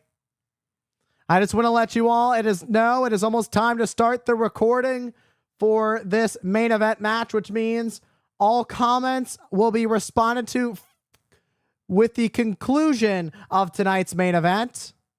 I will hang out for just a few moments after to recap the show, and then I will work on getting content out right after the show, including the full match of tonight's main event and a clip as well that will go out as short form content. So I'll get that out as quickly as possible.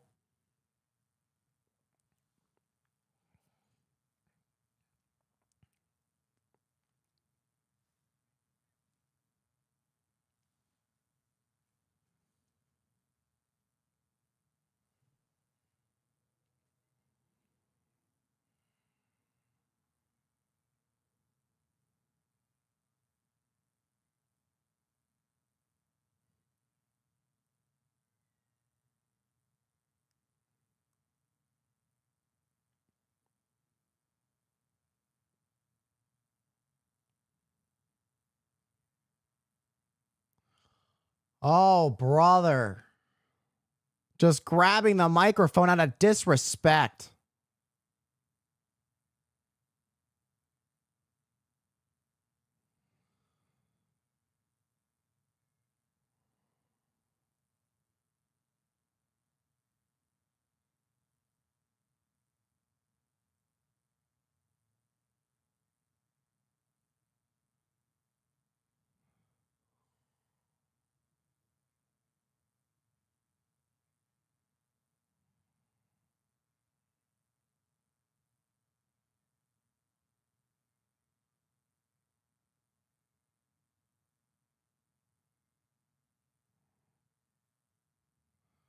Oh my God, I've never seen somebody fluff somebody so hard as Pat McAfee to Randy Orton.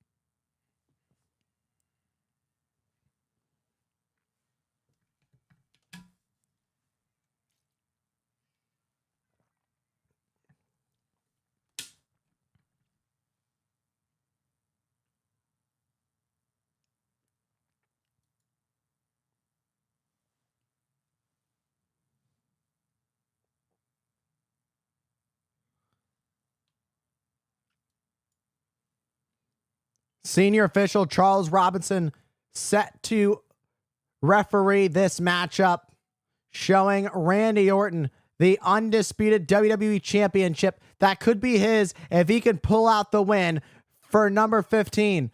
Oh, come on, Pat. Screw you. Just as this match hasn't even started yet. Come on. This is garbage. This was all fixed. Cody Rhodes kicking back at Pat McAfee. And Orton got sent hard into the post. Oh, get your revenge. Crossroads to Pat McAfee. That's going to be that for the rest of the night. It seemed that Orton and McAfee had the big plan to take out the American Nightmare heading into this matchup, but not today. And Cody Rhodes is already on the plan, a man with a plan to finish off Pat McAfee before this match can get started, to make sure that Pat McAfee is nowhere to be found.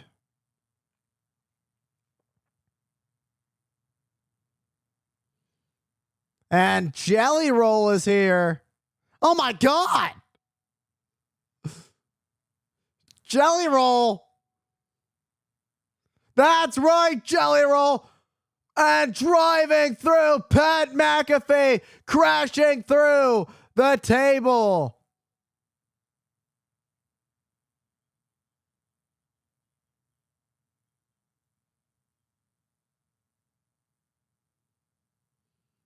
Quite the turn of events.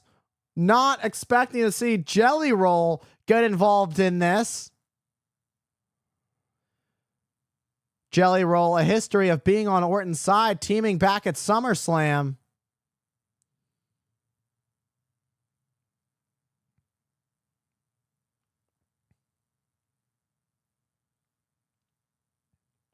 And now we've got WWE officials coming out to take care of Pat McAfee. Honestly, you should just let him sit there and suffer. This thing hasn't even gotten started yet, and the chaos has already ensued. There is no bell that has been rung yet to get this match officially started.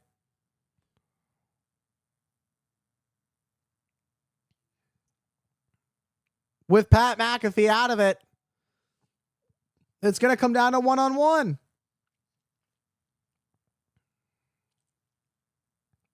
And the na-na, hey, and goodbye.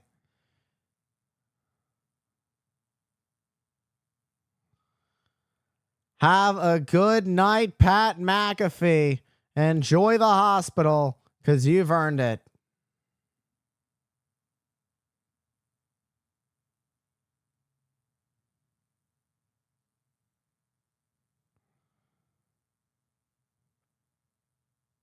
Pat McAfee getting laid out by Jelly Roll.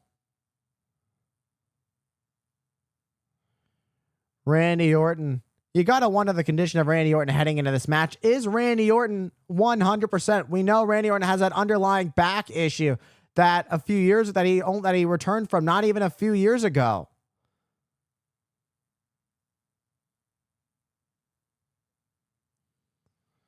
Pat McAfee was brought to be a major player in this match to really shift the momentum, but Jelly Roll made sure the odds were evened, and Pat McAfee won't be seen around anytime soon.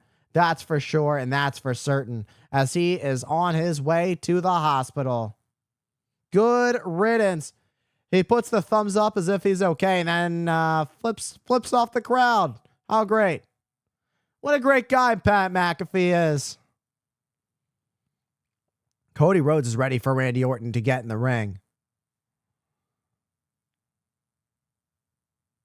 Rhodes and his undisputed WWE Championship is on the line for Randy Orton.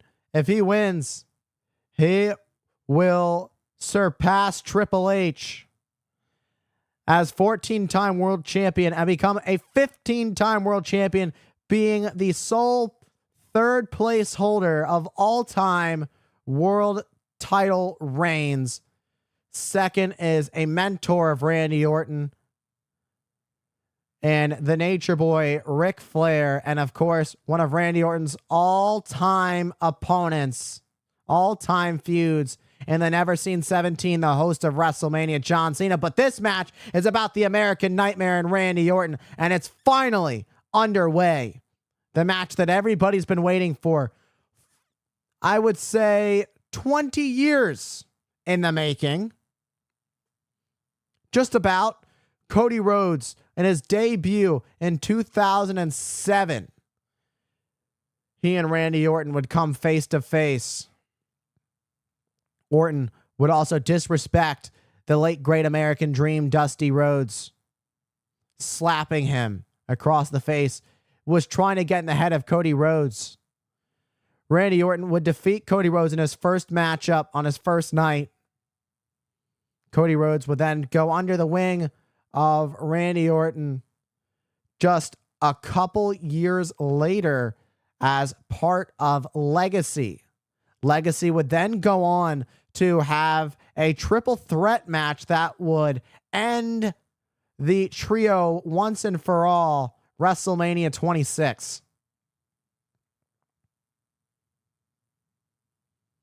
And then Orton and Cody, they really didn't interact as much after that. It was a lot of peace between them. Cody Rhodes was on his own journey. Cody Rhodes became an Intercontinental Champion. Cody Rhodes had gotten his nose broken by Rey Mysterio and the knee brace at the time, and then became ever so undashing. And then at some points, Cody Rhodes would see past the stars that would turn into dust as Cody Rhodes would find himself masquerading from the Andromeda Galaxy.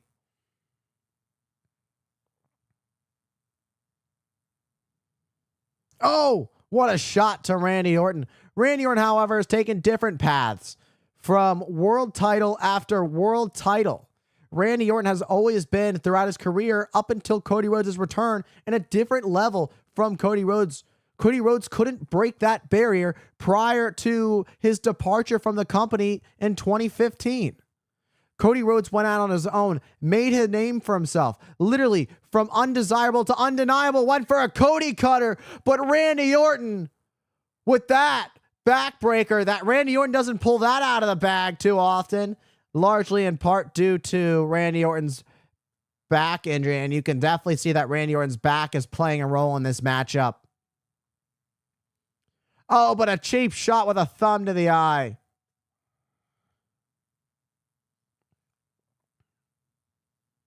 And a snapmare by Orton.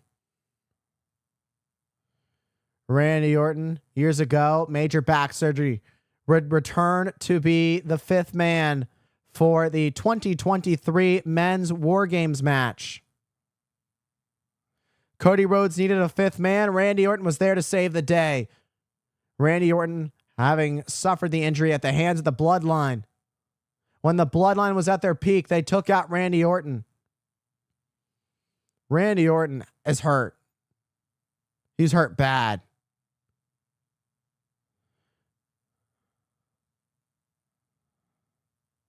Randy Orton truly could be injured. This could be bad for Randy Orton. There's been talk about it throughout the day, but Randy Orton keeps using it to reel Cody Rhodes in.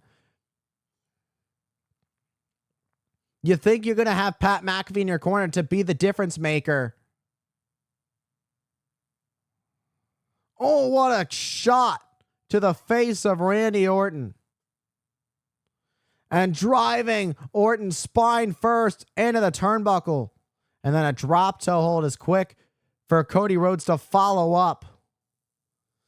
Cody Rhodes now going to go to work on the back. Cody Rhodes is fully aware that Randy Orton's back is not at 100% heading into this match. And Cody Rhodes is going to take full advantage of it. The single leg crab, it may put pressure on the left leg of Orton, but it's also going to put pressure when the leg bends and the torso is also being torqued.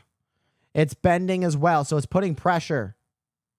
Oh, and a double axe handle to the spine of the Viper.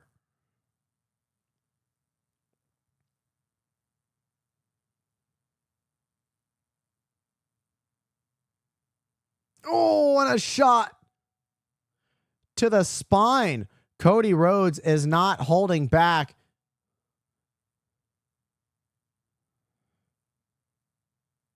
Cody Rhodes, you don't see this from Cody often. Usually he's the type to have a little bit too much compassion for his opponents, and it has cost him in the past. Oh, Randy Orton hit those buckles hard.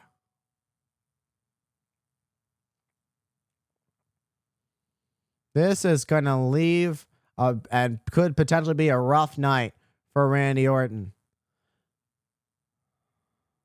Cody Rhodes wanted the best of Randy Orton. And the past few weeks, the past few months, Rhodes has gotten that. Leading into WrestleMania. Cody Rhodes has been getting the best. He's been getting the most dangerous version of Randy Orton. The WWE Universe has always noted, if you always see it all over, they mention 2009 Randy Orton, the most devious Randy Orton ever. That was a year for Randy Orton and where he was not holding back whatsoever. Everybody was getting their skull punted. It did not matter. Randy Orton was prepared to end everybody, and he could care less.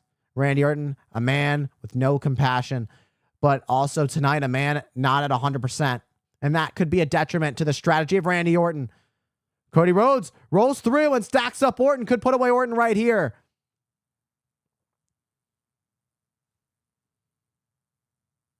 And again, a shot to the spine of Randy Orton. Randy Orton is hardly able to stand as he finally collapses down to one knee due to the damage that's been done. Cody Rhodes. Suplex. Continuing to work on the back of Randy Orton is the American Nightmare. That's what you have to do. You're a champion. You have to have that champion's mentality. It's the psychology behind it. It's do what you can, break apart your opponent. You find one body part, and then you expose it. And the thing is, Cody Rhodes didn't need to expose it. Randy Orton already exposed it heading into this match. An unfortunate turn of events for Randy Orton, but it playing out very well for Cody Rhodes so far. Cody Rhodes up at the top.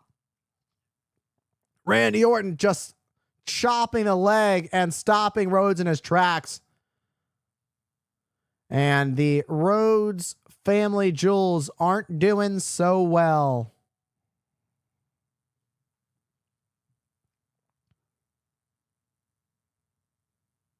Randy Orton taking this very slow. You can tell that Randy Orton is in dire pain.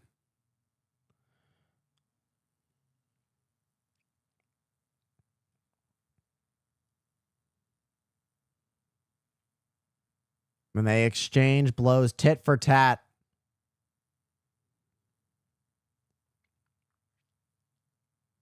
Can Orton fight through the pain? Can he numb the pain with his mind to push through to become 15-time? And a superplex. Don't know how wise that was. Taking a play out of his father's playbook. Cowboy Bob Orton and the patented superplex. Look at this. As much damage as it did to Cody Rhodes, it did just as much damage to the already injured back of the Viper, Randy Orton.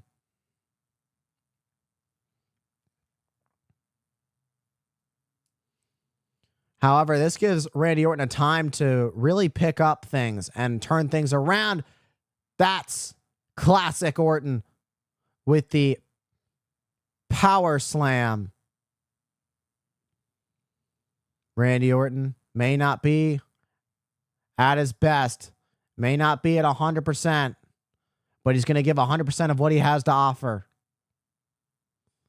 And this is vintage Randy Orton, but again, continuing to land on his back.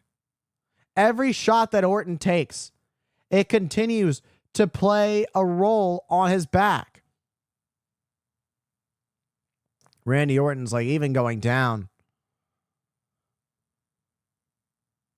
Ready to bang the mat, ready to measure up for the RKO, and it's slow.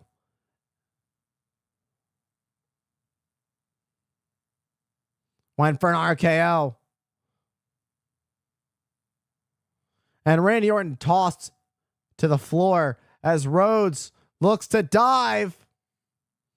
Taking flight, but no, Randy Orton stopping Cody Rhodes with a right hand just before Cody Rhodes could fly through the middle and top rope. Well, fly, yeah. As Randy Orton dropping Cody Rhodes back first on the announce desk.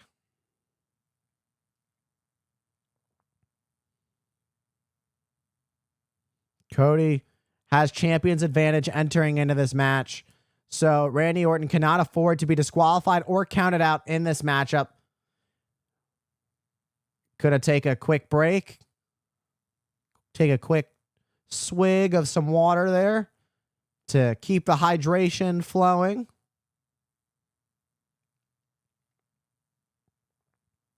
And you see a shot of that WWE Championship. That's what it's all about. Cody Rhodes drives Orton face first into the post.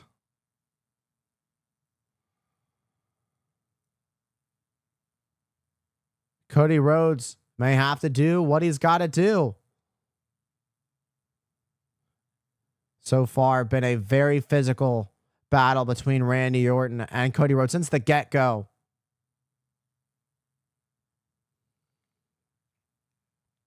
Rhodes gonna come from behind. Randy Orton has been busted open.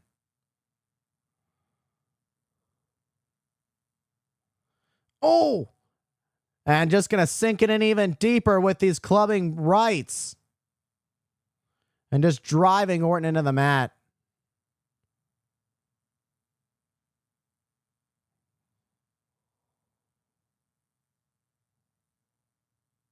And stomping away at the Viper is Cody Rhodes.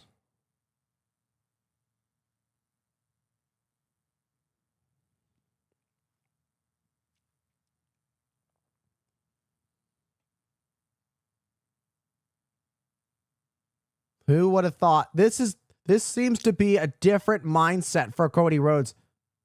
Look at his facial expression. Even looks different.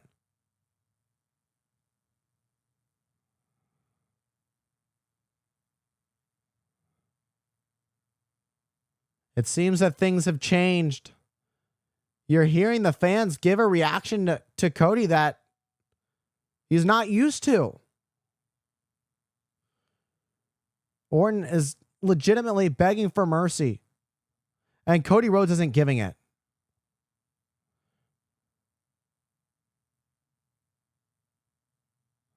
No remorse for the Viper, and a disaster kick right on the open wound of the Viper. Looking to put away Orton. Orton stays alive, but just barely. Just barely.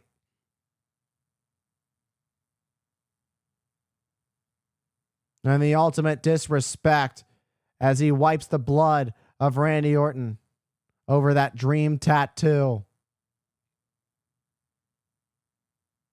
The irony of it all. For everything that Randy Orton has put Cody Rhodes through, it's almost payback and more. You had to wonder when Cody Rhodes was going to reach his breaking point, and tonight seems to be that night. Randy Orton. This is not the Randy Orton we were expecting tonight. The Randy Orton that has destroyed Rhodes every step of the way to WrestleMania is what we were expecting, and that's not what we've seen. Cody Rhodes just exploiting the injured back, and now Cody Rhodes going to disrespect Randy Orton. And a draping DDT. I usually say on the other side it'd be vintage Randy Orton, but that's Cody Rhodes mocking the Viper.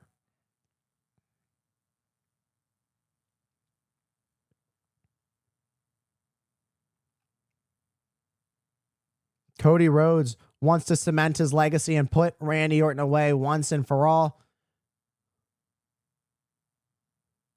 Randy Orton could be done for.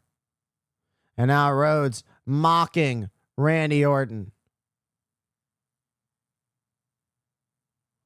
Randy Orton is dazed. He's lost blood. He hardly knows where he is. Oh, Orton sidesteps. Oh, but look at this. Randy Orton going to go for a crossroads. And a crossroads by Randy Orton. And Cody stays alive. It seemed that Cody Rhodes may have gotten a bit too far ahead of himself and playing the mind games with and taunting Randy Orton. And Randy Orton used that momentum against Cody Rhodes and nailed Cody Rhodes with a crossroads of his own. However, not quite enough to put away the American Nightmare. Orton, how quick can Orton get back to himself? Can he fight through the pain to take home number 15? And now it's Orton who's coiled up. Randy Orton's ready for 15. Nope. And Cody with a backslide. Oh. And an RKO by Cody. Oh, but this time it's Orton who kicks out. They're just hitting each other with everything.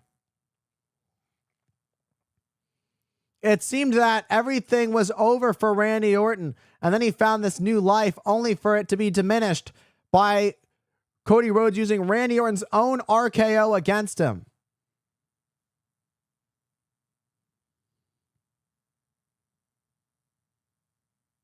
The fans want to see Randy Orton win.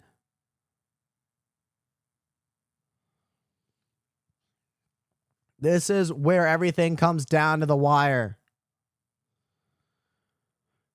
Cody Rhodes, the champ. Randy Orton, who's just collapsed in front of us. The challenger for everything that Orton has done at Cody. Cody is giving it back.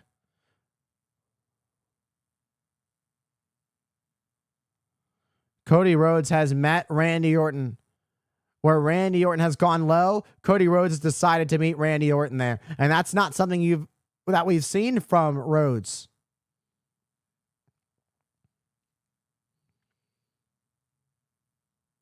However, people who turn their back on you can change you.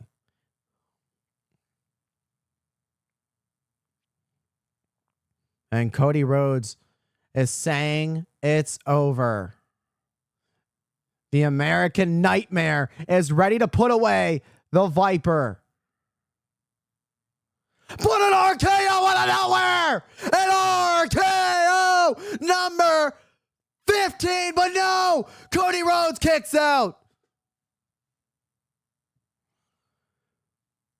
Out of nowhere, but not enough to put away the American Nightmare. RKO out of nowhere. Another look at it. But it just wasn't there to put away Cody Rhodes.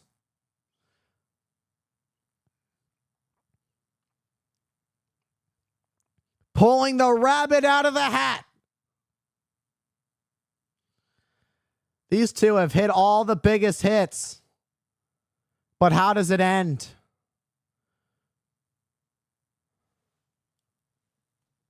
It's the main event of WrestleMania Saturday. Over 50,000 in attendance are watching this matchup.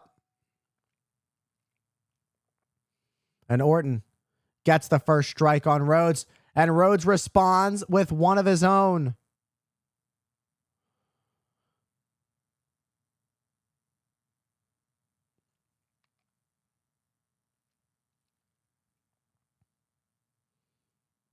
Blow for blow, and it seems Cody Rhodes is starting to pick up. Cody Rhodes. Nope, but Randy Orton responds.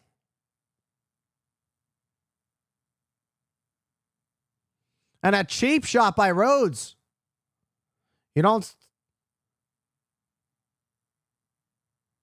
What? Randy Orton just RKO'd the ref. I don't think he knew what happened. Cody Rhodes seems to be busted open now. Or is that Orton's blood?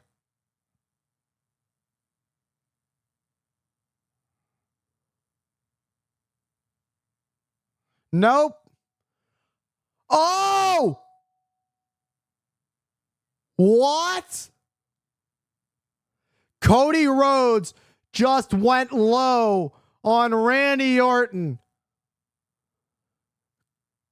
Cody Rhodes has just done what he felt he's had to do.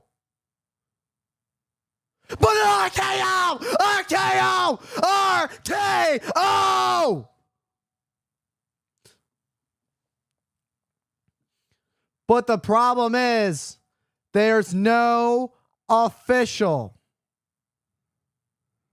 Oh my God, Pat McAfee's out here with a referee shirt. What is this garbage? Is this even legal? Nah! Yeah, you thought it was going to end that way, huh? Not today.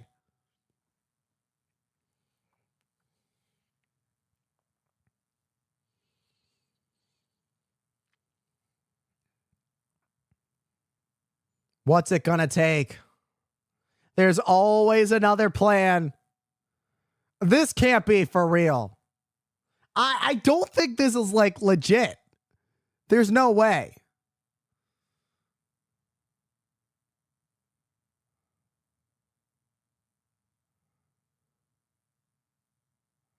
And Pat McAfee. What is this? RKO to Pat McAfee. Okay, Randy Orton just took out Pat. And Cody Rhodes defeats Randy Orton.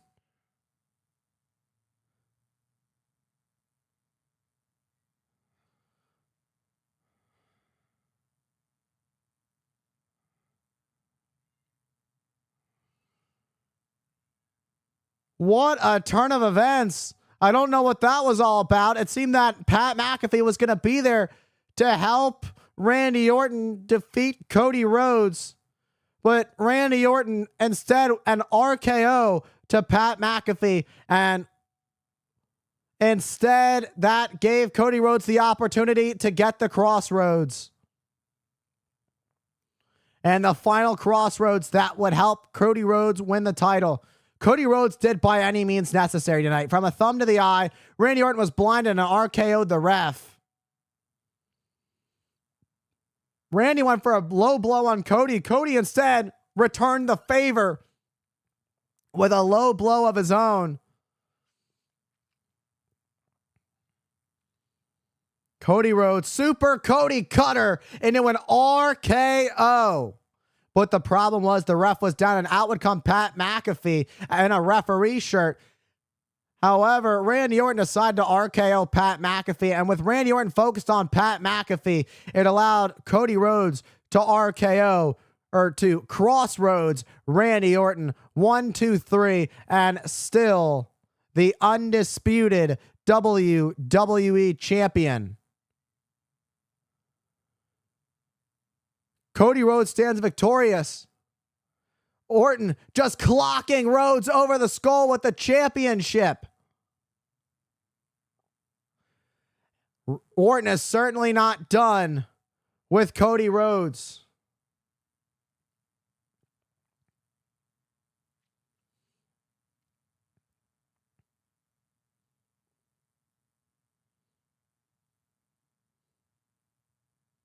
He wants to end Cody Rhodes once and for all.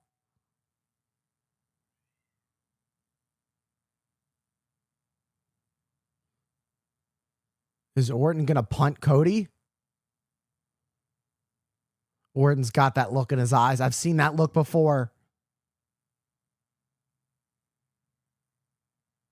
No.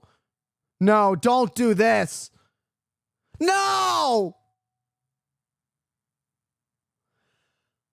His wife and daughter in the front row. What are you doing? Have some compassion. You lost the match. The true colors of Randy Orton.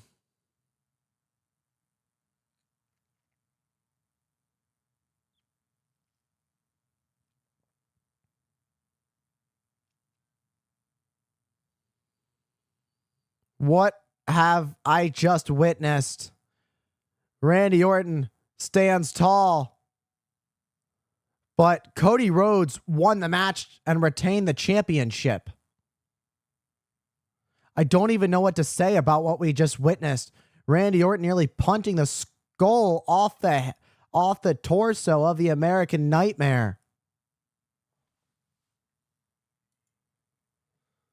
All right. That was night 1 of WrestleMania.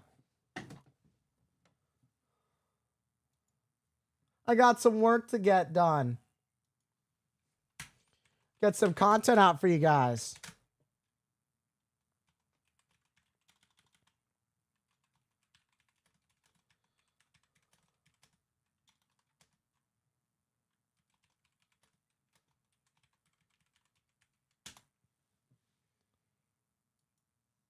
I want to thank everybody who tuned in, all the new followers, all that good stuff. I want to thank you all for tuning in tonight. I'm going to get started on some content for you guys.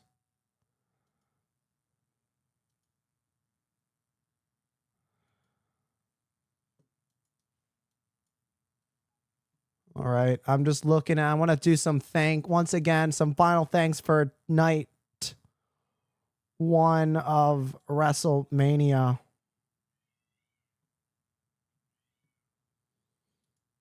I'm going to take a look and see, and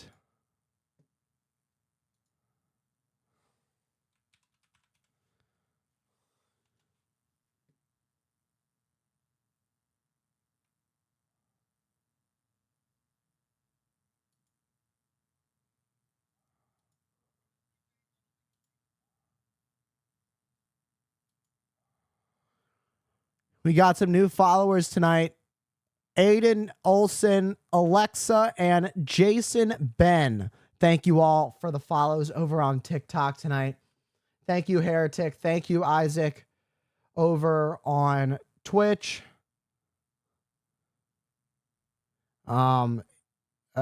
Big thank you to Nightshade for popping in and chatting with me on TikTok, YouTube. Thank you to all those that showed up. Let's kill it for tomorrow night for night 2 of WrestleMania. Until then, thank you all and have a good night.